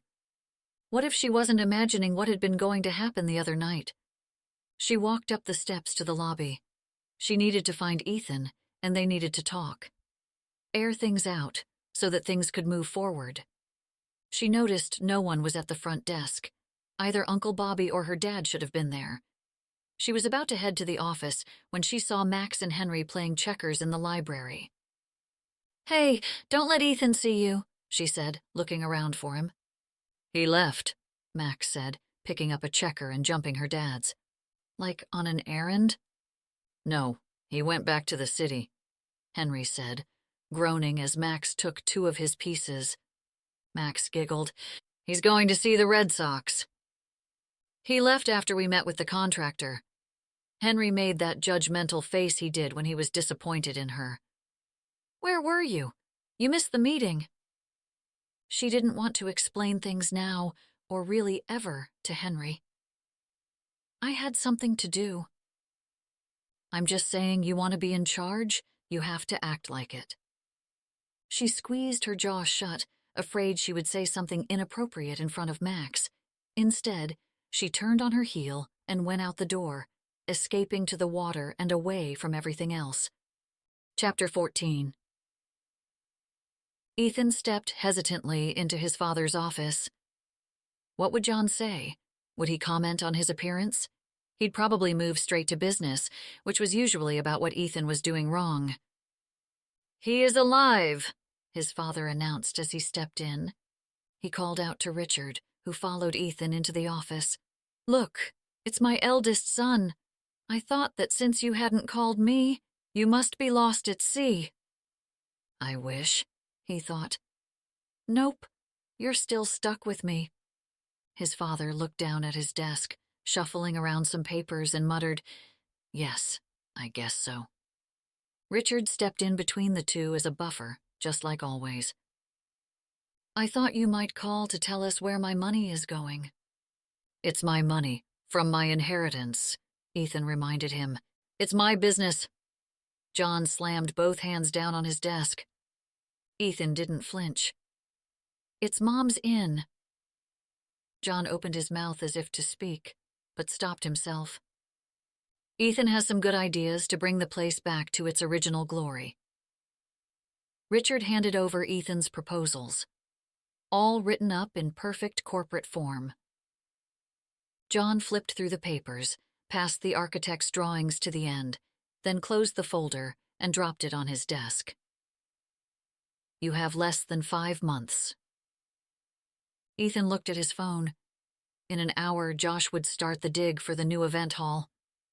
"I'll need an advance on my inheritance." "No, I need to pay my contractor." "No, it's my money." He looked to Richard for support, but he wouldn't make eye contact. "The money is there." "You receive monthly payments out of your inheritance. That's how the trust was set up by your mother," John seethed. Then, can I ask to borrow some funds in case we hit a snag in the construction? His father ignored his question, falling into the leather chair that looked more like a throne. He tossed open Ethan's folder and riffled through the pages once more. He nodded once he reached the end. I will, if, after all is said and done, you come work for the company.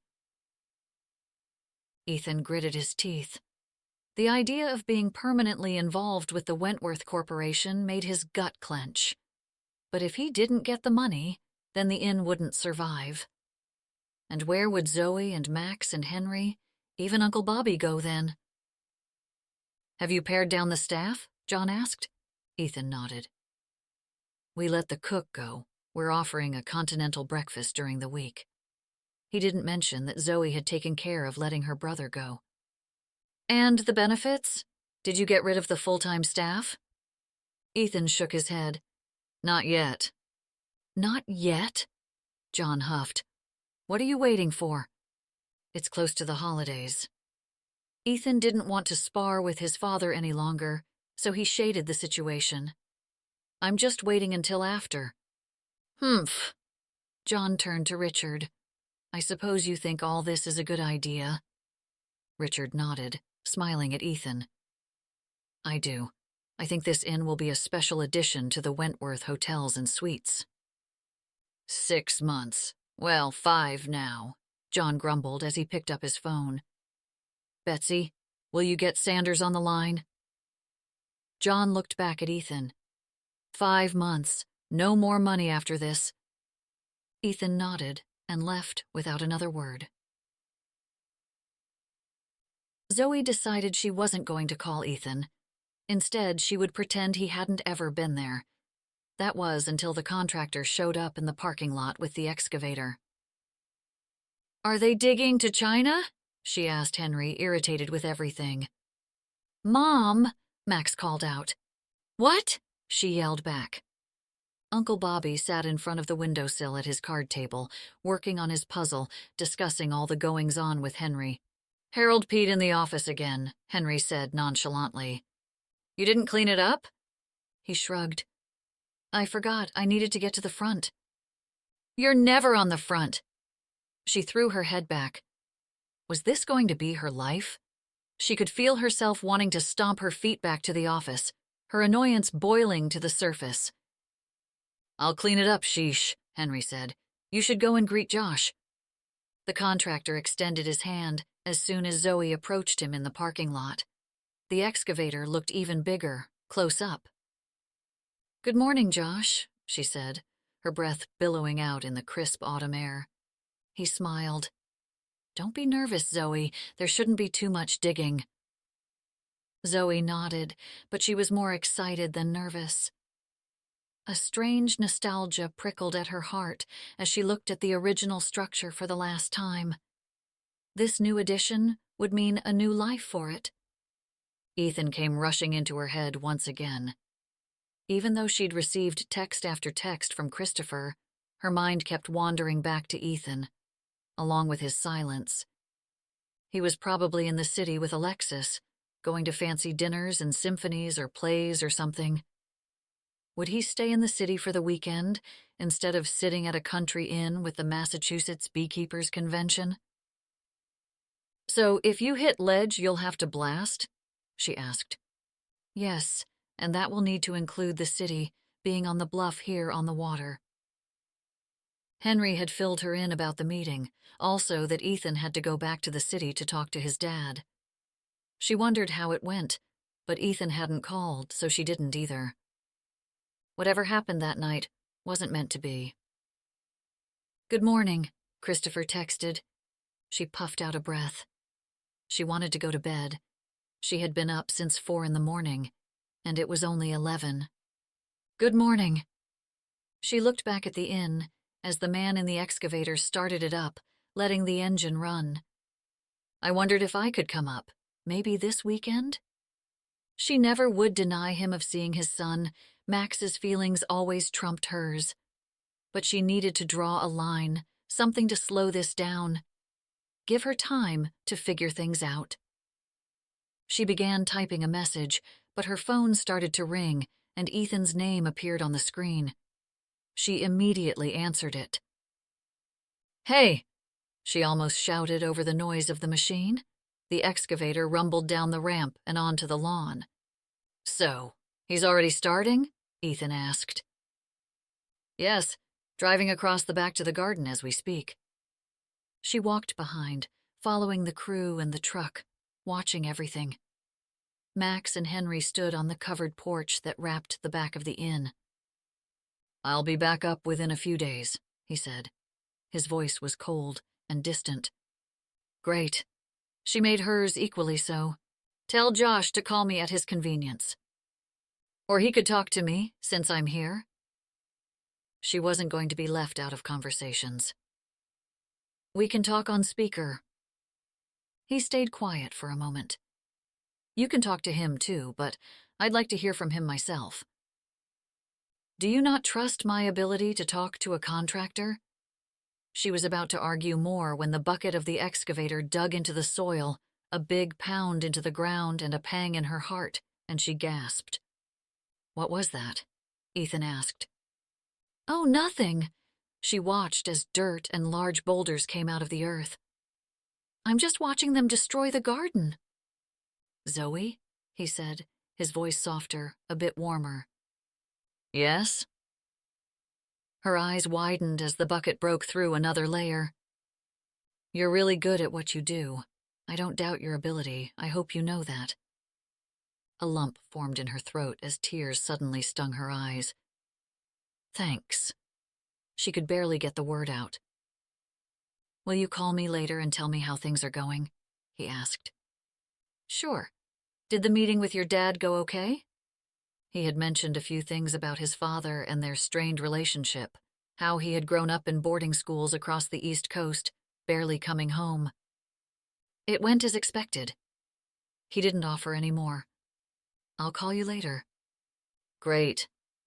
He hung up as another bucket of dirt was dropped into the back of a dump truck, and Zoe completely forgot to text Christopher back. Ethan wanted nothing more than to get the night over with.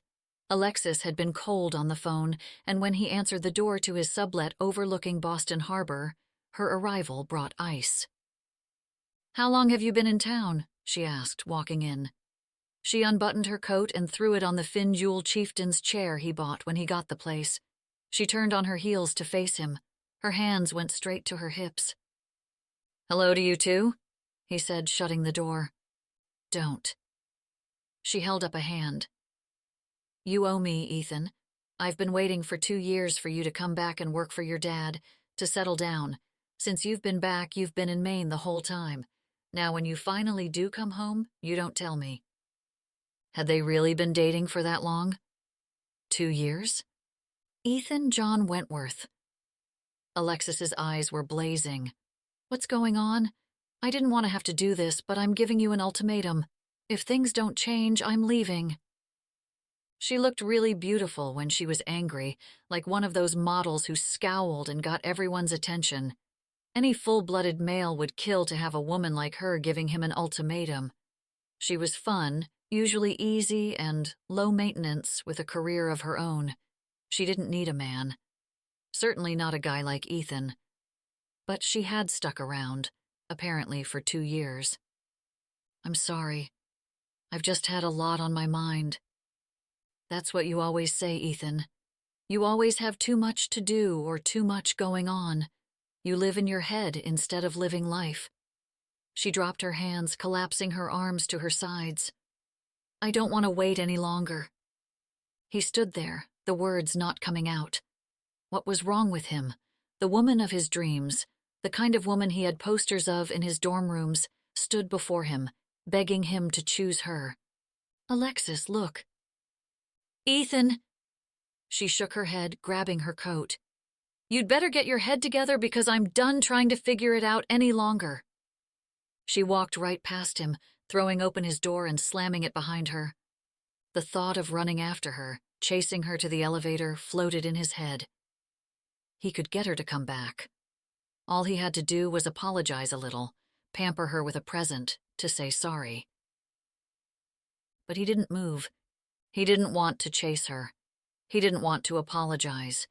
He didn't want to buy a gift for someone who already had too many gifts that she didn't appreciate. He walked to the windows, the black night blending together with the black sea for as far as he could see. He never paid attention to this view, yet the sea lived in everything at the inn. The waves could almost always be heard. The tangy scent of salt and sand permeated the air, inside and out.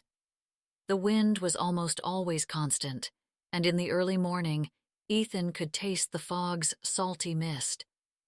From his apartment's high vantage point, he could see Alexis storming away.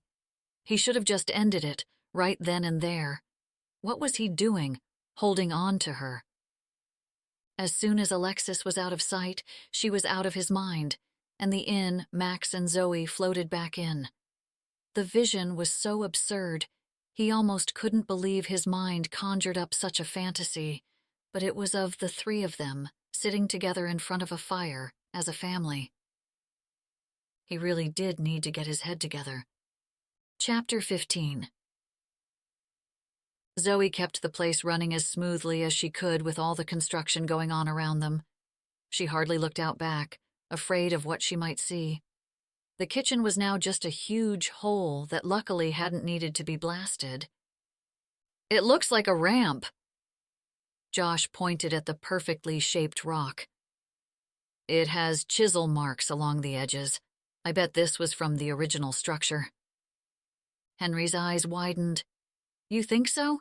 We should get the Historical Society out here."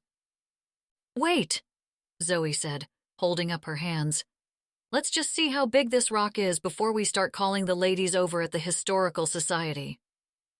"It's big," Josh said. Zoe bit her bottom lip. "Too big?" Shrugging, he said, "I don't think my machines will be able to handle this type of rock. I could make some phone calls and get someone out here, but it's going to be costly." "How much?" "Depending how far that goes down, it could get into the thousands." Zoe exhaled slowly. "I was afraid of that." Josh pulled out his phone. "I'll call some guys to get an estimate." "Great." Zoe forced a smile, but her stomach twisted. Each day brought more unexpected, pricey add-ons. She'd have to call Ethan about it, and then she'd have to deal with grumpy Ethan, the one who worried about the project and whether he was doing the right thing, the one who was concerned about his investment and Zoe's business mindset. She walked back into the kitchen. Zeke stood behind the stove. "Zeke, what are you doing here?" He was a full 3 hours early, since they cut the breakfast service on the weekdays. He shrugged and went back to cutting vegetables. He always had a habit of showing up early for his shift, but now he was around most of the day. Zoe suspected he didn't have anywhere else to go. "I've never met anyone else with a Z at the beginning of their name," she said, thinking about it. Her mother had liked it because it was different, but Zoe had hated it as a kid. Many of her teachers and peers couldn't pronounce it or spelled it wrong. She was always at the back of the line or her desk in the back of the classroom. Well, there was a Zach, but he was a jerk. "It's not really my name, got it in the Marines." "Oh." She was surprised. She hesitated. Zeke's taciturn manner made her feel as though she should wait for him to tell her, instead of prodding. "It's Harold." She immediately looked at the dog sleeping in the bed under the table. Harold's newest favorite place since the construction started, hiding in the kitchen with Zeke. "Harold?" she laughed. "You're kidding." He shook his head. "Always hated it, and since it was my father's, well, I didn't mind when the boys started calling me Zeke." She wondered if he had any other family. Probably not, with how much he'd been hanging around the inn.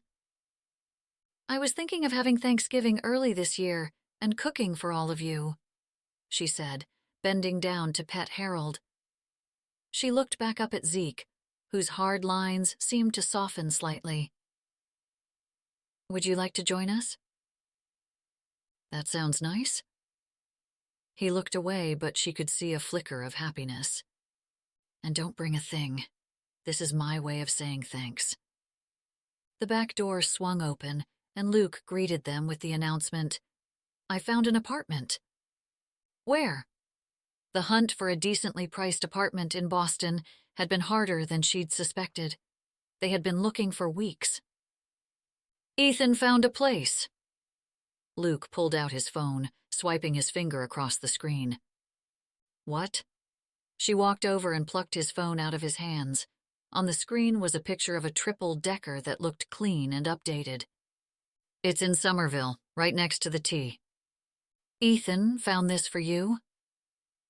She didn't even know they had been talking since he went back to the city. "He has an agent who helped me out."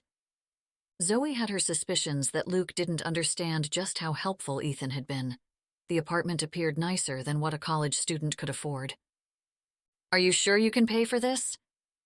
"Yeah, the place is exactly in my price range." Her chest tightened up as Luke continued to talk excitedly about the apartment. She was happy for him, and she didn't regret her decision, but her heart hurt. She didn't want him to leave.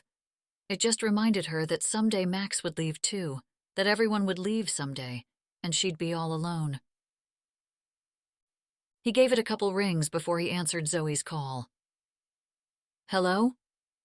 Did you pay for my brother's apartment?" Zoe sounded like she did when he first met her.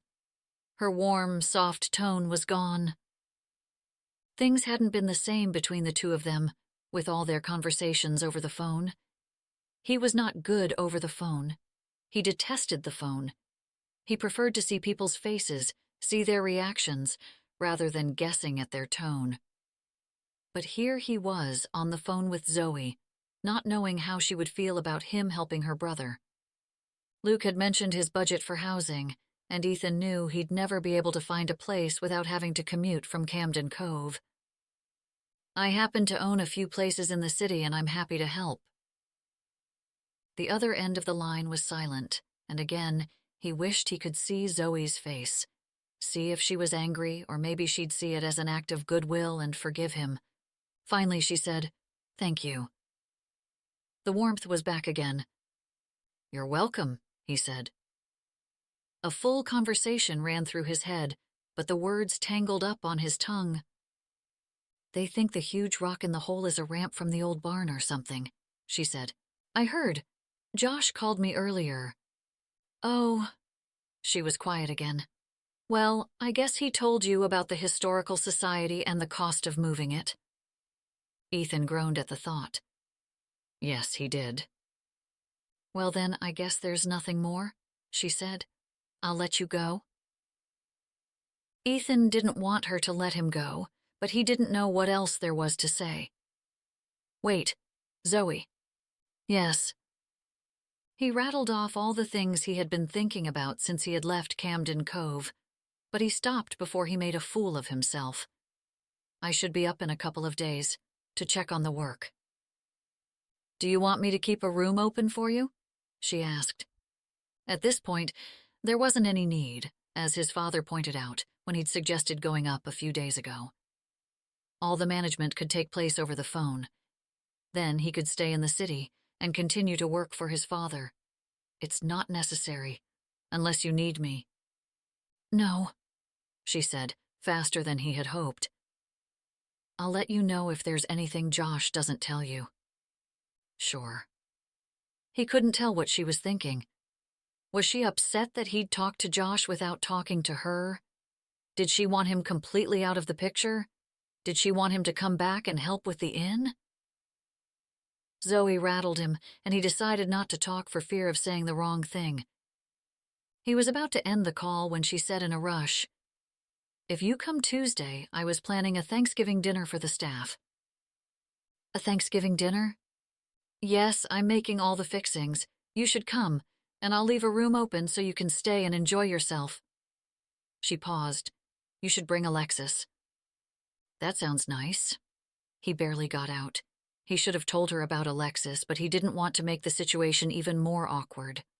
Christopher had stayed with her. She had opened her home to him, and he was pretty sure he was more to Zoe than just Max's father.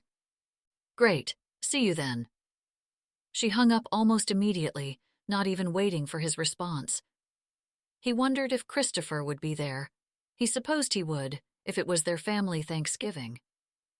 He almost didn't want to go, if that were the case. He had never disliked another man so much in his life. Well, not besides his father. His problem with Christopher had the same root as his problem with his father. He had no respect for men who didn't step up and be a father to their children.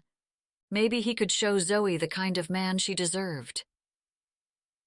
Mr. Wentworth? His father's receptionist spoke from her desk. Your father will see you now. Ethan looked up from his phone. Thanks. He walked in and saw Amelia on the couch, her thumbs dancing across her phone's screen as she typed. We need to get to Chicago first, then San Francisco. If we could meet the union reps before it hits the news, then maybe we can work something out. But if the workers do end up walking out and there's a strike...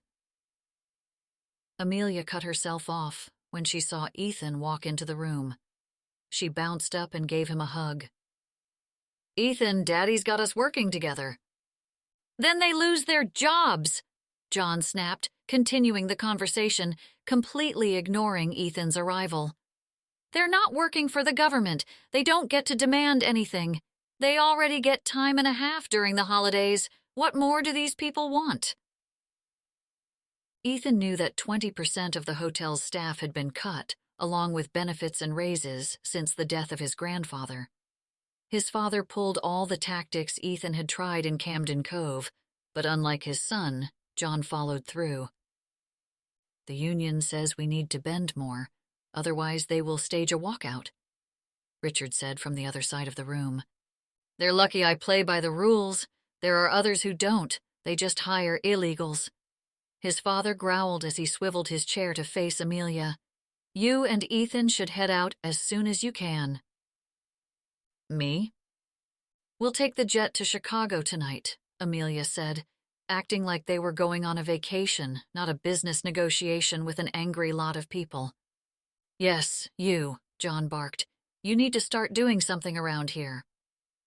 During the few days Ethan had been back, he'd gone to every meeting, every social event his father ordered, was at the office all day, yet he still wasn't seen as working.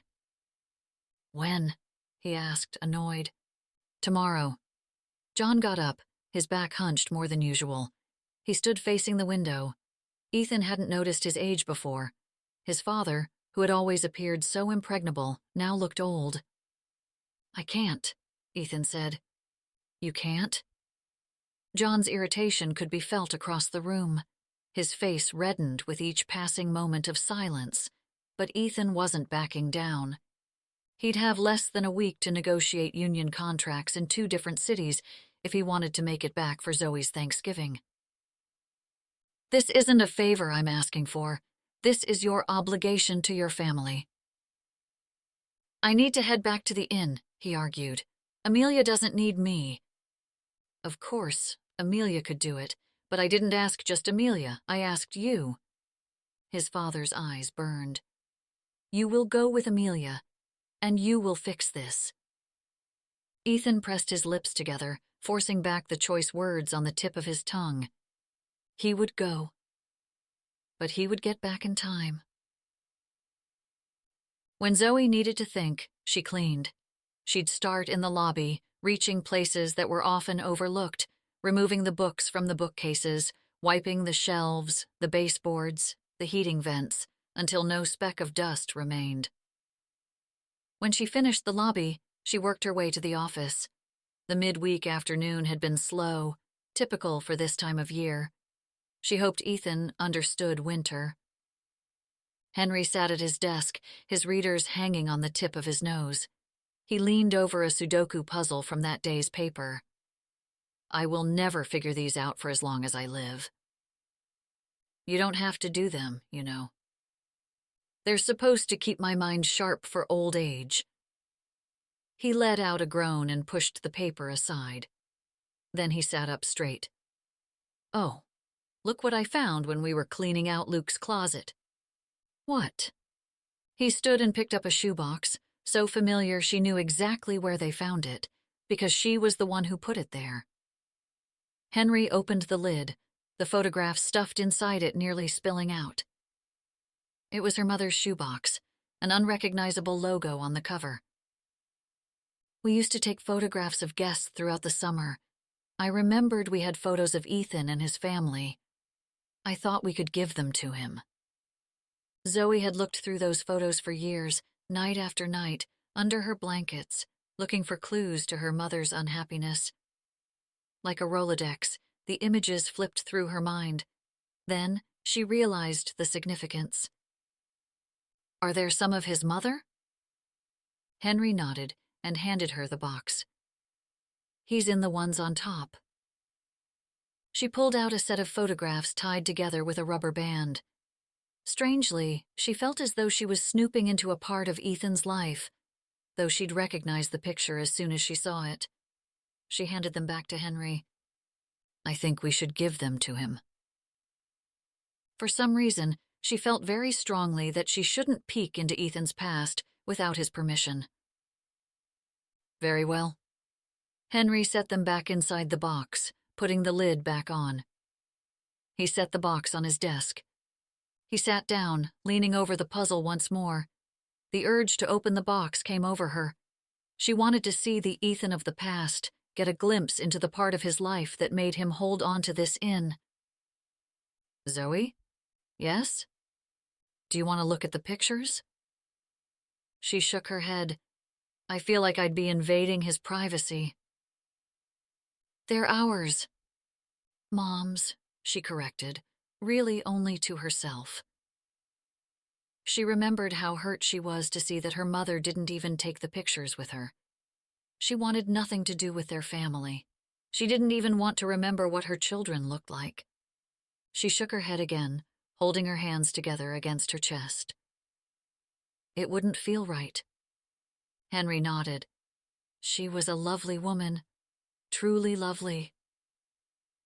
His mother? Yes, Jacqueline. She made everyone feel good, just being around her. But when she got sick, Henry let out a breath. I felt so sorry for the kids, for John, for her. We were all devastated. How did they get involved with the inn? I had confided in Jacqueline that we were struggling, and she offered to help. Things worked out great until she got sick, and then when she passed, that's when John stopped coming, stopped everything, including helping with the investment. Why did he hold on so long if he didn't care?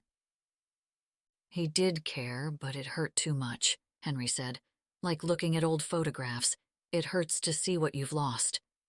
Then, an image of a photograph popped in her head. A family, all together in the garden, standing around a woman who sat in one of the chairs. Zoe had always got hung up on that photograph of the perfect family. The family she wished she could have had, with a mother and father, happy together. She was heart-pained to think of what Ethan had lost, because she knew exactly how it felt. Chapter 16. Ethan ran along North Lakeshore Drive, crossing the street to the hotel from the lake. The day had been cold, crisper than the East Coast, but now, in the dark evening, it was bitter. He loved running in Chicago, the perfect perpendicular sidewalks, the orderly layout of neighborhoods, and a great lake right in the heart of the city. It was a runner's dream. Usually, but today, with the cacophony of traffic, the commuters taking to the streets and the harsh wind in his face, his run had been miserable, just like he was. He didn't want to be there, and after the day's meeting, things didn't seem to be going as smoothly as he wanted them to. He was still going to be stuck in Chicago on Tuesday, no doubt. As he ran, he contemplated canceling with Zoe, telling her now instead of getting her angry again by canceling at the last minute. But he didn't want to. He wanted to go. He needed to go. He would go. Ethan's phone pinged with a text from Alexis. I'll be in Los Angeles this week. Why don't we meet in San Francisco? He kept running, ignoring her. He hadn't texted or called her since she left his apartment, hoping she'd get the message that he was done, but with the barrage of texts and calls from her, he guessed she hadn't. When he reached the hotel, he thought about calling her. He pulled out his phone, about to press Alexa's number, when it lit up on its own. Zoe. "Hello? Mr. Wentworth?" a little voice asked. Max's voice. "Is everything okay, Max?" he asked, alert. "Yeah, we're good," Max said. "It's Ethan," he said. "We won the tournament yesterday," Max yelled into the phone. "You did?" "Yeah," Max said. "I got 2 goals." "Wow." Ethan smiled, but his heart broke that he'd missed it. "That's great. Mom says she has to talk to you, but I asked her if I could tell you about my goals first," he explained. "I'm glad you did," Ethan said. "Okay, here's Mom." He could hear Zoe telling Max to do something, then she said, "Ethan?" "Yeah, I'm here." He suddenly had a need to hear her voice, hear what she'd told Max, be there with them. "I wanted to know if you're staying longer than Tuesday." "No, just 1 day." "1 room or 2?" she asked. "Just 1." "Great," she said quickly. "Well, I'll let you go." Zoe. "Yeah?" He looked up at the hotel, his last name written across it, the letters towering over him, trying to control him. Wentworth was not just a name, but a power so great it dominated every decision, every move, practically every thought of his entire life. Until the inn. Until Zoe and Max, and the rest of them. He wasn't a Wentworth at the inn. He was Ethan. 2 nights would be great. "Oh?" She sounded as surprised as he was. "Oh, great." What was he thinking? He couldn't stay, not with his father on him like he was. Just as he was about to tell her to forget it, that he probably wasn't even going to make it, her muffled voice came through the line. "Harold, no, stop that." He laughed, thinking about her running after the basset hound. What's he getting into? "My shoe," she groaned. "Did you know that Zeke's real name is Harold?" "No." He couldn't imagine Zeke as a herald. "Really? I know, right?" Then he could hear a shift, her warmth coming through on the line. "He told me the other day." He didn't move, even though his sweat had cooled from the run, and the bitter cold blew around him. "How'd he get Zeke?" "In the military." "That's great about Max. Sorry I missed it." "I know. You would have been proud of them." She laughed. Max did a Ronaldo cheer after each goal. He laughed so loudly, a woman on the street stopped and looked at him. The image of a little Max jumping into the air and doing the famous Ronaldo move made him laugh more. "How are things with you?" she asked. As simple as the question was, emotion filled his chest and he answered quickly. "Fine, I should go." He could hear her confusion on the other end. "Okay, well, I guess." "I need to go. You can let my secretary know the details for Thanksgiving if you can't get hold of me." "Your secretary? Can't I just text you?" "Yes, but I may be unavailable."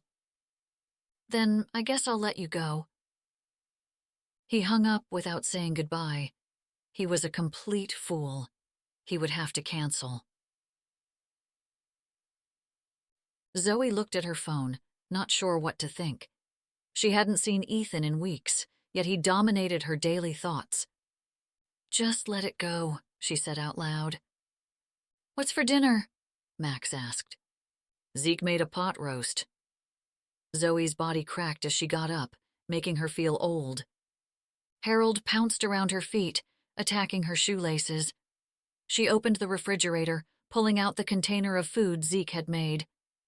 Max set the table with 2 plates and 2 forks. Napkins, drinks. "What do you want to drink?" he asked, rolling his eyes. "I'd love a glass of ice water." She rubbed the top of his head. "You need a haircut. I want it to look like Ronaldo's or Ethan's." She looked at him, surprised. Ethan's? I like his hair. He does have nice hair. Ethan wore his short, gelled, and probably trimmed daily. It looks like a lot of work. She popped the container into the microwave. I want to show him my new moves. If there isn't snow on the ground. She had heard the forecast, and it didn't look so good. I can still show him, Max insisted. When the microwave went off, she pulled out the food and dished it out, then fed Harold. Is Dad coming for our Thanksgiving? He asked. Zoe shook her head. No, it's just for the staff. What about real Thanksgiving? He asked. Well, I'll be working, but we'll have Thanksgiving dinner later, with your uncles and Poppy, maybe Zeke. Will Dad come up? He asked again. He wants to, she answered honestly. Each year had been different. Sometimes Christopher would come up and take Max to his parents, never staying longer than a couple of hours. Sometimes he'd just call. Last year, he hadn't even done that much. Too busy. This year, he'd asked to stay with them. She hadn't answered. She didn't know what her answer should be. She wanted to wait. She knew it was ridiculous, even to think that someone like Ethan would choose her over a woman like Alexis. But something told her to wait. She wanted to see him one last time. Amelia threw down the papers and grabbed her glass of wine. It was close to midnight, and they still had a mountain of paperwork they needed to go through with the lawyer the following day. Let's stop for tonight, she said, yawning. He pulled up another file on his computer, not willing to stop. There was still so much to do before Tuesday. I need to get this done. We have tomorrow, she argued. I want this all wrapped up so I can get back. She set her glass down and looked at him, her eyes cutting into him. What's with you and this inn? He knew she didn't remember much, but he had hoped she would care, just a little. I think it's a good investment, long term. A little dinky inn in the middle of nowhere? She crossed her arms. It's far from everything, old, out of date, hardly a good investment. It's a destination, not somewhere you stay because you're just passing through, he snapped back at her. Her eyebrows lifted. Okay, but even so, why the need to invest so much of yourself in it? Maybe if we hadn't let things slide for so long, we wouldn't be in this mess to begin with. He didn't want to fight, but he couldn't help himself. She narrowed her eyes, seeing through his tirade. There's more to this. Our mother died there, he barked, sounding more like his father than he liked. You might have the luxury of not remembering her, but I don't. I care about respecting her wishes. His words hit her like a slap in the face, and she blinked back her emotions. If you think doing whatever it takes to avoid your family is honoring our mother, then I think you forgot what our mother wanted from the inn. She got up and left the room. Amelia, I'm sorry. He stood up, but she was gone, the door slamming against the jamb. He dropped back into his chair, grabbing his glass of whiskey and shooting it down. How was it that he successfully cut everyone that mattered out of his life, except the dead? Chapter 17. Zoe had brined the turkey for 3 days. The recipe called for kosher salt, brown sugar, butter, more butter, and Worcestershire sauce. She simmered it all together, then let it sit in a pot in the fridge. She spent the whole week prepping to make sure everything went perfectly. Zeke was bringing 2 pies, even though she had argued that she had everything under control. She could handle Thanksgiving. She had been doing so since her mother left. Peel the potatoes like this? She used the peeler to scrape the skin off in a long strip from top to bottom. Of course, this was the year Max got interested in helping with Thanksgiving. Thanks to his teacher, he was all into being generous and giving.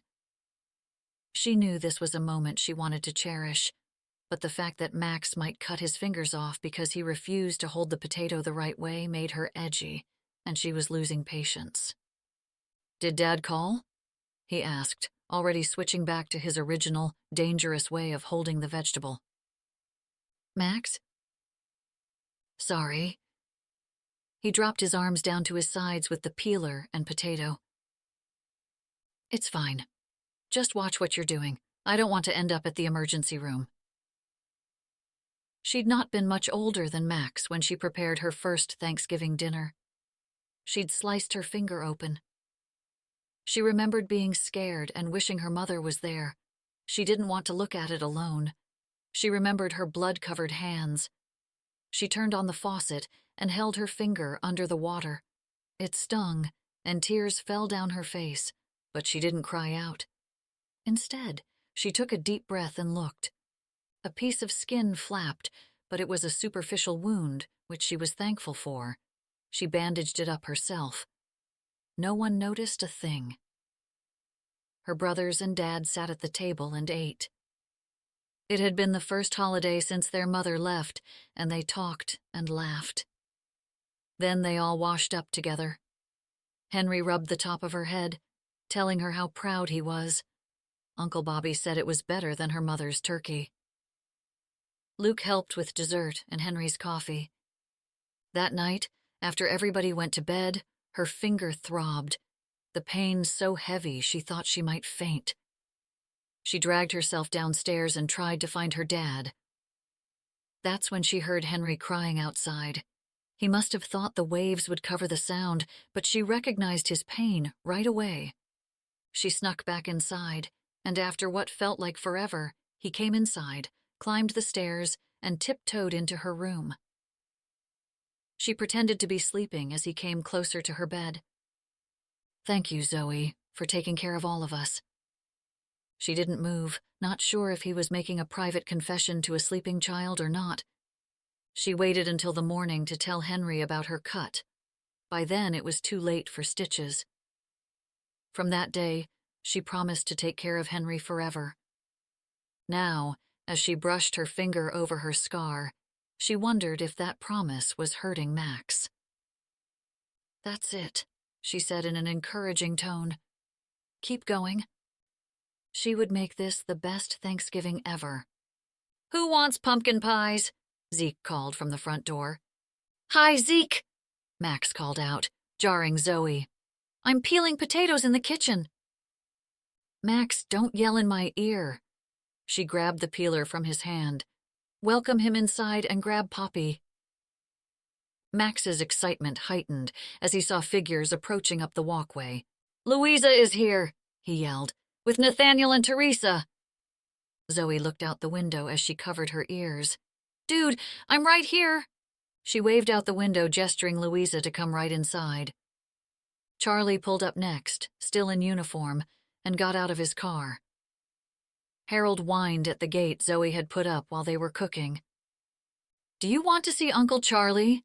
Max said in an excited voice. He opened the gate and both took off for the door. Zoe looked out the window as a black delivery van pulled up the drive. She wasn't expecting any deliveries. The vehicle didn't draw up to the inn, but parked outside the carriage house with the rest of the guests. A man got out and opened the sliding door. He pulled out a large flower arrangement and carried it to the front porch. Zoe heard Henry greeting the delivery man as she approached. "How's it going?" "Good. I have a delivery for a Zoe Williams." The man looked at her as she reached the door. "Yes, that's me." The arrangement was like something she had only seen at fancy hotels and weddings. "Who's it from?" "Ethan Wentworth would like to send his apologies." The man handed over the flowers.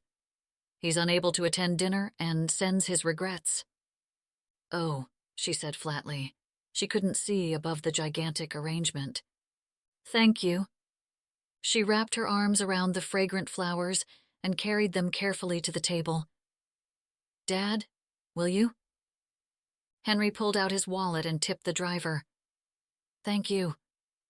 There's more." Zoe didn't care what else Ethan's money could send. She whisked the place settings for Ethan and Alexis off the table. "He sent a case of wine!" Luke yelled out. "And cheese and meats!" "Great." He's a real hickory smoke farm, she mumbled, walking back to the kitchen. She should have known he wasn't coming. Ethan felt horrible. Zoe hadn't replied to his text, and he knew the delivery had been received. Was she busy? After all, she was preparing to feed everyone a big holiday dinner. She could have set her phone aside. She wasn't one to be glued to it. Or was she angry? He couldn't handle the idea of letting her down. "Earth to Ethan," Amelia said from her side of the table. They sat in the conference room of Amelia's suite with a 360 degrees view. His eyes drifted to the east. "I think we need to start thinking long-term."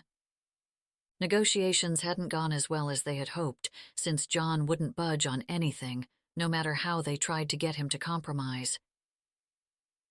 "The turnover in management is too high. It costs us more to train all these new positions than if we just gave in to the increase in benefit coverage," Ethan said over speakerphone. "I will never go for the amount they're demanding. The fact is, this is long overdue." There was a moment of silence, then John erupted into the phone. "We pay them very fairly. We've cut jobs, giving management more work, made overtime mandatory, but don't give all our employees paid vacation. We expect them to work on the holidays without a bonus. And now their co-payments have increased. How is their pay fair? If we give in, then we'll have to shut down other hotels. More people will lose their jobs."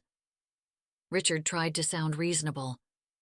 "The hotels that are in the red have customers who are unhappy and not returning because service is poor, because management is unable to be effective, because they're unhappy." Ethan felt deflated. His father would not budge an inch, not even with Amelia on his side. "Go back to the drawing board, because none of these are acceptable terms. In fact, I think Richard should go out there and—" "No, we can handle this," Amelia cut him off. Privately, Ethan wasn't so sure. He wished his father would pull the plug, send them back home. But he wouldn't. He'd send them to San Francisco and God knew where after that. He hung up without a goodbye, and he could see his sister's frown lines disappear. "He'll come around. Just give me a few more days, and I think we'll have an agreement with the union." Ethan understood where the union was coming from. Laws didn't protect the workers from corporate giants like his father. His need to take advantage of every situation to make a buck was too great to control without it. John thought only of the green. The raises and payroll of all Wentworth Corporation heads increased year after year, while the workers were pinched. Zoe popped into his head. The fact she didn't pay herself for more than a year so that her employees were paid fairly spoke loudly to who she was as a person. If John Wentworth gave that kind of care to his employees, Ethan was sure they'd be the most successful hotel industry in the Northern Hemisphere. People came back to the inn, not because of the view, but because of how they felt while staying there. "I have to go." He got up as Amelia shuffled the papers on the table. "What?" She stopped what she was doing. "Where are you going?" He pulled out his phone, ordering an Uber. "The inn." "Are you serious?" Amelia asked. "Ethan, come on." "I'll be back tomorrow morning. I just can't miss this dinner. I promised them." "So, this isn't about the inn, is it?" She knew him better than he gave her credit for. "Not tonight," he said. "Be careful." Her suspicions weren't of him, but of Zoe. After he gathered his things, he kissed her on the cheek. "I promise I'll be back, before you know it. Just make it back before the meeting tomorrow morning, please." He jogged toward the elevator, pressing the down button a few times for effect. He called his assistant and had her make the arrangements as he jumped into his Uber. "Take me to O'Hare as fast as you can." Everything came out perfectly for Thanksgiving. The turkey was moist. The sweet potato casserole was a hit.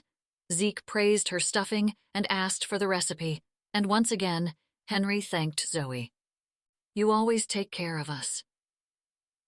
As Zoe looked out at her family and friends, she felt a little piece missing. Something inside made her feel incomplete.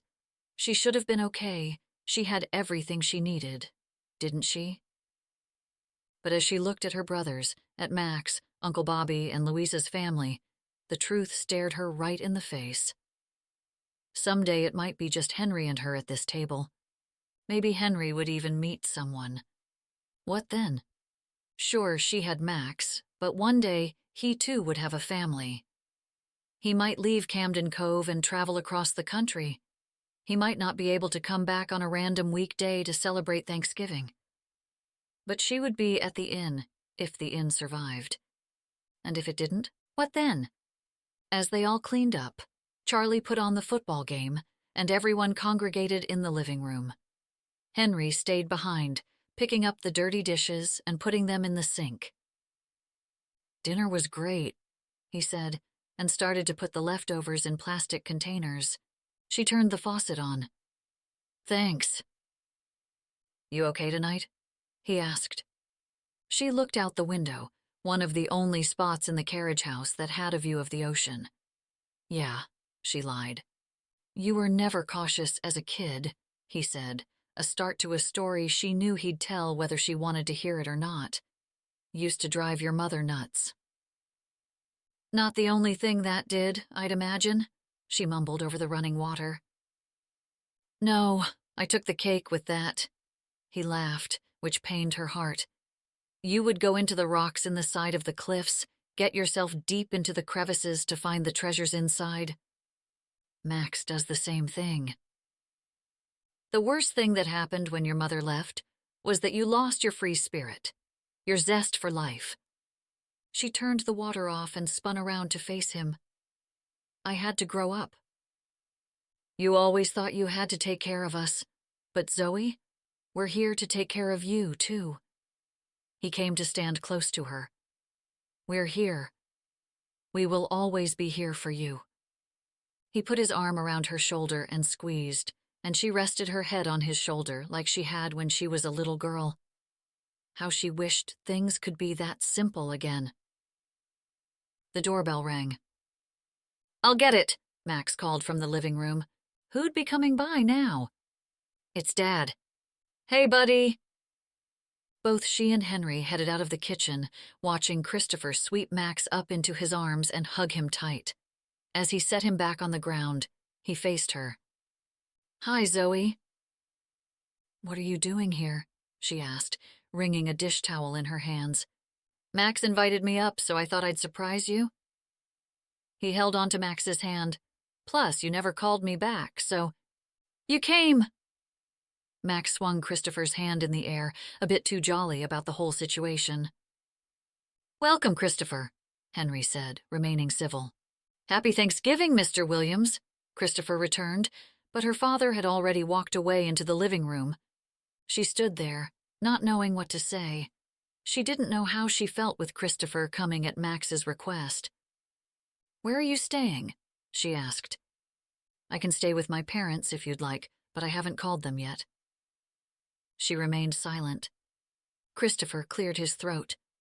"I have some good news, actually. I was hoping to talk to you and Max about it." "What is it?" Max jumped up and down. "A pony?"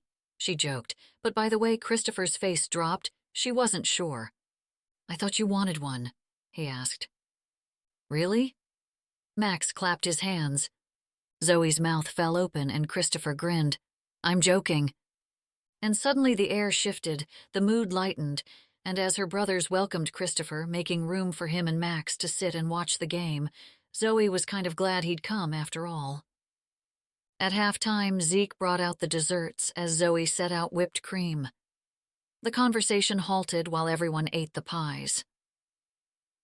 "These are so good," Luke said, scraping his fork against his plate for the last crumbs.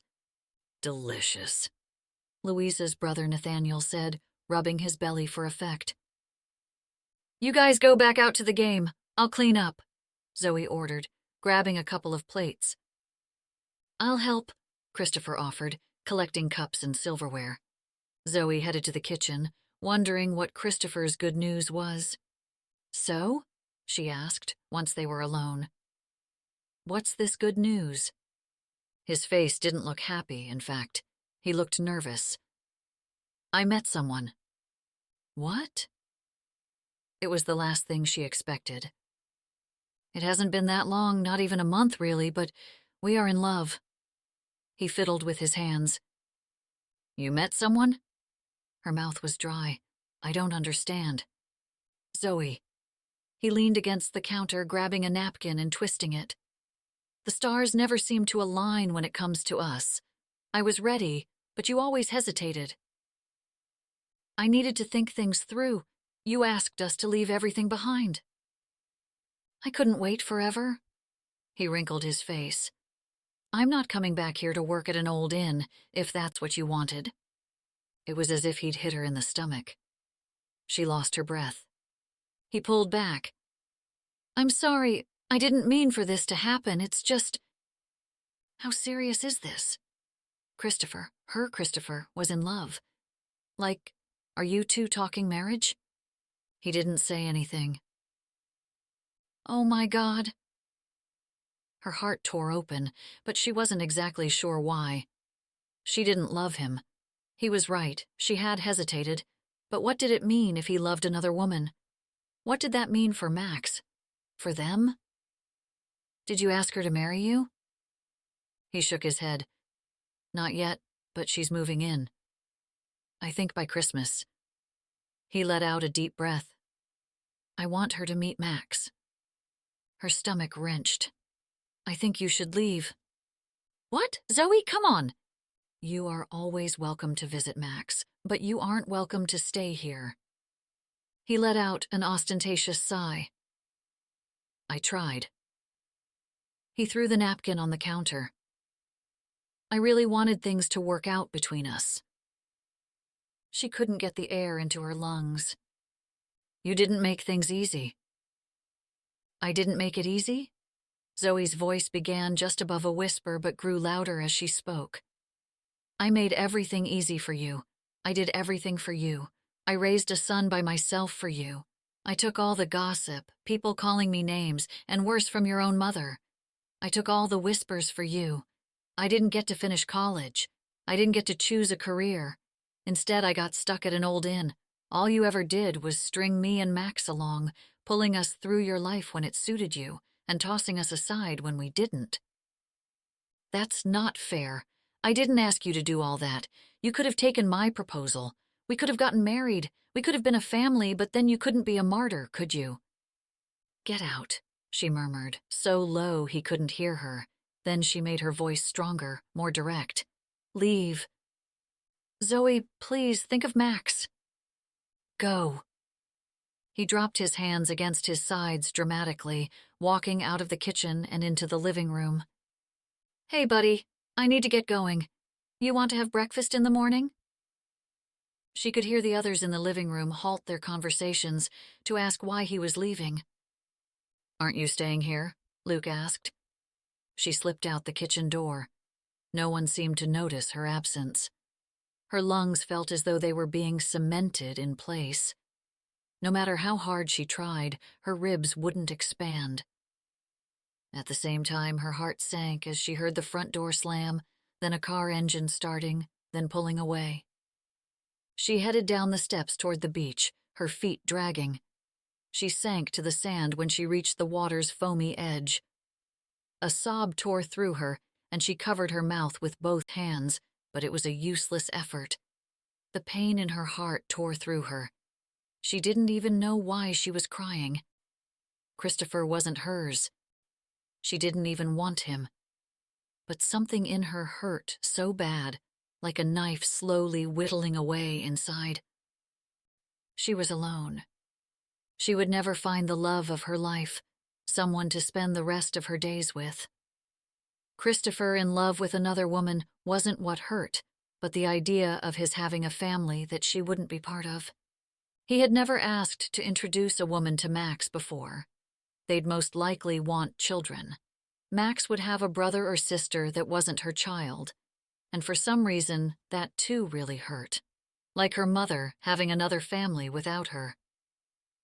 She wrapped her arms around her knees, shivering in the wind, but couldn't bring herself to move, even though she knew she should head back to the carriage house. She focused on the stars overhead and the pounding of waves as the tide rolled in. Then out of nowhere, Ethan sat down next to her in the sand in his uptight city boy clothes. "How'd you?" she asked, hurriedly wiping her face. "I was looking for you." "Oh." They sat in silence. He didn't try to patronize her, like her family would have, asking what was wrong, then telling her what she should have already known, that Christopher never really intended to follow through, that he was full of empty promises.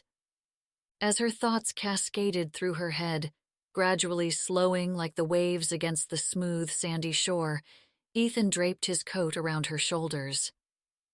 "You can go inside and eat," she said, sniffling, wiping away the moisture from her face. "There's leftovers in the fridge." He shrugged, looking out at the water. "I'm good." "I thought you couldn't make it." "I knew I needed to be here." He took her hand in both of his and squeezed, but looked back out to the sea. She rested her head on his shoulder, and suddenly her breath didn't feel so tight, and her heart didn't hurt as bad. "I probably look horrible." "No." He shook his head. "You look beautiful." His comment caught her by surprise. "Thank you." Silence settled between them.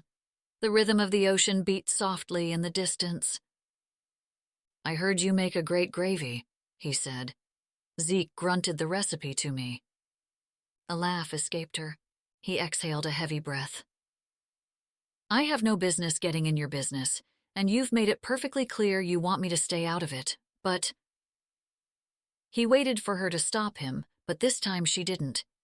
She kept her focus on the water. So he did too, and continued. "But you give everything." More tears sprung to her eyes, and she hoped he didn't notice. "You give everything, all the time, and he doesn't deserve someone like you." She could see him looking at her. "He doesn't deserve someone as wonderful as you." She looked back at him as the wind blew off the water. His eyes spoke louder than words. Ethan cared for her. Yet, here was another guy who had another woman waiting in the wings. She wouldn't put herself in that situation ever again, even if that meant she was alone forever. "I should get back." He let go of her hand and stood with her. "Zoe, I've been gone a long time," she interrupted. She didn't need him to tell her about how he had Alexis waiting for him back home. He probably didn't want to get stuck working in an old inn either. She started walking away, but Ethan grabbed her hand, pulled her back into his arms, and kissed her. Chapter 18. Ethan wished he had kissed Zoe under different circumstances, not when her heart had just been broken. Christopher turned out to be exactly what he thought, a taker, whereas Zoe would always be a giver. She'd give and give and give until she had nothing left. Ethan wanted to give her everything. But when she didn't show up for her regular hour at the front desk, and Henry started small talk about the progress of the construction, Ethan bolted. He had to get back to Chicago before the meeting, and if Zoe wasn't sure how to feel about things, then he wanted to give her time. One thing was sure, she'd felt that kiss. It had been powerful, like a tidal wave crashing over them, intense and complex. She had to step back and gain her balance when they let go of one another. His hands cupped her elbows and he looked into her eyes. "Wow," she said, her fingertips touching her lips. They just stared at each other for a moment, their breath in sync. He leaned closer to kiss her again, but she dropped her hands, stepped back, and walked away, leaving him standing alone on the beach. Now he stood with Henry in the new reception hall. Overruns and scope creep had taken a large bite out of the remaining emergency funds, but he didn't care. The result was quite literally breathtaking. The room was anchored by an enormous ocean-inspired fireplace made from tumbled beach stone. The east wall featured floor-to-ceiling windows, showcasing a spectacular ocean view that kept stealing his attention. The ceiling was fashioned of silvery, weathered barnwood from northern Maine. Soft light from the Parisian crystal chandeliers played over the stormy blue-gray walls, creating a perfect ambiance. The room rivaled any reception hall in any hotel his father had ever built, and it was his vision. His father didn't have vision, only drive and ambition. He'd never created anything like this. He turned to Henry. "Would you give this to Zoe?" He handed over a small package wrapped in butcher paper he'd found in Zeke's pantry. "Sure will." Henry still seemed dumbfounded that Ethan was in town. "You just got here last night, and now you're leaving." He had slipped back to the inn after lingering on the beach for a few minutes. He thought about stopping at the carriage house, but decided he would give her space and time. She deserved it. He hadn't expected to kiss her. The thought hadn't even crossed his mind when he flew out, but boy was he glad he had. That kiss changed everything. Yet, as he walked into the boardroom in Chicago, with his father sitting at the head of the table waiting for him, he was plunged back into reality. "Isn't it nice to just be able to take off whenever you want?" John asked Amelia, though she ignored him. His father didn't care that a dozen or so other participants in the negotiations could hear his criticisms. "Good morning, Father." Ethan held onto his stoic demeanor. "Ladies, gentlemen." He pulled out a chair next to Richard, pretending not to be bothered by his father's comment. He hadn't known that John was coming to Chicago, but there he was, taking over negotiations. Like a bully at the school lunch table, John's voice was loud and overpowering. All the work Amelia and Ethan had put in was immediately washed away by his ranting. By the end of the meeting, they were further away from a resolution than before, and Ethan wasn't sure if there was any turning back. When the meeting adjourned, he met Amelia back in her hotel suite, and John continued his power play. "You just want to hand over our assets along with everything else you promised," John shouted. "It won't kill your golf game to give families health insurance." Ethan stood, anger rolling up his body. His father's face turned a deeper shade of pink. "I will not bend over for those people." "We'll go to San Francisco. Let Chicago percolate for a bit," Amelia said, trying to calm their father down. "Let them see how we negotiate. Then we can come back to the drawing board." "As long as you negotiate like a Wentworth." His father charged out of the room, Richard on his heels, and the door slammed behind them, rattling the picture frames against the wall. Ethan sunk into a chair, his head spinning. "Hope your trip was worth it," Amelia murmured. He didn't answer his sister, but it had been. It had been worth everything.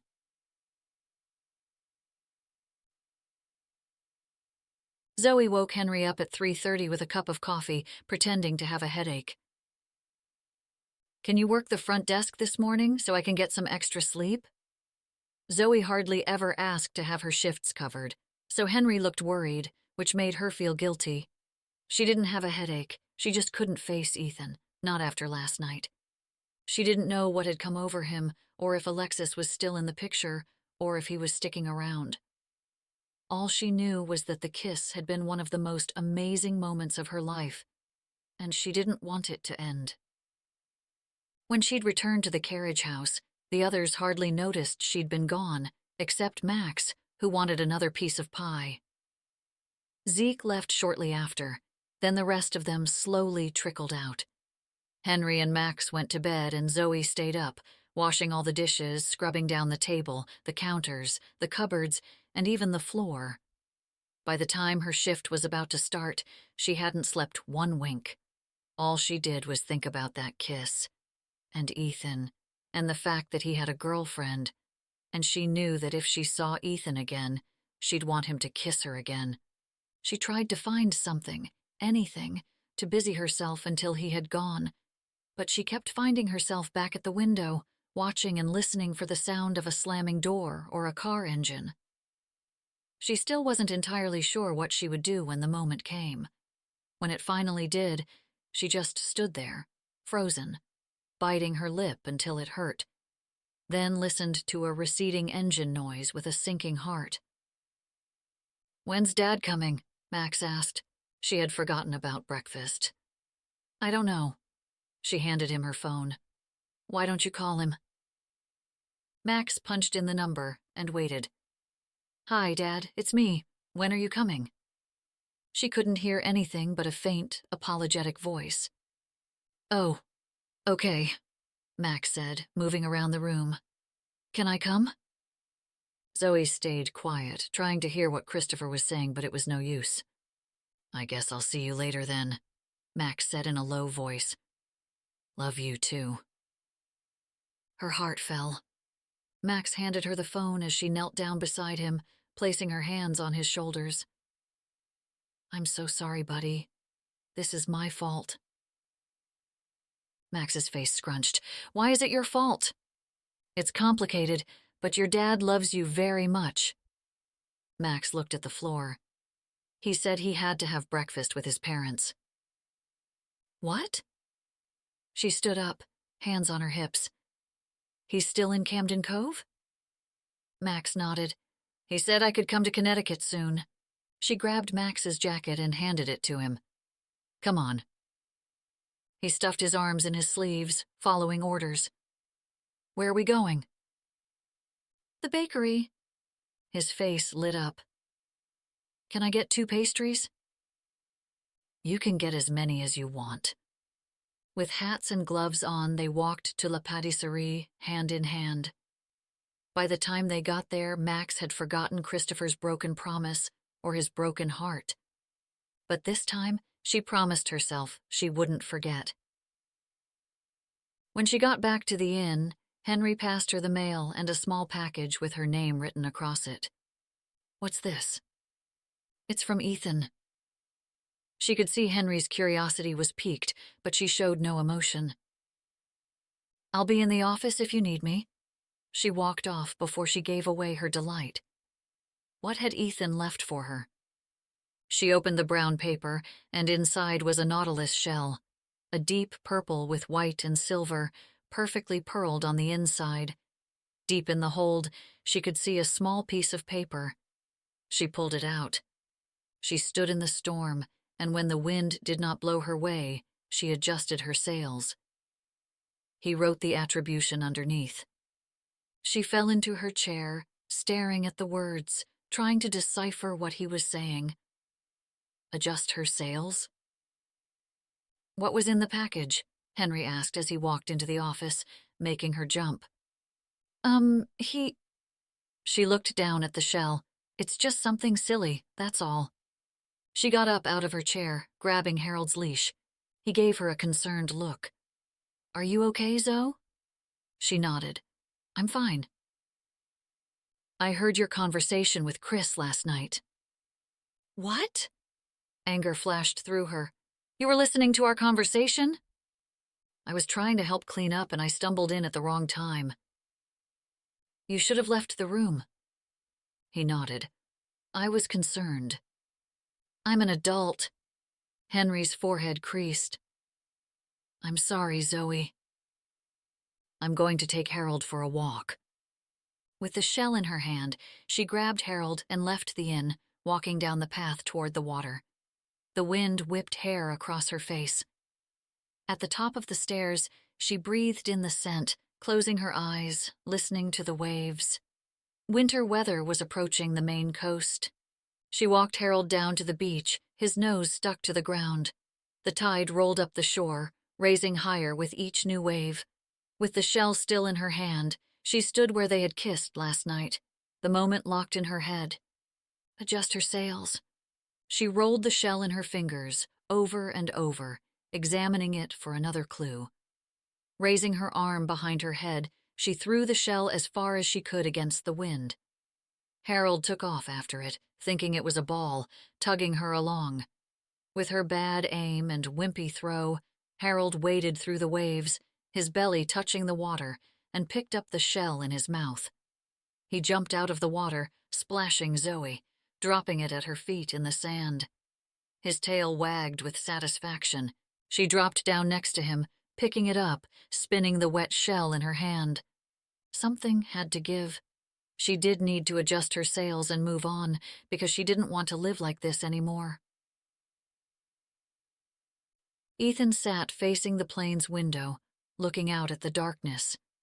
They would arrive in San Francisco in less than an hour, then live in another hotel room for God only knew how long. Ethan had come to the conclusion he would never live up to his father's expectations. Nothing satisfied the man. Why did he keep trying? Amelia, on the other hand, talked about Wentworth business to Richard through the whole flight. She poured her whole heart into the work. He admired his little sister, even while he felt sorry for her. Every Wentworth had their own hang-ups, his being his mommy issues, and hers being her daddy issues. Tomorrow morning, we'll meet with the mediators and then with the union reps. She set a folder in her lap. I believe San Francisco will be easier to reason with. What she meant was, these people needed their jobs more, had more to lose if they didn't negotiate with the Wentworth Corporation instead of against. Living in San Francisco was expensive, with too few jobs and even fewer affordable places to live. The economy of the hospitality industry was bad and only getting worse. Can I get you anything else, Mr. Wentworth? He looked up at the young attendant. No thanks, I'm good. Her formality and lack of eye contact bothered him. He didn't want to be treated like his father, or given such fearful respect because he was the son of John Wentworth. He thought about the inn and Zoe, who treated her employees like family. You can call me Ethan, he said to the woman. He noticed she didn't wear a name tag. Yes, sir. Amelia swiveled her seat to face him. How was Thanksgiving? Thanksgiving? Richard asked, looking at his watch. Isn't it in a couple of weeks? Ethan moaned quietly to himself. He didn't want to discuss Zoe with anyone, especially not Richard, who went to his father with every piece of information. Ethan flew to Maine last night. Amelia snickered. That's why he was running a teensy bit late this meeting. You were in Maine? I had to attend a staff function. He shot his sister a look. She's pretty, Richard said, she continued, swiveling in Richard's direction so she could avoid Ethan's stare. This was news to Ethan. He hadn't thought that Richard noticed anything about Zoe. She has a good head on her shoulders. Richard nodded as though he had been surprised. Her father, on the other hand. We could learn a thing or two from Henry, he said, cutting Richard off. At first, it had looked like Henry was careless with the inn, but Ethan understood him better now. Henry was just as dedicated as John Wentworth was. They were just dedicated to very different things. That inn was a point of contention between your father and mother. Richard took a sip of his drink. He wanted nothing to do with it. Ethan had heard the story, but only via his father's grumblings. Jacqueline loved bringing you kids there. She went there as a child, too. She made John promise to keep it for you kids. Richard shook his head.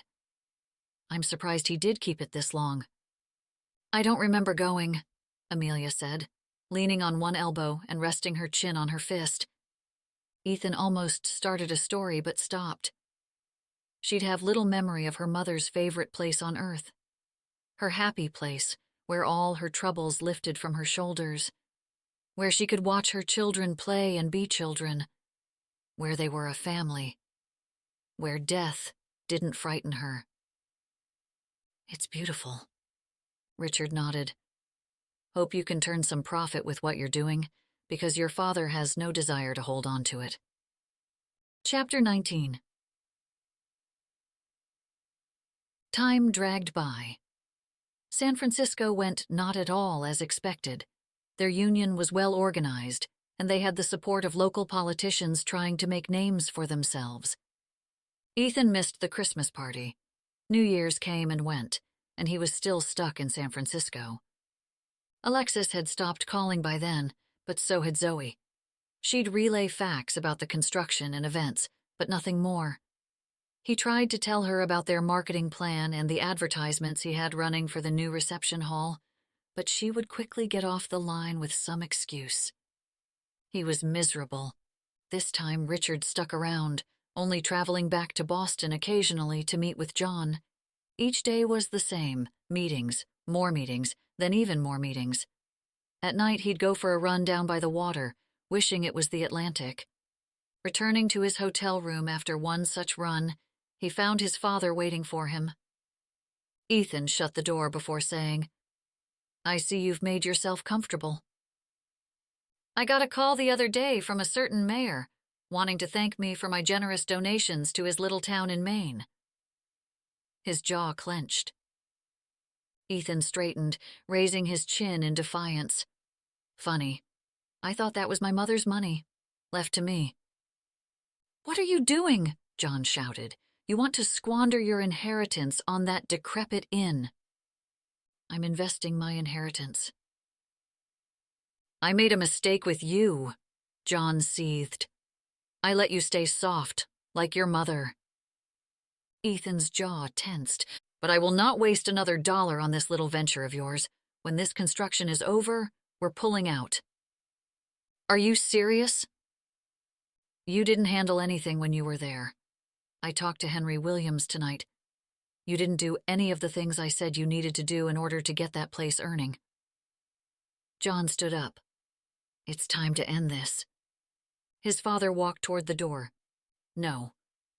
John turned around to face Ethan. "No?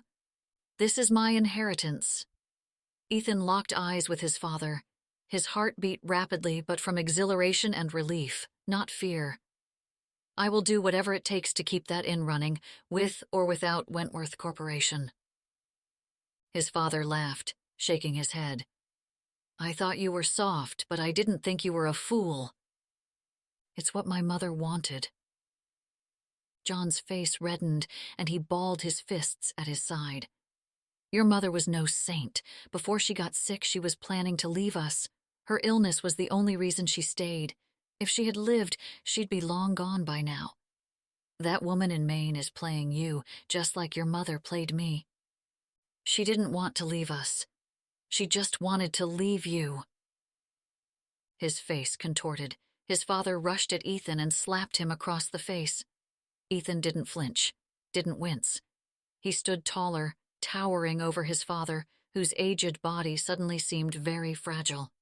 His father's fury turned quickly to fear as he realized that Ethan was no longer a little boy who could be intimidated with a harsh word or a blow.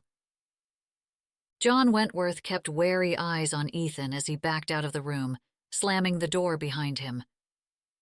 Ethan was stuffing pants and shirts into a bag when Amelia burst into his suite. "Does anyone believe in privacy in this family?" he snapped. "What is going on? What happened with Dad?"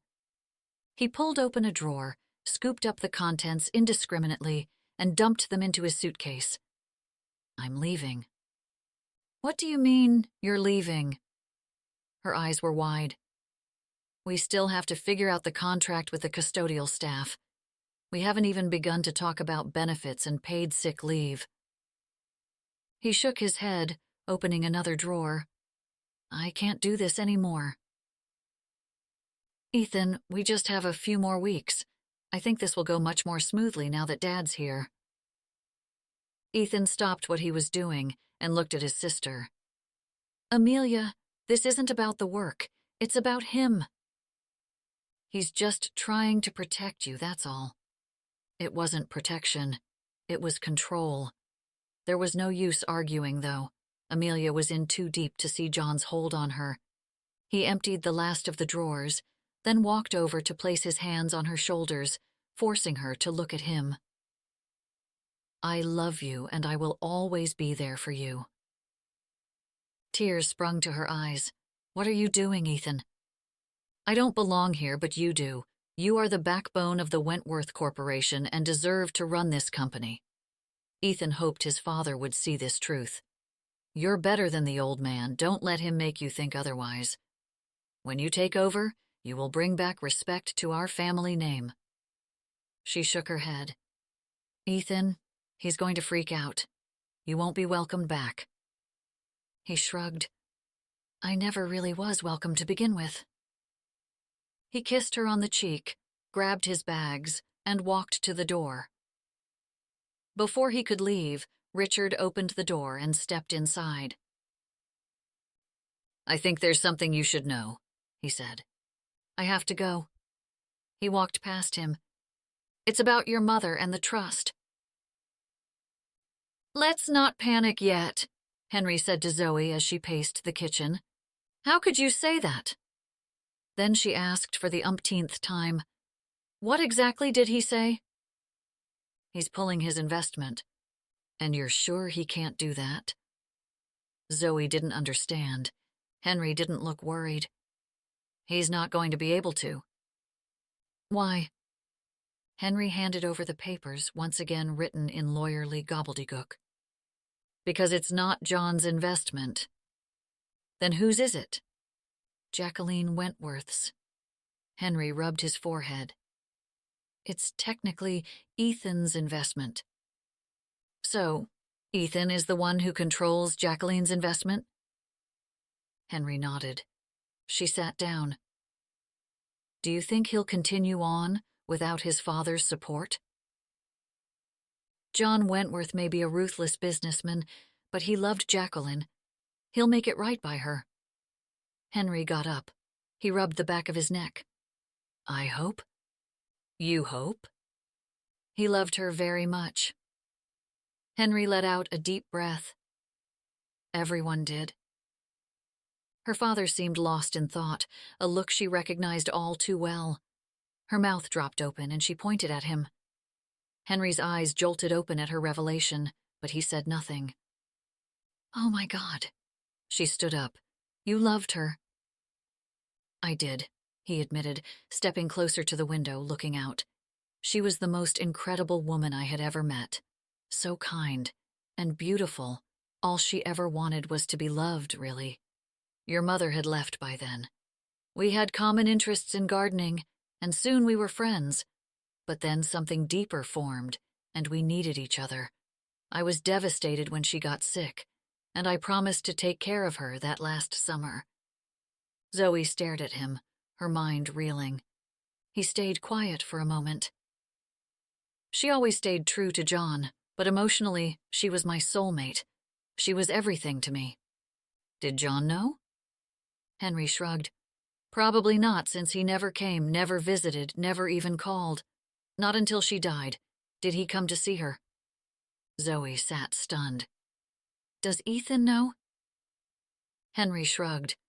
I don't think so, but it's not something that ever needed to be brought to light. Zoe made a face. It's his mother. She stayed with John for a reason. She didn't want her children to think any less of her as a wife and a mother. What she needed from me was companionship, and that's what I gave her. Henry gave Zoe a heavy look. You need to respect her wishes. Zoe held up her hands. Okay, but how do we get Ethan to understand that this was her wish for you, to keep the inn? Well, that's easy. It's not her wish for me, but for him. Ethan stood looking up at the front of the inn.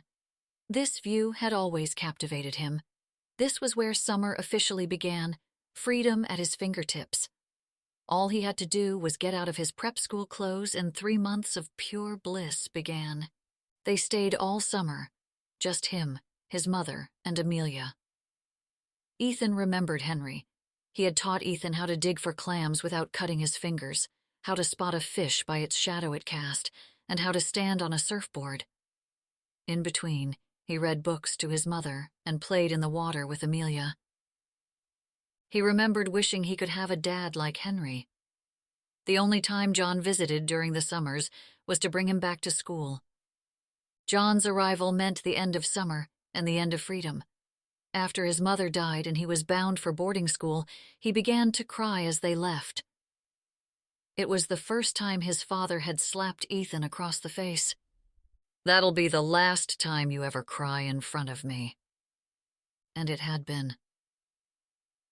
After that, Ethan had pushed down his emotions, no longer riding the currents of joy and sadness. He didn't let feelings interfere with his mood, his thoughts, or his life. Yet the more emotions he allowed to creep back into his heart, the freer he felt. He was angry. His father had tried to get rid of the inn behind his back. Worse, Ethan had almost gone along. When he walked into the inn the first time, he'd wanted to drop it. It was his father who made him stick it out. And for what? So he could prove he was the one in charge? Anger wasn't all he felt, though. He felt hope and joy. As he looked up at the inn, he felt whole. It was part of him, and he a part of it.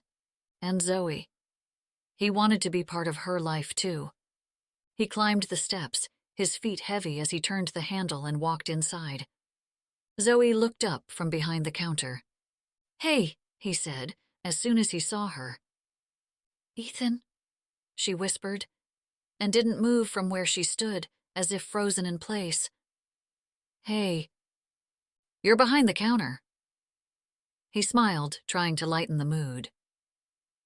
"What are you doing here?" He dropped his bag to the floor and stared at her, unable to get the words out, even though he had been practicing them ever since he left San Francisco. He stepped closer to the counter, rubbing his hands together.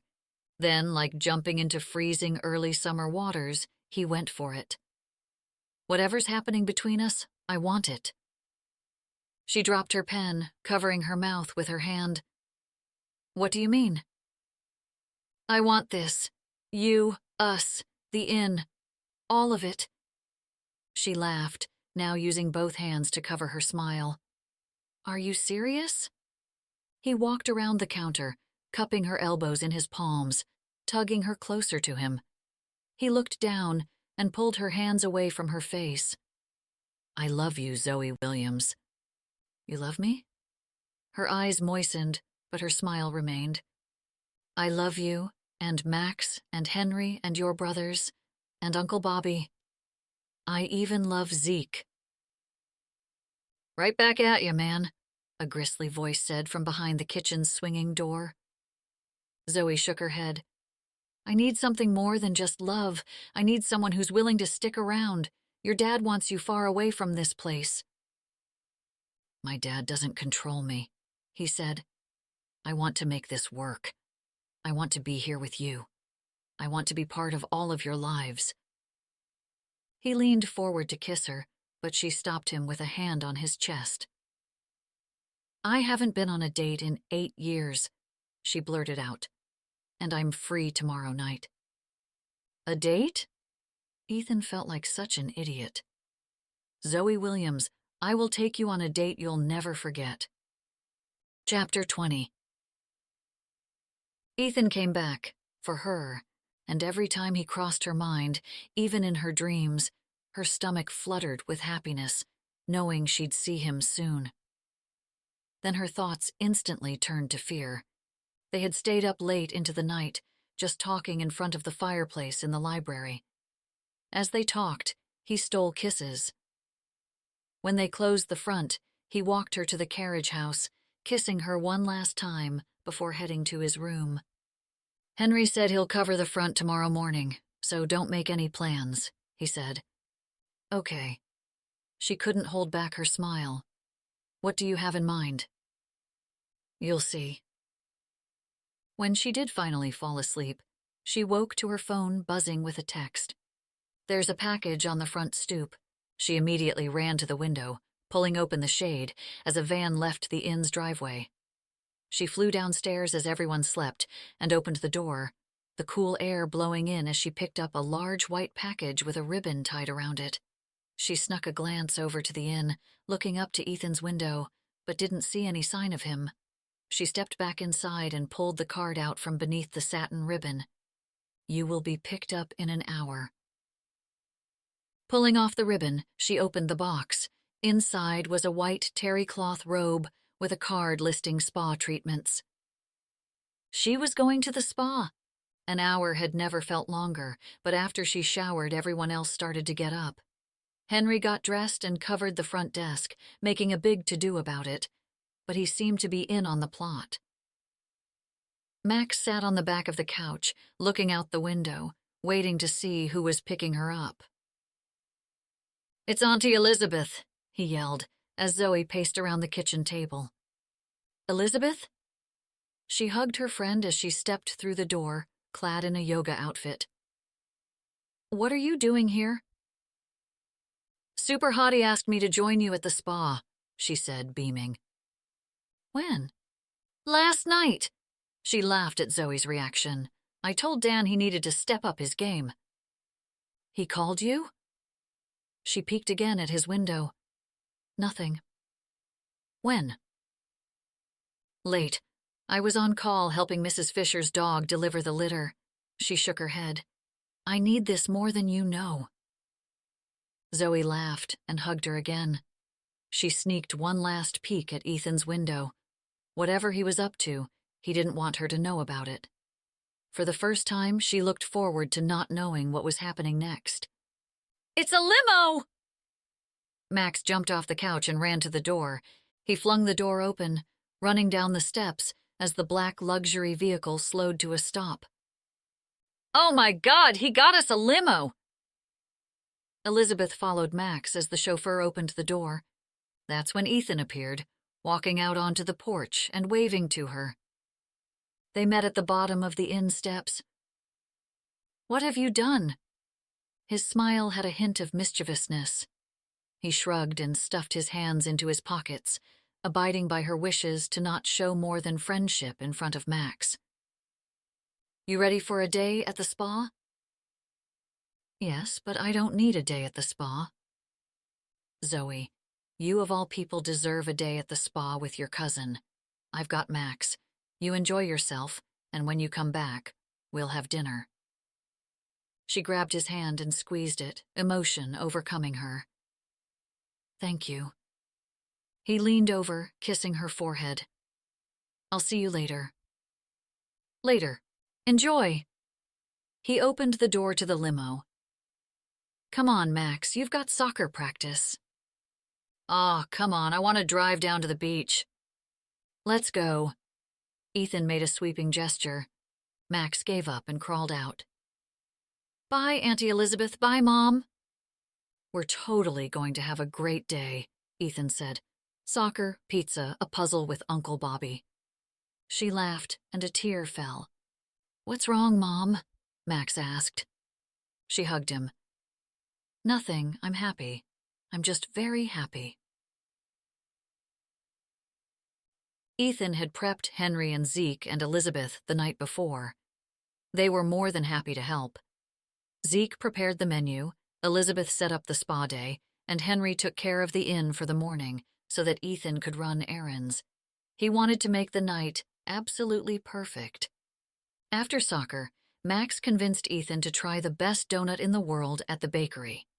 So they stopped and picked up a few and decided to sit on the bench by the beach. The best view to go with the best donuts.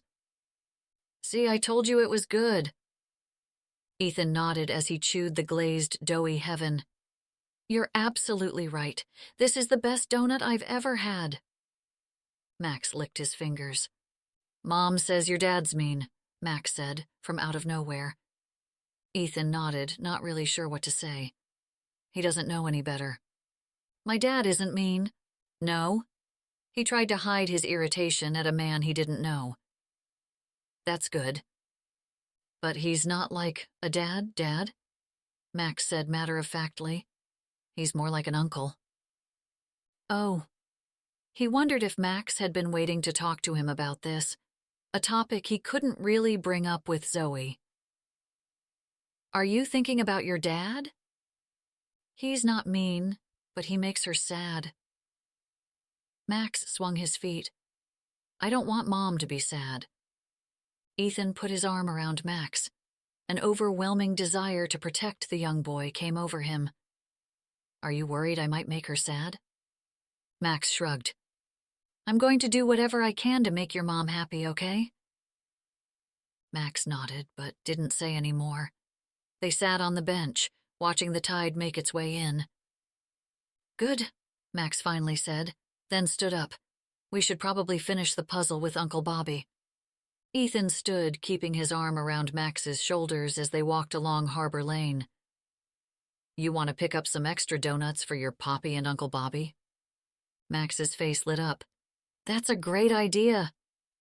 Max ran down the sidewalk back to the bakery, with Ethan jogging behind him. He wanted this. Zoe, Max, the darn bakery donuts. He wanted all of this, all the time. As if he knew Ethan had found a second of bliss, John Wentworth called him. He pressed ignore and opened the door for Max once they reached the bakery. There was no way he'd ruin the day by answering his father's call. He'd never let John Wentworth control his happiness again. He left a voicemail. Ethan was sure he had nothing kind to say, so he deleted it. He could talk to Ethan's lawyer. As far as he was concerned, they had nothing more to say to each other. The day with Elizabeth was better than anything she could have imagined. They chattered together like schoolgirls while being pampered. Ethan had thought of everything: lunch, champagne, and strawberries, even a robe for Elizabeth. He's like rich, Elizabeth asked. Zoe shrugged. I know his dad's rich, like rich. And his mom died at the inn? Zoe shook her head. No, I guess she died in the hospital, but she spent her last few months with Ethan at the inn. Oh, that's so sad. Elizabeth closed the locker she had used for the day. Kids never get over the loss of a parent. There's something always missing. Zoe thought of the loss of her own mother. People seemed to be more empathetic with a death rather than with someone walking out, but it felt like a slow death. At first, she didn't really believe her mother had left for good. Later, she was mad, pretending to be glad she wasn't around. But soon, she started bargaining with God to bring her back.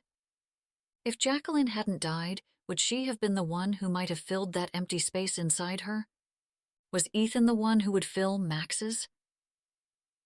After dropping Elizabeth off, she thanked Len, the driver, for the ride, and was greeted by Ethan and Max. Max ran toward her. Can I look inside? Sure, kid, check it out, Len said. Ethan leaned over and gave her a quick kiss on the lips when Max climbed into the limo. Did you have fun? Yes, thank you. She wished she could kiss him again, but she didn't want to risk it. From his coat pocket, he pulled out a small box. I'll be back at 6. She looked at the box uncertainly. You open it, he said, as though reading her mind. She pulled the ribbon, opening the top. Inside was a pendant necklace, a lustrous blue stone nestled among what looked like diamonds. She gasped. Ethan, this is too much. She closed the top and tried to hand it back to him, but he held his hands up. Zoe, this is what I want to do for you. This probably cost more than the renovations did. He shook his head. Believe me, you're worth it. But 6. I'll be back at 6. He kissed her again, stepping back as soon as Max bounced out of the limo. We had the best day. Max jumped up and down. We went to indoor soccer, and Ethan's going to help coach again. Zoe looked at Ethan as Max prattled on. Her heart swelled. We got flowers. Ethan put his hand on Max's shoulder. All right, Max.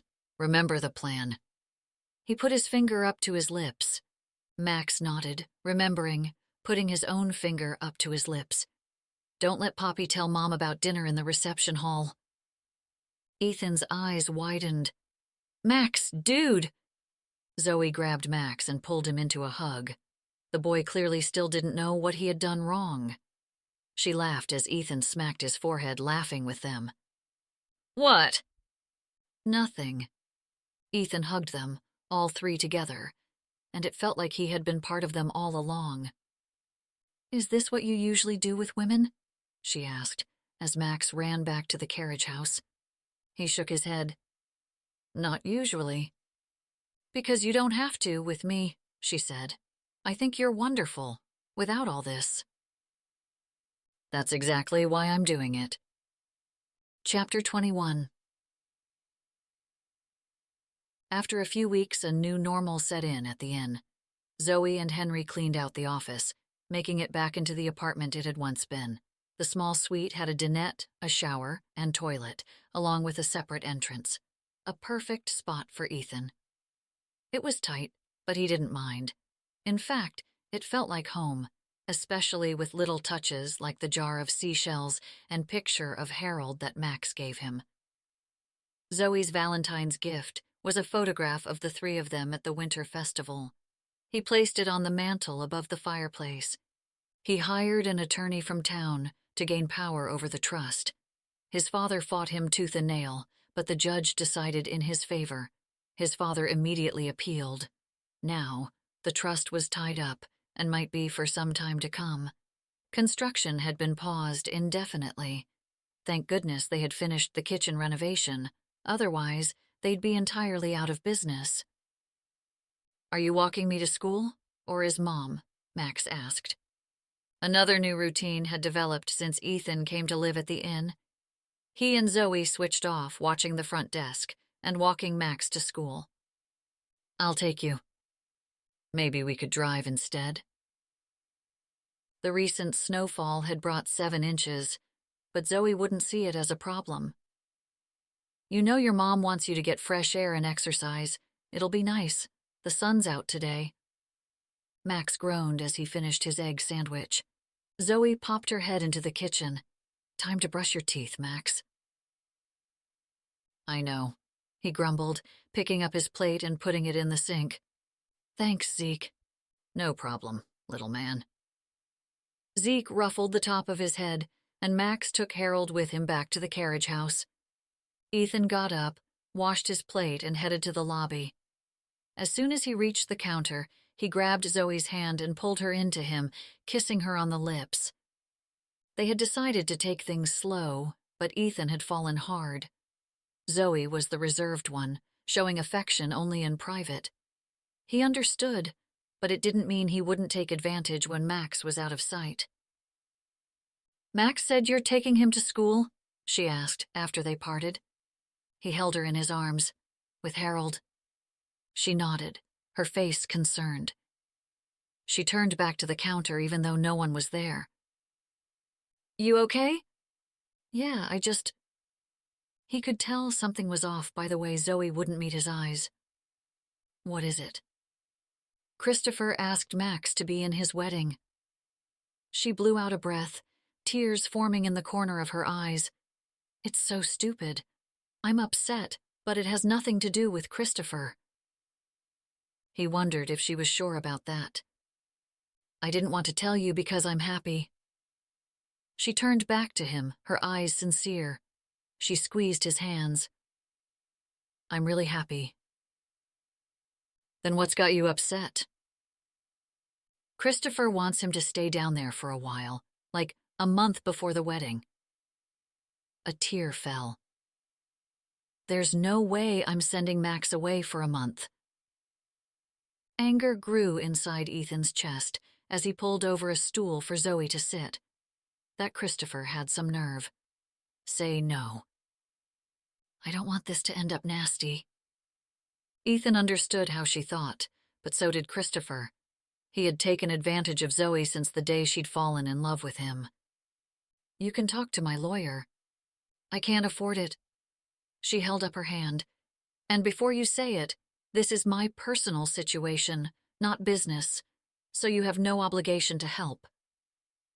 "He's coming this afternoon. It's not like it's some big imposition." "No, Ethan, I can't." He pulled out his phone, typing a text to his attorney, Adam Cahill, giving him a heads up. "Just talk to him about what your rights are as the sole provider for your child." Zoe usually chose not to talk about Christopher and her relationship with him, but somehow she had mentioned the fact that he'd never paid actual child support in all the years Max was alive.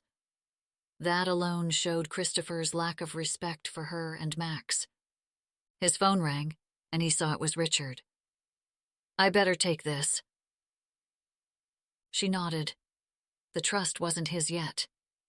He still had his allowance, which Richard diligently sent along, but he had a feeling that Richard was also checking up on him. "How's it going, Richard?" "Amelia got the contract signed in Chicago." His voice was proud. "Handled it very nicely without the old man." That shocked Ethan. "John didn't have his nose in it?" "No, actually, he stepped back on Chicago and it seemed to work." Richard then added, "They like working with her." This didn't surprise Ethan. "That's great. I'm actually calling on behalf of Amelia." Richard's voice quieted, as though afraid of being overheard. "Amelia, what does she want?" "She wants you to come back." "I won't work for the old man." Ethan didn't need to think about it. "You wouldn't be working for him, you'd be working with her." He looked out at the lobby, watching Zoe helping a guest. "He'd never go for it," Ethan said. "He wouldn't have a choice." Ethan jerked his head back. Richard was willing to conspire against his father? "What's going on?" Ethan wanted to know all the facts before he agreed to anything. "Let's meet for lunch." Ethan didn't know the details, but he had a feeling that something big was in the offing, something that might change everything. Zoe had meant everything she said. She was happy, probably the happiest she had ever been. Max, too, even Henry. Everything seemed to be falling perfectly into place as far as her personal life was concerned. But in true Zoe fashion, she was waiting for the other shoe to drop. Ethan fit in perfectly at the inn. He was the extra set of hands everyone needed. He understood the law, contracts, business partnerships, and marketing. He'd work the grounds with Uncle Bobby, then help Zeke prep for dinner. He'd greet guests, pull sheets, and carry heavy loads for Louisa, then coach Max's indoor soccer league. At night, the three of them would have dinner together while Henry watched the front. Those were some of the happiest times. "Do you mind if I drive Max today? I have to go into Boston," Ethan said as he returned from his phone call. He kissed her again. "I have a meeting with my sister and Richard." "What's it about?" she asked, noticing a hint of concern in his voice and immediately looking for the shoe. He shook his head. "It's about my dad." "Oh." Her stomach twisted. "Is everything okay?" He shook his head. "I have no idea. Richard just called me and asked me to come down." This was her fear, the one reason she guarded her feelings and held them close. She was sure he would leave, eventually. "Do you think you'll be back for dinner?" she asked. "I don't know." He took her hand, squeezing it. "But I'll get back here as soon as I can." She nodded, kissing him one last time. Max opened the door as Ethan walked him out. She looked down at Harold, who moaned as he scratched his ear. "Let's hope he really comes back," she whispered as he walked Max to the car and left. As Ethan walked through the old streets, looking up at his father's building towering above the rest of Boston, he thought of his future. The sun warmed the earth, and it smelled like spring as Ethan walked to the restaurant. Cambridge Street was flooded with people going this way and that. He hadn't missed the crowds of people. Everywhere you went in the city, people were there too. It wasn't until he settled in Camden Cove that he realized how being crowded also made his thoughts crowded. Standing on an empty beach cleared his mind. He wished he could have that empty beach now. Even more, he wished he had brought Zoe. He had a feeling he'd need her after talking to Richard. When he walked into the restaurant, he immediately saw Amelia sitting with Richard. It was hard to miss them, as the rest of the place was entirely empty. "Did you seriously clear the place out?" he asked, as he greeted the two. "I wanted us to have a private conversation," Richard said, gesturing to an empty seat. "So, what do you want to talk about?" Ethan's curiosity was certainly piqued. The 2-hour drive from Camden Cove to the city had almost done him in. "We need you to come back and vote at the next board meeting." Ethan had thought they had something new to bring to the table, but it was the same old routine. "This is why you wanted to meet?" "We want you to come back to the business as well." "You're wasting your time. I won't go back, not as long as John Wentworth is still there." "What if he isn't?" Amelia gave Richard a look. "We are encouraging the current board members to make a vote of no confidence." Ethan gaped.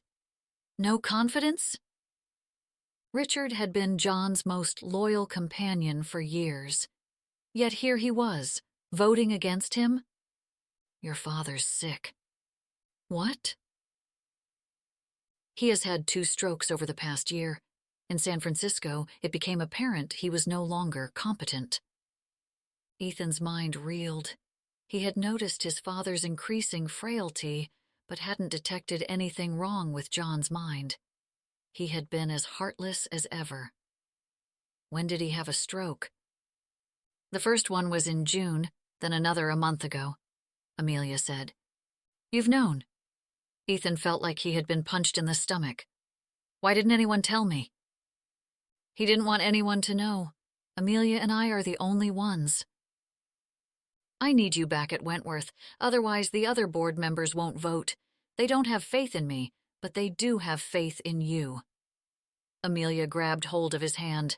"They trust you." Richard leaned on his elbows. "They know you will resist your father if it's what is best for the corporation." Ethan leaned back, letting go of his sister's hand. "But that's absurd. Amelia's a natural at this. She's the one who clinched the negotiations, not me. I can't." "Ethan, this is your legacy, our legacy." Amelia shook her head. "There's no saying no." "At the rate your father's going, thousands will lose their jobs, you will lose the corporation, and everything will fall apart." Richard certainly didn't sugarcoat things. He looked at Amelia's pleading eyes. This mattered to her. If he didn't step up, she could end up being the real loser. What was he going to do? "I can't give you an answer today." "You have until next week, when the board meets. Your father has dragged the family business through the mud. We need a new face, a new COO, and we'd like to nominate you." "Why not Amelia? She's the one who's been doing all the work. She's the one who is passionate about the business. Why does it have to be me?" Richard shook his head. "Ethan, you know the board as well as I do. Do you really need to ask that question?" He guessed he didn't. The board was mostly made up of men of his father's generation. They'd never go for a transition of power from John to a younger daughter, not even someone as competent as Amelia. Not under these circumstances. They'd be reluctant as it was, but to forcibly oust John in favor of anyone but his eldest son was near impossible. "Are you going to tell him?" Ethan didn't want to broadside the man. He might hate his father, but he didn't want to ruin him. Having the son he hated steal his business would surely do him in. "We'd like to have you with us when we do, before the vote." Ethan leaned back in his chair. Zoe. What would he tell Zoe? Just when he felt in complete control, the Wentworth Corporation was trying to suck him back into his old life again. "Do what you need to do, but we can't do this the right way without you," Amelia whispered in his ear before he left the restaurant. He hugged her but didn't answer. How could he? He didn't know what he was going to do. Did he help Zoe and lose his only family, or risk losing his only shot at family by helping his sister? He went back to his apartment to grab a few things. He was surprised to hear a knock on his door. Who could even know he was here? Peering out through the peephole, his heart sank when he saw Alexis standing in the hall. She let out a sarcastic laugh when he opened the door. "Someone said they saw you in town. I didn't believe it, but here you are." He didn't speak. He hadn't called in months, yet wasn't that the way things had always gone with them? I'm sorry, I should have called. She crossed her arms over her chest. You just string people along for your own benefit. You realize that? Ethan hadn't thought of it that way, but from Alexis's point of view, she was absolutely right. He had strung her along a long path to nowhere. I'm sorry, I never meant to hurt you. Isn't that what you always say? She cocked her head to the side. Is this where you give me a gift to appease me? He didn't realize how transparent he'd been. Alexis, I don't have any excuse for my behavior, and I am really sorry I hurt your feelings. For years, Ethan. Years. Alexis looked like she might cry, but she held the tears back. You are the most selfish man I've ever met. And with that, she spun around and walked out of his life. Was he stringing Zoe along too? He needed to make a decision before he told her what was going on. He knew well enough that she'd insist on his working with his sister, pushing her own feelings aside for him. No, he'd make a decision, and if he needed to tell her then, he would. But first, he needed to see his father. Chapter 22. Ethan hadn't missed dinner since he came to live at the inn, and Max wasn't going to let it go, no matter what she said. Is he coming back for my practice? I'm not sure. She cursed herself for falling for him, falling for a guy she knew wouldn't stick around. A guy like Ethan Wentworth did not end up in a rundown inn in the middle of nowhere in Maine. He was a penthouse in Paris with a model kind of guy. Is he coming back for the game? Max, dude, leave it alone, will you? She saw Max's expression change from worry to hurt. She slumped down in her chair. Look, I'm sorry. I didn't mean to snap. I just don't know Ethan's plans. Okay. Max pushed his peas around with his fork. Do I have to finish? No, you can go. Max pushed back his chair, scraping it against the floor and running out of the kitchen. Her phone started ringing, and she reached for it, hoping it was Ethan. Christopher's name flashed across the screen. Hello? Zoe? Great, I caught you. What do you want? You haven't gotten back to me about the wedding. She exhaled into the phone, not ready for this conversation. She grabbed the edge of the table, bracing for impact. I think it's great that he's going to be part of the wedding, but I think a few weeks away from home is a lot. Excuse me? He sounded surprised. He's my son, Zoe. When it's convenient for you. Her heart started racing. Zoe, I want him to come and stay with me. I'm not really asking. Her fingers turned white as she squeezed the table, holding back the urge to flip it over. I'm telling you, he's not staying. Zoe, why are you being uncool about this? She threw down the phone on the table. It bounced across the wooden surface. She wished she had Ethan here, by her side, helping her through this. He would know what to do and how to do it. He would lead her to the path that was right for her and Max, but she could feel Ethan slipping away.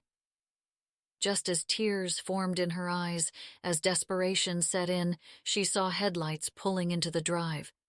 She ran to the door, flinging it wide as she heard a vehicle door open. Ethan! But it wasn't. It was a woman in a business suit and a pair of black heels Zoe had only seen in movies. She slid out of a Mercedes sedan like the seat was butter. As she approached the inn, Zoe hurried to meet her. Did she have another guest checking in? She hadn't noticed a single woman in the reservations book, not to mention, this woman hardly looked like their usual clientele. Zoe reached the front just as her guest walked in. Henry, of course, was nowhere to be found. Good evening, she said, catching her breath from the sprint. You must be Zoe, the woman said, extending her hand. Yes, I am. Have we met before? Zoe thought she would have remembered her, but she did look familiar for some reason. I'm Amelia, Ethan's sister. She smiled, pressing her lips together. I was hoping we could talk. Ethan contemplated calling before visiting his father, but Richard had told him to just go see for himself. Catching John off guard would give him a true look at his condition.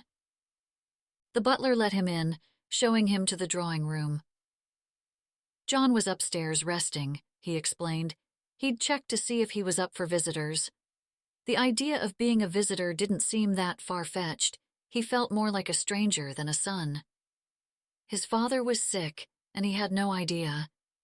He looked around the room. He had never lived in this brownstone. In fact, his only memories of it were lonely holidays when he was forced to stay there. He hated how cold the house always felt, even with its 8 fireplaces. His family home had been sold the summer before his mother died. He picked up a framed photograph. It was of Amelia's graduation from Boston College. The 3 of them stood together, not touching, but close enough. Amelia beamed, looking as beautiful as ever. John scowled, of course, but he looked proud. Ethan looked at his 20-something-year-old self and wondered where he'd gone. The kid who wanted to take on the world, get free from his father's grip. Here he was, getting sucked back in. "Sir," the butler said as he came into the room, "your father will see you in his office." "The office?" Ethan almost laughed. John might be sick, but he still wanted to project power. "Yes, of course." Ethan followed the older gentleman down the hall. "Thanks, Albert." The man gave a nod and moved behind the door, ushering Ethan inside. His father sat behind his desk, his back to the door. "So I suppose you've heard." "Yes, I met with Richard and Amelia today." John sat silently, which made Ethan more nervous than if he had started ranting. After an awkward silence, he finally spoke. "Well?" "Well, what? Did you finally come to your senses?" "If you mean closing the inn, no, I haven't." "Wasting everyone's time with that one." "Did you fire Richard?" It was the only logical reason that Richard would go against John. He was like a dog, loyal to his master, but also willing to bite to survive. "Yes." Amelia would be alone on the board, without Richard. He abruptly changed the subject. "I know you think I'm heartless, but I loved her too." He turned to face Ethan. "She was your mother, but she was my wife." "You didn't show it." Ethan wasn't afraid of the old man who sat in front of him. He stood towering over him, the desk a poor shield. "You never even came out to visit her." "She didn't want me there." John's shoulders sagged. "What? You're lying." "She wanted to leave the marriage, but then she got sick. I promised to take care of her, and you and Amelia." John folded his hands on his desk. "I did the best I could for her." "So now you're the hero?" He didn't care if his father was sick or really what he had to say. He'd never been there for Ethan. He wasn't there for either of his children. It was too late now. "You had 2 children who lost their mother, and you sent them to boarding school the minute after she died." "You didn't want me around. You practically begged me to leave you alone," his father yelled out in a hoarse voice. He started coughing and grabbed the edge of the desk for support. "You never acted like a father." Ethan raised his chin higher. "I came to tell you I'm voting against you at the board meeting. I think it's best if you step down instead, assuring the board that Amelia will be a fine COO." "You want me to step down?" he yelled, spitting out his words. "I built that company, and you're going to rip it away from me?" "I don't want anything to do with it, believe me." "You are nothing but ungrateful. I gave you everything. Finest education, finest houses, finest cars, and this is how you repay me." "Amelia will make this company what it once was. She will bring it into the modern world. You are just going to quit, like you always do." "Quit?" "You have never wanted anything to do with this family, with your legacy, what I raised you to become. You want to sit on the beach with townies, with another man's child. Ethan's mouth dropped open. You don't get to talk about them. Or what? He snorted. You'll leave? You always leave. You always liked running off and feeling sorry for yourself. I've been on my own since I was a kid. The angrier his father got, the more Ethan was determined to maintain control. I remember how you let her die alone. Others may have forgotten, but I haven't. John's face reddened. Get out. Ethan didn't hesitate. He walked out of his father's office, slamming the door so hard it rattled the brick. As he got into his car, thinking about the drive back to Camden Cove, his anger was replaced by pity. He felt sorry for his father, sorry that he preferred his brownstone full of cold treasures to his only son. But he didn't feel sorry for himself. No, he knew what needed to be done. He had made his decision. Wow, was all Zoe could say after Amelia explained everything. The strokes, the outbursts, the meeting with Richard, the second meeting with Amelia, how Ethan had gone to his father's, and how he didn't want to leave the inn. Wow, like billions of dollars? Zoe asked. She sat down on the couch in the carriage house and squeezed a pillow to her stomach. What do you want from me? Amelia folded her hands together. I'm asking you to talk to him. What? Zoe shook her head. I don't have control over Ethan. It's not just the money, it's the jobs. It's the people's livelihood. It's our family business. Amelia's face creased with a worry Zoe was all too familiar with. She had more in common with this woman than she had thought. Look, I haven't even talked to Ethan about all of this. Zoe stood up, crossing her arms. I understand you want me to help you, but I can't. He's in love with you. So in love with the idea of the inn and our mother that he's willing to let go of his legacy. He was born to run the Wentworth Corporation. Amelia didn't move from her seat. He's a born leader, willing to sacrifice his own happiness for others. Our corporation employs thousands of people. His leaving could cause harm to all of them. Zoe's mouth dried up. Everything seemed completely out of her control. Didn't Amelia see that? I wish I could run it. God knows I want it, but it can't be me. He is the one they want. For now. Zoe's heart slowly ripped apart as the reality of what was happening became clearer by the moment. These were Ethan's Uncle Bobby, Louisa, and Zeke. These people needed their jobs. A year, maybe 2, is all he needs to give, Amelia continued, smart enough to see that Zoe was wavering. If what you have is real, he'll come back. Zoe's knees shook as she sat on the couch. Amelia didn't look like she enjoyed what she was doing, and if she had been in Amelia's situation, she thought she might do the same thing. I just want Ethan to be happy. Zoe folded her hands on her knees, squeezing them together, feeling her fingernails cut her skin. What do you need me to do? Chapter 23. Hey, he said, pulling off his coat. He looked around the small family room in the carriage house, and not seeing Max, he kissed her. Hey. She pulled away, dropping his hands. We need to talk, but not here. What's wrong? His stomach dropped. He craned his neck to get a good look at her, but she kept dodging his eyes. Ethan, let's go somewhere else. Zoe, what? He took hold of her hands, again, steadying her in place. She let out a breath, her focus on the ground. Amelia came by? His heart fell at her look. Then panic rushed in. She slipped her hands away. She told me about the vote. Zoe, I didn't want to tell you, because I know what you're going to say. He tried to grab her hands again, but she stepped away from him. You have to help your sister. She wouldn't look at him. Your family needs you, and the company needs you. All those employees. I can't be the reason you aren't going back. That's too much to put on me. What are you saying?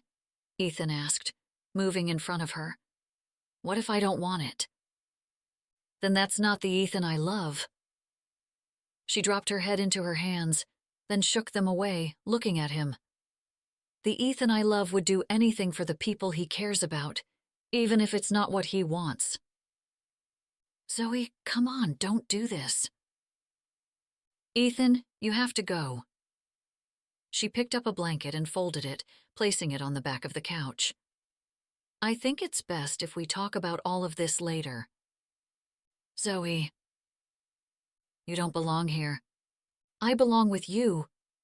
He stepped closer. And you belong with me. Your sister's right. Her chin rose, defiant. You should be there with them. He couldn't believe what he was hearing. Zoe, this isn't about ending things so I can be what they want me to be. He flung out his arm. I want you. That's all I want. You, Zoe. A tear fell as she reached behind her neck, unclasping the sapphire pendant, dropping it into the palm of his hand and wrapping his fingers around it. You have to go. I have to protect Max. It wasn't about her. It had never been about her. If it had been about her, then she would have never said goodbye. She'd never let go of the pendant, and she most certainly wouldn't have let Ethan leave. What's going on with Ethan? Henry asked, walking into the kitchen. I thought I saw his car pull in. She shook her head. No, he left. She spoke barely over a whisper, unable to believe the last few moments of her life. Why? He's gone back to Boston. She could barely get the words out.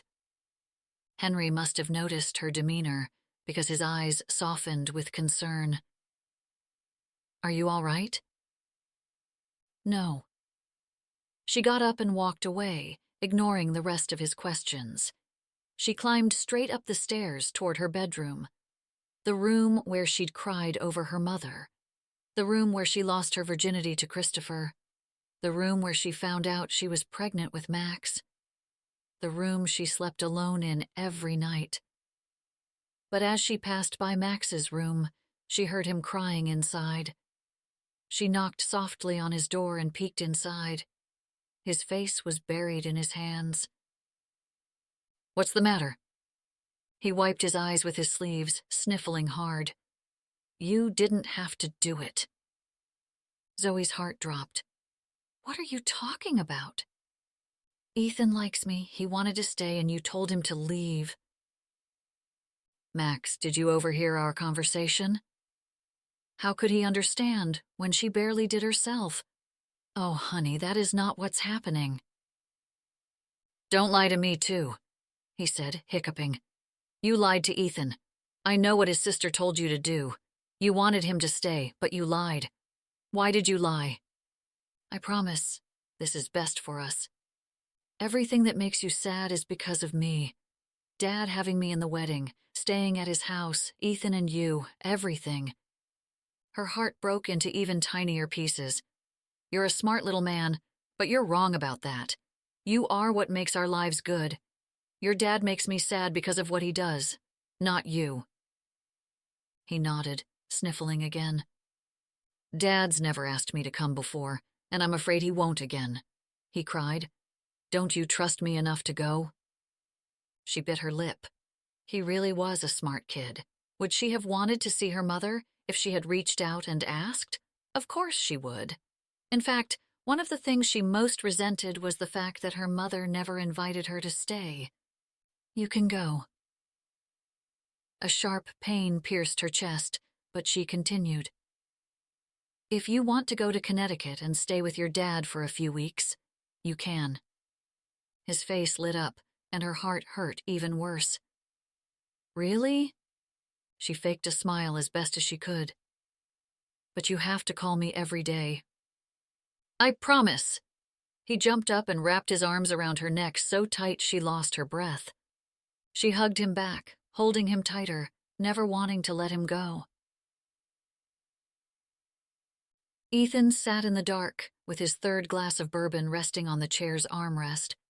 The only light coming into the room was from Boston's skyline, Facing the windows, he sat alone, thinking of how that morning he had been on cloud 9, and now he had never felt worse in his life. Zoe hadn't texted him or called him back. The meeting was tomorrow afternoon, but the day was filled with private meetings among the shareholders and other investors. Funny how everyone assumed his birthright was his destiny. Yet his duty to his family's legacy imprisoned him. Honor, loyalty, and tradition had nothing to do with it. It was a burden he couldn't escape, no matter how hard he tried. He sipped his drink as Zoe crossed his mind again. No matter how hard he tried to keep her out of his thoughts, it was no use. The booze brought feelings simmering to the surface. He finished writing the letter and scanned it to his attorney, Adam, who would deliver it by hand the next morning to Henry and Zoe. He almost begged Adam to drop it off that night, but Zoe would be in bed by now. When he had arrived back in the city, Amelia had been relieved to see him walk into her office. He exhaled. "I'm not coming back." "Ethan, we need you and—" Amelia's face darkened. "You can't afford to run the inn on your own. You'll never get the funds from your trust in time." He felt sucker punched. Amelia had learned from the best, after all. "If you give us some time, a year or two, I promise to give the inn what it needs to survive." Give it all to her. This would be his stipulation. "What?" "I want you to give her our share of the inn." "Ethan, you can't be serious. If you want me to come back, then that's what you need to do. You give her the inn." She looked at Richard. "Only if you stay for a year. For me, please." That was it. Now he was at the board meeting, hungover and broken. "Thank you so much, Ethan." She hugged him, wrapping her arms around his waist, yet he couldn't return the gesture, not yet. "I know you're upset, but I promise it'll work out. You'll be okay. I promise." He nodded, but walked away, sitting in his chair, pulling himself together in front of the members. A year might not seem long to some, but Ethan feared he'd slowly lose the ground he'd gained with Zoe. The happiness he had never thought existed would fade away. Zoe watched the parking lot from the front desk, playing with the sapphire pendant. Ethan had left it on her desk, with a note saying he loved her. Everything looked just as it did before Ethan came into her life. If she looked at that one spot, she could almost pretend he hadn't ever been there. But then she'd think about how he always wanted someone at the front desk, and her thoughts returned to him. She remembered how she felt when she and Christopher dated, a nervous excitement that someone actually liked her. Ethan was different. How she felt was different, which frightened her. Someone like Ethan only came along once in a lifetime, and she'd let him go. He had stopped texting her last night, promising not to bother her. He wrote that he loved her. She hadn't written back. What was there to say? How could she ask him to forget his family's billion-dollar fortune to come back to a 12-room inn? Oh, how she wished things were different, but they weren't, and she needed to get over it. She had 4 men to take care of. "Where's my puzzle?" Uncle Bobby asked, coming in for his morning break. "I haven't taken it out yet," she snapped, then said, "I'll get it set up for you." "It's my puzzle time." "Yes, I'm sorry. I lost track of time." She walked into the dining room and the cabinet where dozens of puzzles were stored and noticed a box with a picture of a flower garden. She didn't recognize it. "Where'd you get this one?" "Ethan gave it to me." Uncle Bobby grabbed the box from her hands. "It's only 1,000 pieces." That meant it was too easy, which meant Ethan bought it by himself. He had no idea how good Bobby was at puzzles. "When did he give this to you?" she asked. Bobby shrugged. She bit her bottom lip as he dumped out the pieces onto the table. How was she ever going to get over Ethan, with reminders everywhere? The front bell jangled, and she headed back to the front desk. 2 gentlemen walked into the lobby, one helping the other, who was leaning on a cane. "I'm here to see Zoe Williams," the man with the cane said. "I'm Zoe. How can I help you?" "I'm John Wentworth." He stood there stiffly, not reaching to take Zoe's extended hand. Instead, he looked around the room. Her mouth went instantly dry. "What can I do for you?" "I was hoping to take a look around." Sure." She looked down at her casual outfit, wishing someone, anyone besides her, could show Ethan's father around the inn. Henry was in the carriage house with Max. Bobby was too busy flipping all the puzzle pieces over to the right side. Zeke wasn't there yet. "Would you like to start with the guest rooms or the main floor first?" "I'd like to see what Ethan's done with the place." He didn't wait for an answer, just plowed ahead, stumping on his cane to the dining room. Zoe glanced at the other man, but he had no expression, gave away no hints. Was she about to lose the inn, and Ethan didn't have the heart to tell her? "This is the dining room." She waved her hand around the room, remembering Ethan's first impression. "This hasn't changed?" He appeared just as dissatisfied as his son had been. Her heart dropped, but she held her chin straight, her shoulders back. "It's next on the list." "Where's the garden?" he asked, looking at the plastic-draped wall. "That's been taken out, to make room for the new reception hall." "A new reception hall?" He pounded over to peruse the beautiful new space. A grunt was his only comment. He shook his head. "I think I've seen enough." "Excuse me?" "Let's go, Albert." He walked away, ignoring her. "Your son is brilliant at what he does," Zoe called out after him. She placed her hands on her hips, suddenly not caring who John Wentworth was. He was in her inn, and she wasn't going to let him talk about his own son like that. "You're lucky to have someone as loyal and caring as Ethan." "Loyal," he spit out. "Are we talking about the same Ethan?" She couldn't believe he'd say something so wrong about his own son. "He represents the Wentworth name with integrity and humbleness. You're more a bully than a father." "Is that what you think I am? A bully?" he asked. The fierceness bled out of his eyes. Zoe wished she hadn't engaged, but it was too late. She pulled her shoulders back further. "Yes." He huffed. Then silence fell over the room. He pulled out the closest chair. She stepped over to help him sit down, resting his cane against the table. "I'm fine," he hissed, mostly at his helper, but it frightened her. "Have you seen the view?" she asked. No one came to the inn and didn't check out the ocean, unless they were purposely avoiding it. "You should walk along the porch before you leave. See how the reception hall overlooks the water.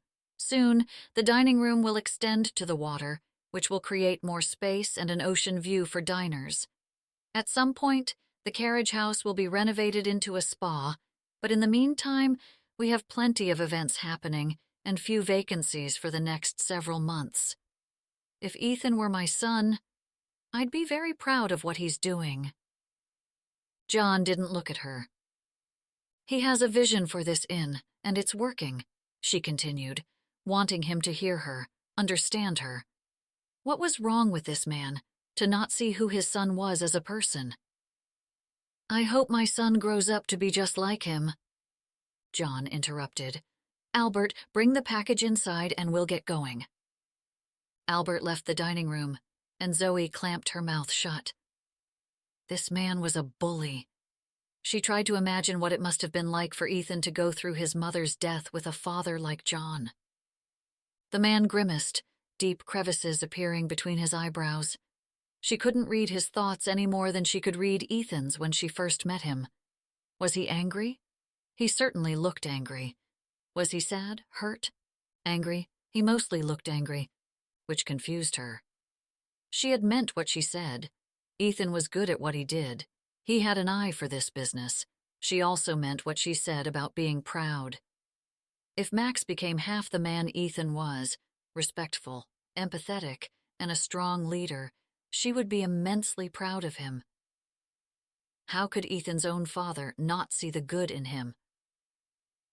Albert finally arrived, his arms wrapped around a huge, flat cardboard box, nearly as tall as he was, and twice as wide. He set it down close to Zoe. "Open it!" John barked. But when she didn't move, he added, "Please." Albert helped open the top, and she pulled apart the sides, exposing a painting inside. "This belonged to my wife, and I believe it belongs here now." Zoe pulled out the gilded frame and recognized the setting in the painting right away. It's the rose garden. It was as if she was standing, looking out at it right now. Her mouth ajar, at first unable to find the words, she finally said, "It's beautiful."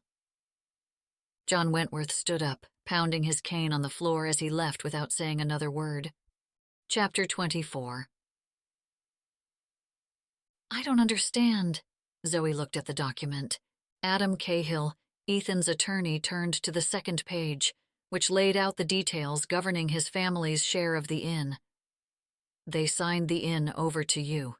It's yours." "Mine?" She looked at the document again. She didn't understand the legal jargon, but she did understand the last line, where Ethan and Amelia had signed. They were giving her their share. "Yes, but it's his." Adam shook his head. "He's giving it to you as a gift." "A gift? He's giving me the inn?" Henry let out a holler. "I knew that kid had it in him. Didn't I tell you everything would be fine?" "Dad, we can't take his share." She handed back the documents to Adam. "Tell him no thank you." Adam set the documents on the table. They all stood in the library, away from the few guests in the dining room. "It's too late," he said. She pushed it back to him. "I'm not taking his half." If she did, she would never see him again. "Zoe." Henry looked like he was losing $1 million. Well, technically more than $5 million. "We can't. His mother left him her share of the inn because she wanted him to be involved with it." Henry's shoulders slumped. "You're right." "If he wants to get rid of his half, then he needs to sell it like a real business." She didn't touch the documents, just left them on the table. "I can't accept this." Zoe could feel her heart split as she realized that this was how things might work between her and Ethan in the future, with a lawyer as middleman. "Can you tell him?" "If that's what you want." Adam looked at her in disbelief. "It's in your name, as of right now." He shook Henry's hand, and then Zoe's. "I'll call Ethan, but Zoe, reconsider this," Adam said before leaving. "This is a great opportunity for you and your family." She knew he was right. It would allow all her worries to fade away. Everything would go back to the way it had been before she knew what Henry had done. But she didn't want to go back. She couldn't. Ethan looked at the clock. In less than 5 minutes, the meeting would start, and John Wentworth had not yet arrived. Amelia flashed Ethan a concerned look, then Richard. If John Wentworth didn't show up, he'd lose his vote. The question was, would there be enough votes in their favor? Or were the other shareholders planning to side with John, and therefore he didn't need to show up? "Should we get going?" he asked. "We should wait." Amelia sat up straighter in the leather conference chair. The room was filled with tension and suspicion. Who stood alongside John? Who stood with them? Ethan adjusted his seat. "He isn't here. We should start." Others nodded, grabbing the folders with the agenda. The clock struck 10. John Wentworth was late. He was never late. Just as Richard called the meeting to order, a thumping came from down the hall. "I'm fine," his father bellowed out as the boardroom doors were thrown open. Albert at his side, John charged into the room. "I'm surprised you aren't sitting in my seat," he said, looking at Ethan. Ethan couldn't bring himself to look at his father, not out of fear, but a lack of respect. Christopher popped into his head, and he wondered what Zoe had decided. Did she allow him to have Max? He hoped she'd stick it to him, tear his heart, like he always did to that poor kid. God knew, he of all people knew what it felt like to lose a parent, but one who couldn't be bothered with their child was worse than a parent lost. Zoe. She understood that too. As many of you are aware, my children wanted to hold a vote of no confidence against my position as COO of Wentworth Corporation. John didn't sit. Instead, he stood at the head of the long table, glowering at Ethan. Ethan kept his gaze straight ahead, out the windows and to the northeast. He hoped Zoe knew he loved her. In light of this, I have decided to step down, appointing Richard Boynton as the interim COO until my daughter, Amelia Wentworth, is ready to step into my place. Ethan turned to look at his father, not believing what he'd heard. His father was going to step down and give the company to Amelia? John Wentworth had listened to his son? Richard's mouth dropped open in shock as Amelia sat frozen in her seat.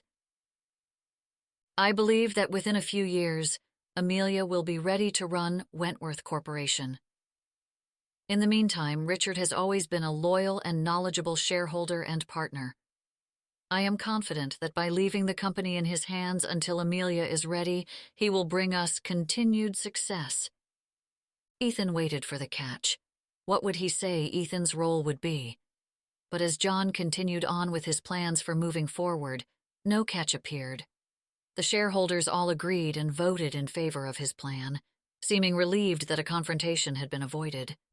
Ethan couldn't believe it. At the end, as others left the boardroom, he went to his father. Thank you, he said. I hope you're happy. His father didn't look at him. I am. He didn't know what to say or how to show his gratitude. He was finally free. Free from his father, free from the burden of not being good enough, and free to live how he wanted to, with Zoe. John gave him a hard look, and Ethan looked deep in his eyes. He recognized the regret. I did love her. Ethan didn't speak, afraid he'd say something that would ruin the moment. I lost her well before she died, because of this place. He stood up. I didn't want that to happen to you too. Thanks, Dad. Ethan held out his hand. John took his hand, but used it to pull his son closer to him. And there, in the boardroom, John Wentworth gave his only son a hug. Once Zoe and her dad were alone, she asked, Are you upset I didn't take it? Henry shook his head. I'm more upset with myself. Why? Zoe, all I've ever wanted was for you to be happy, and I'm getting in the way of that. No, you're not. Why don't you just call him? I can't. She stared at the dining room's faded wallpaper. Maybe we should sell, Henry said. What? She turned around. Sell the inn? If being stuck at the inn is making you miserable, then we don't have to hold on to it. Uncle Bobby and I can retire, buy a townhouse or something, maybe move down to Florida. Wherever you end up, Max would make new friends. What are you saying? She couldn't believe this. You want to get rid of the inn? I want you to be happy. He placed his hands on her shoulders. Ethan makes you happy. Oh, Dad. She looked down at her feet, tears falling onto the floor. I can't. I just can't. She patted his hands, but moved them aside and left the room. She walked into the dining room, and as she passed the oil canvas in its gilt frame, stopped and went back to it, staring at the painted garden. Memories of her life flashed through her head. Sitting with her mother, out among the flowers, listening to the waves, dreaming of life. Then, just as quickly, she felt the pain of loneliness at losing her mother. Then Christopher, and now Ethan. She closed her eyes, trying to hold back her emotions. She didn't want to cry any longer. She didn't want to have another memory of pain. She fell into a chair. Her eyes burned, but she couldn't make herself look away from the painting. "Zoe!" Ethan rushed in from the kitchen, then stopped mid-step, his chest heaving up and down as if he had been running. "Zoe." He moved closer, but hesitant, as if he was unsure what to do. "Ethan." She almost couldn't get his name out. "What are you doing here?" He stared at her, but she noticed his eyes flicker to the painting. "How did you get that painting?" She faced the canvas. "Your father gave it to me." He looked at the painting again, taking in a deep breath, then said, "I feel a part of me is missing without you." Her eyes stung at the sudden confession. "I've missed you too. I don't want my father's life. I want a life with you. Here." He reached out to take her hands in his eyes locked on hers. "I love you." "What about your family's business?" Did he leave the corporation? Did he lose everything? "I'm still in my family's business. I want to run an inn with you." "What about Amelia and Richard?" "They're going to be fine without me." "But what about Alexis and your apartment?" He stepped closer. "Do you?" "Do I what?" So close she could smell his aftershave. "Love me too?" "Yes, of course I love you." She looked up at him as he cupped her cheeks with both hands, then taking her in his arms, he leaned over and kissed her. Chapter 25. Over the next few months, construction continued. They closed the kitchen and dining room down for a month, while the new dining room and state-of-the-art kitchen were built. Henry, Uncle Bobby, and Zeke vacationed down in Florida together. Zoe was a little nervous, but she and Ethan kept things running smoothly without them. Louisa even pitched in on the renovations. Each time Zoe walked through the inn, her stomach fluttered with excitement. The changes had made a huge impact. The new rooms and reception hall had the inn in high demand. A lifestyle magazine did a cover story on them, and they made a popular news station in Boston. Suddenly, they were getting bookings from all over New England. Ethan's vision was being realized. The excitement helped to distract Zoe. Christopher and his new bride were bringing Max back home. She couldn't wait to see him again. It was the longest they had ever been apart. "He said he'd be here by noon," Zoe reminded Ethan, her face in the lobby window, waiting for Christopher to pull up. Ethan grumbled something behind her. Not catching what he said, she ignored him.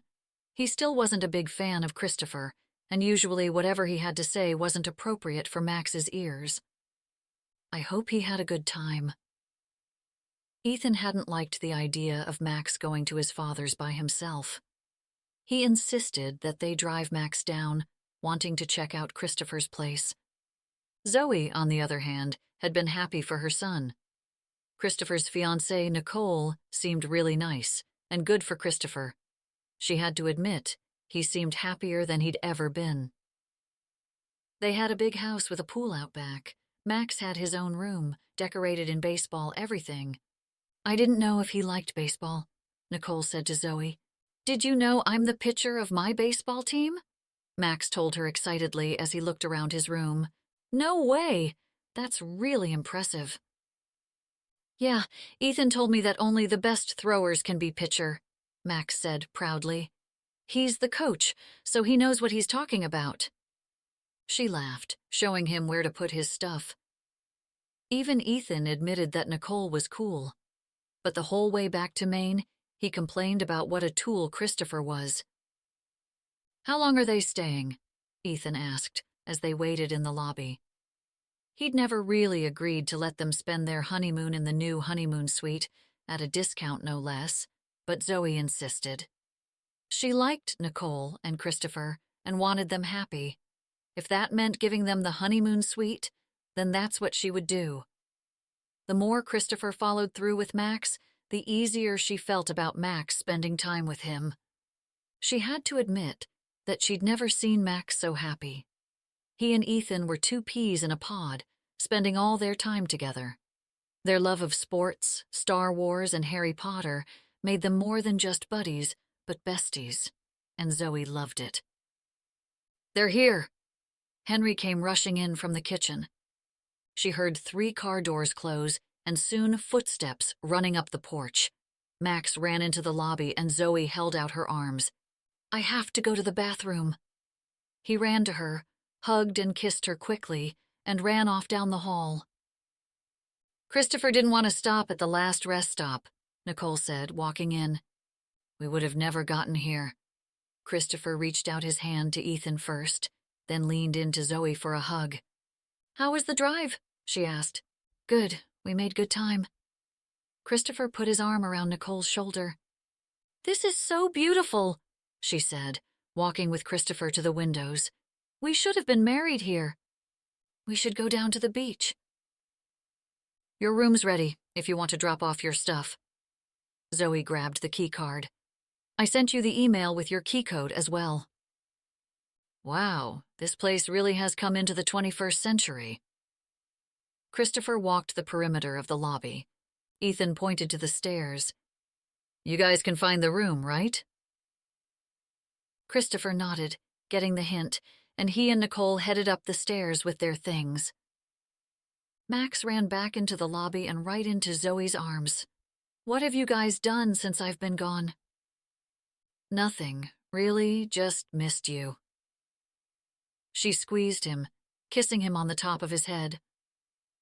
"I bet the baseball team missed me." He looked at Ethan.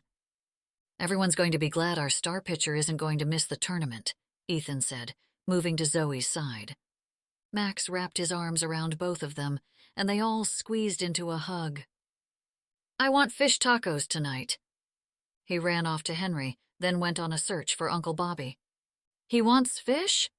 She looked at Ethan, and he rubbed her back. "It smells different in here," they heard Max say to Henry. She gave Ethan a little bump with her hip, and he wrapped his arms around her waist and kissed her. "I think we should go out to dinner." "Where?" she smiled. "I have this place I know." Ethan had been full of surprises since coming back to Camden Cove, leaving her little presents in the house, or a seashell on the front step, not to mention the weekend trip to Paris and a night away in New York. He treated her like a queen. They were taking it slow at her request, and she could tell he was a bit antsy, especially when Christopher was mentioned. Ethan was a part of her life, just as much as Max, and Christopher, and Henry, and all the rest. Ethan was family, her family. She didn't need a ring to prove that. They loved each other, and she knew in her heart that he was the one for her. The only one. If someone had told Ethan that the moment he didn't care about what his father thought of him, his father would start caring, he'd think they were lying. But as Max and Zoe went to unpack, he walked out the French doors from the new dining room and dialed his father's number. When he didn't pick up, he left a message. He stepped out onto the back porch, the Atlantic pounding the last bit of early May showers against the cliffs.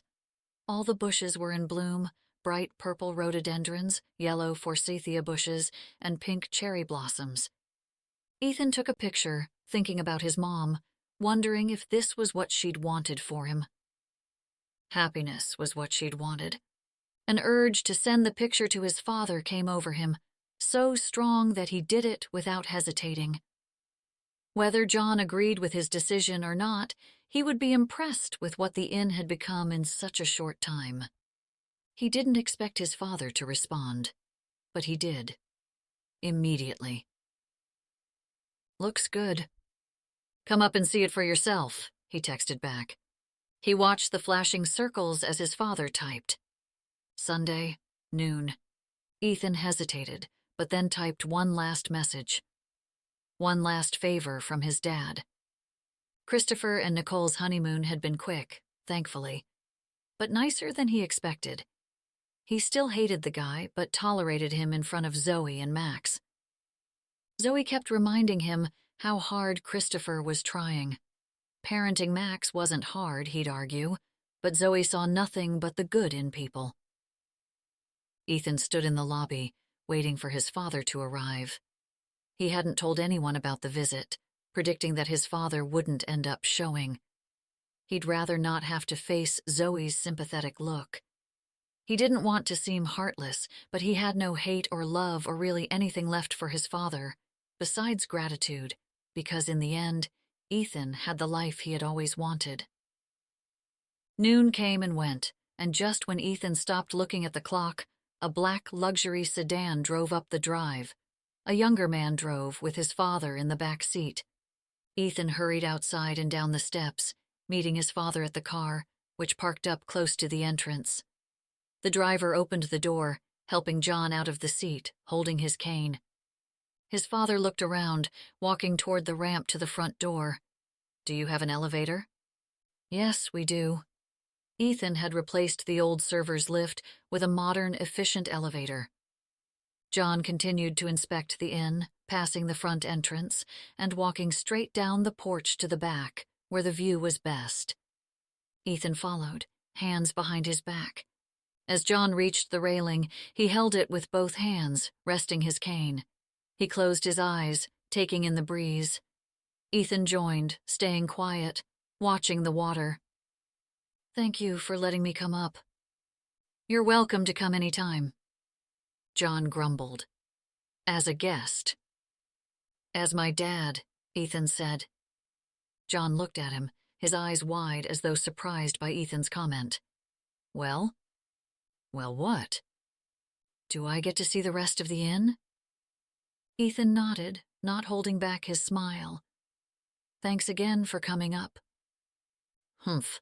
John broke eye contact, picking up his cane, pounding into the dining room. This needed to happen. John stumped into the room, looking around.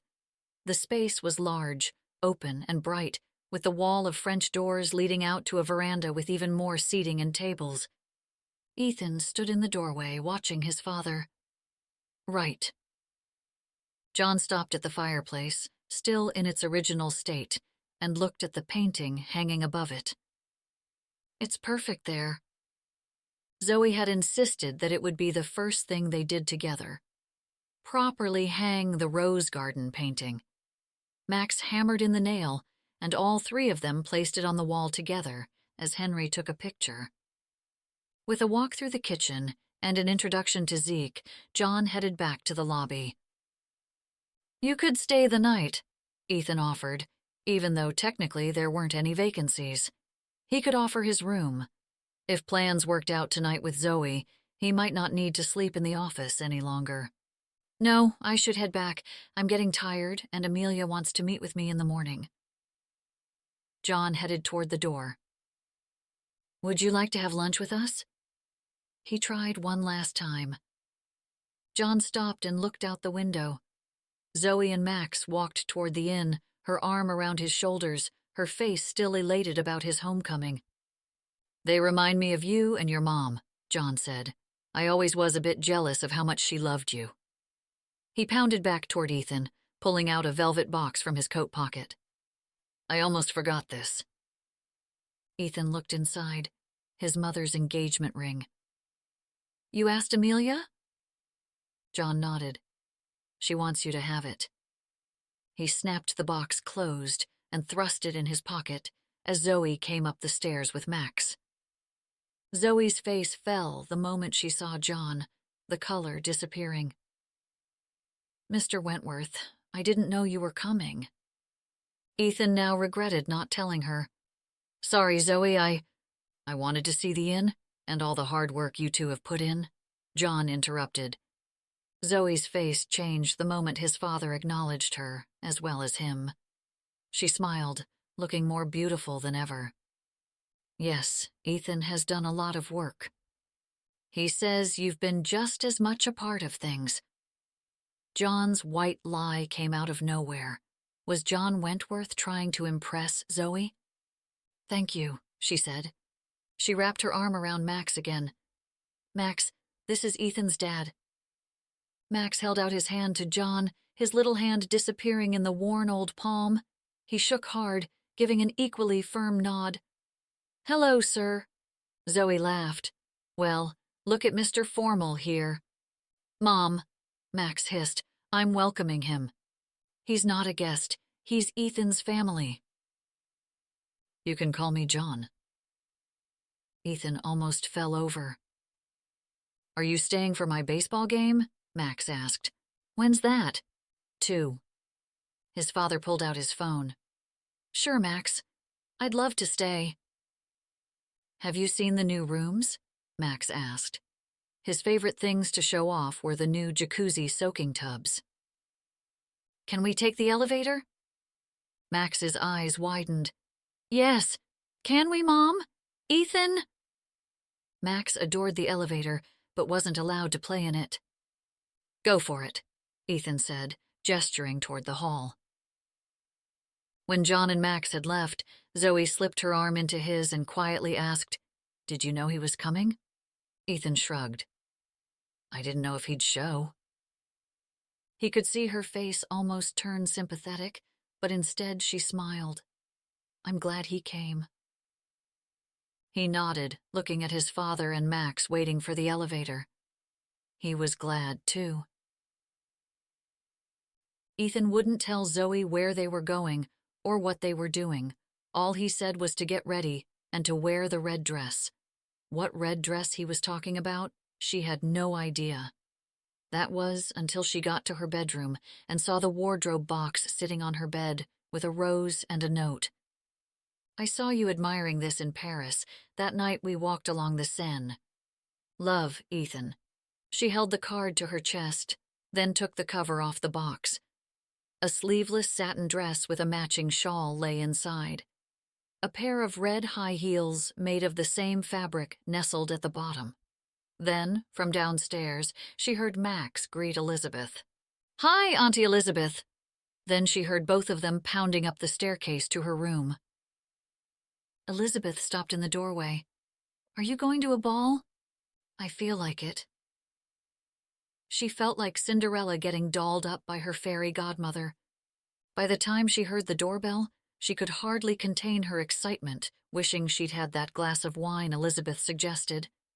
He wore a black suit and was so handsome she became tongue-tied and giddy and stunned all at the same time. You look beautiful, he said, as soon as she stepped outside with him. He had a bouquet of roses, all different kinds, but familiar. Where'd you get these? Are these the roses from the inn? No, these are from someplace else. Ugh, Ethan, I don't want any more surprises. Just tell me what we're doing. She lied. She loved his surprises.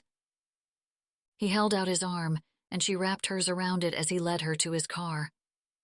You'll just have to wait and see. Zoe slipped into the seat, pulling down the visor's mirror for one last look before Ethan got in. He pulled out of the parking lot and took a left, a route that followed the ocean's edge. Then, not even a minute later, he pulled into one of the private drives. Ethan, this is a private driveway. I know, he said, pulling up in front of the garage. She knew this house. A cedar-shingled colonial gambrel that rambled like the typical older New England homes, but this one was more modern. Built when she was a kid, she had always admired its New England charm, not to mention the ocean view. Let me get the door for you. He got out, going around the front of the car and opening the door. What are we doing here? She asked, completely baffled by the turn of events. The place looked completely empty. Want to see inside? He asked, grabbing her hand, pulling her along as he walked to the front door. Sure. She eyed Ethan, trying to figure out a clue, any clue to what he was up to. He pulled out a key, opened the front door, and ushered her inside. How'd you get a key? She asked, walking in. The house looked empty because it was. There wasn't a single piece of furniture or book left on the shelves. She hadn't kept up with who lived there last. The house had gone through a few different owners. She stepped further inside as Ethan walked in behind her, checking the place out. Her heels clicked against the wood floors. He grabbed her hand again, pulling her into the living room. Suddenly, she heard soft music playing. Is that music? Mm-hmm, he said, walking to the French doors. He opened them, and that's when she saw them. Rosebush after rosebush. Are those? Yes. Zoe looked around the back patio of the house. It sat on the edge of the Atlantic like the inn, but had a completely different view, though just as stunning. You planted them here? Why here? Because I thought maybe we could start our own garden together here. He pulled out the velvet box, dropping to his knee. She gasped, her hands covering her mouth. Zoe Williams, will you marry me? He pulled open the box. Inside, a sapphire haloed by diamonds sat on a velvet cushion. It was a mirror image of her pendant. It was the most beautiful ring she had ever seen. Yes, yes, yes! He stood and wrapped his arms around her and kissed her. This has been The Inn by the Cove, written by Ellen Joy. The next book in the series, The Farmhouse by the Cove, focuses on Elizabeth as she searches for her own happily ever after while helping Adam, a single dad. If you enjoyed this book, then don't forget to click the like button and subscribe to this channel to find out when more audiobooks and other content are added. You can also purchase all of Ellen Joy's books on Amazon.com.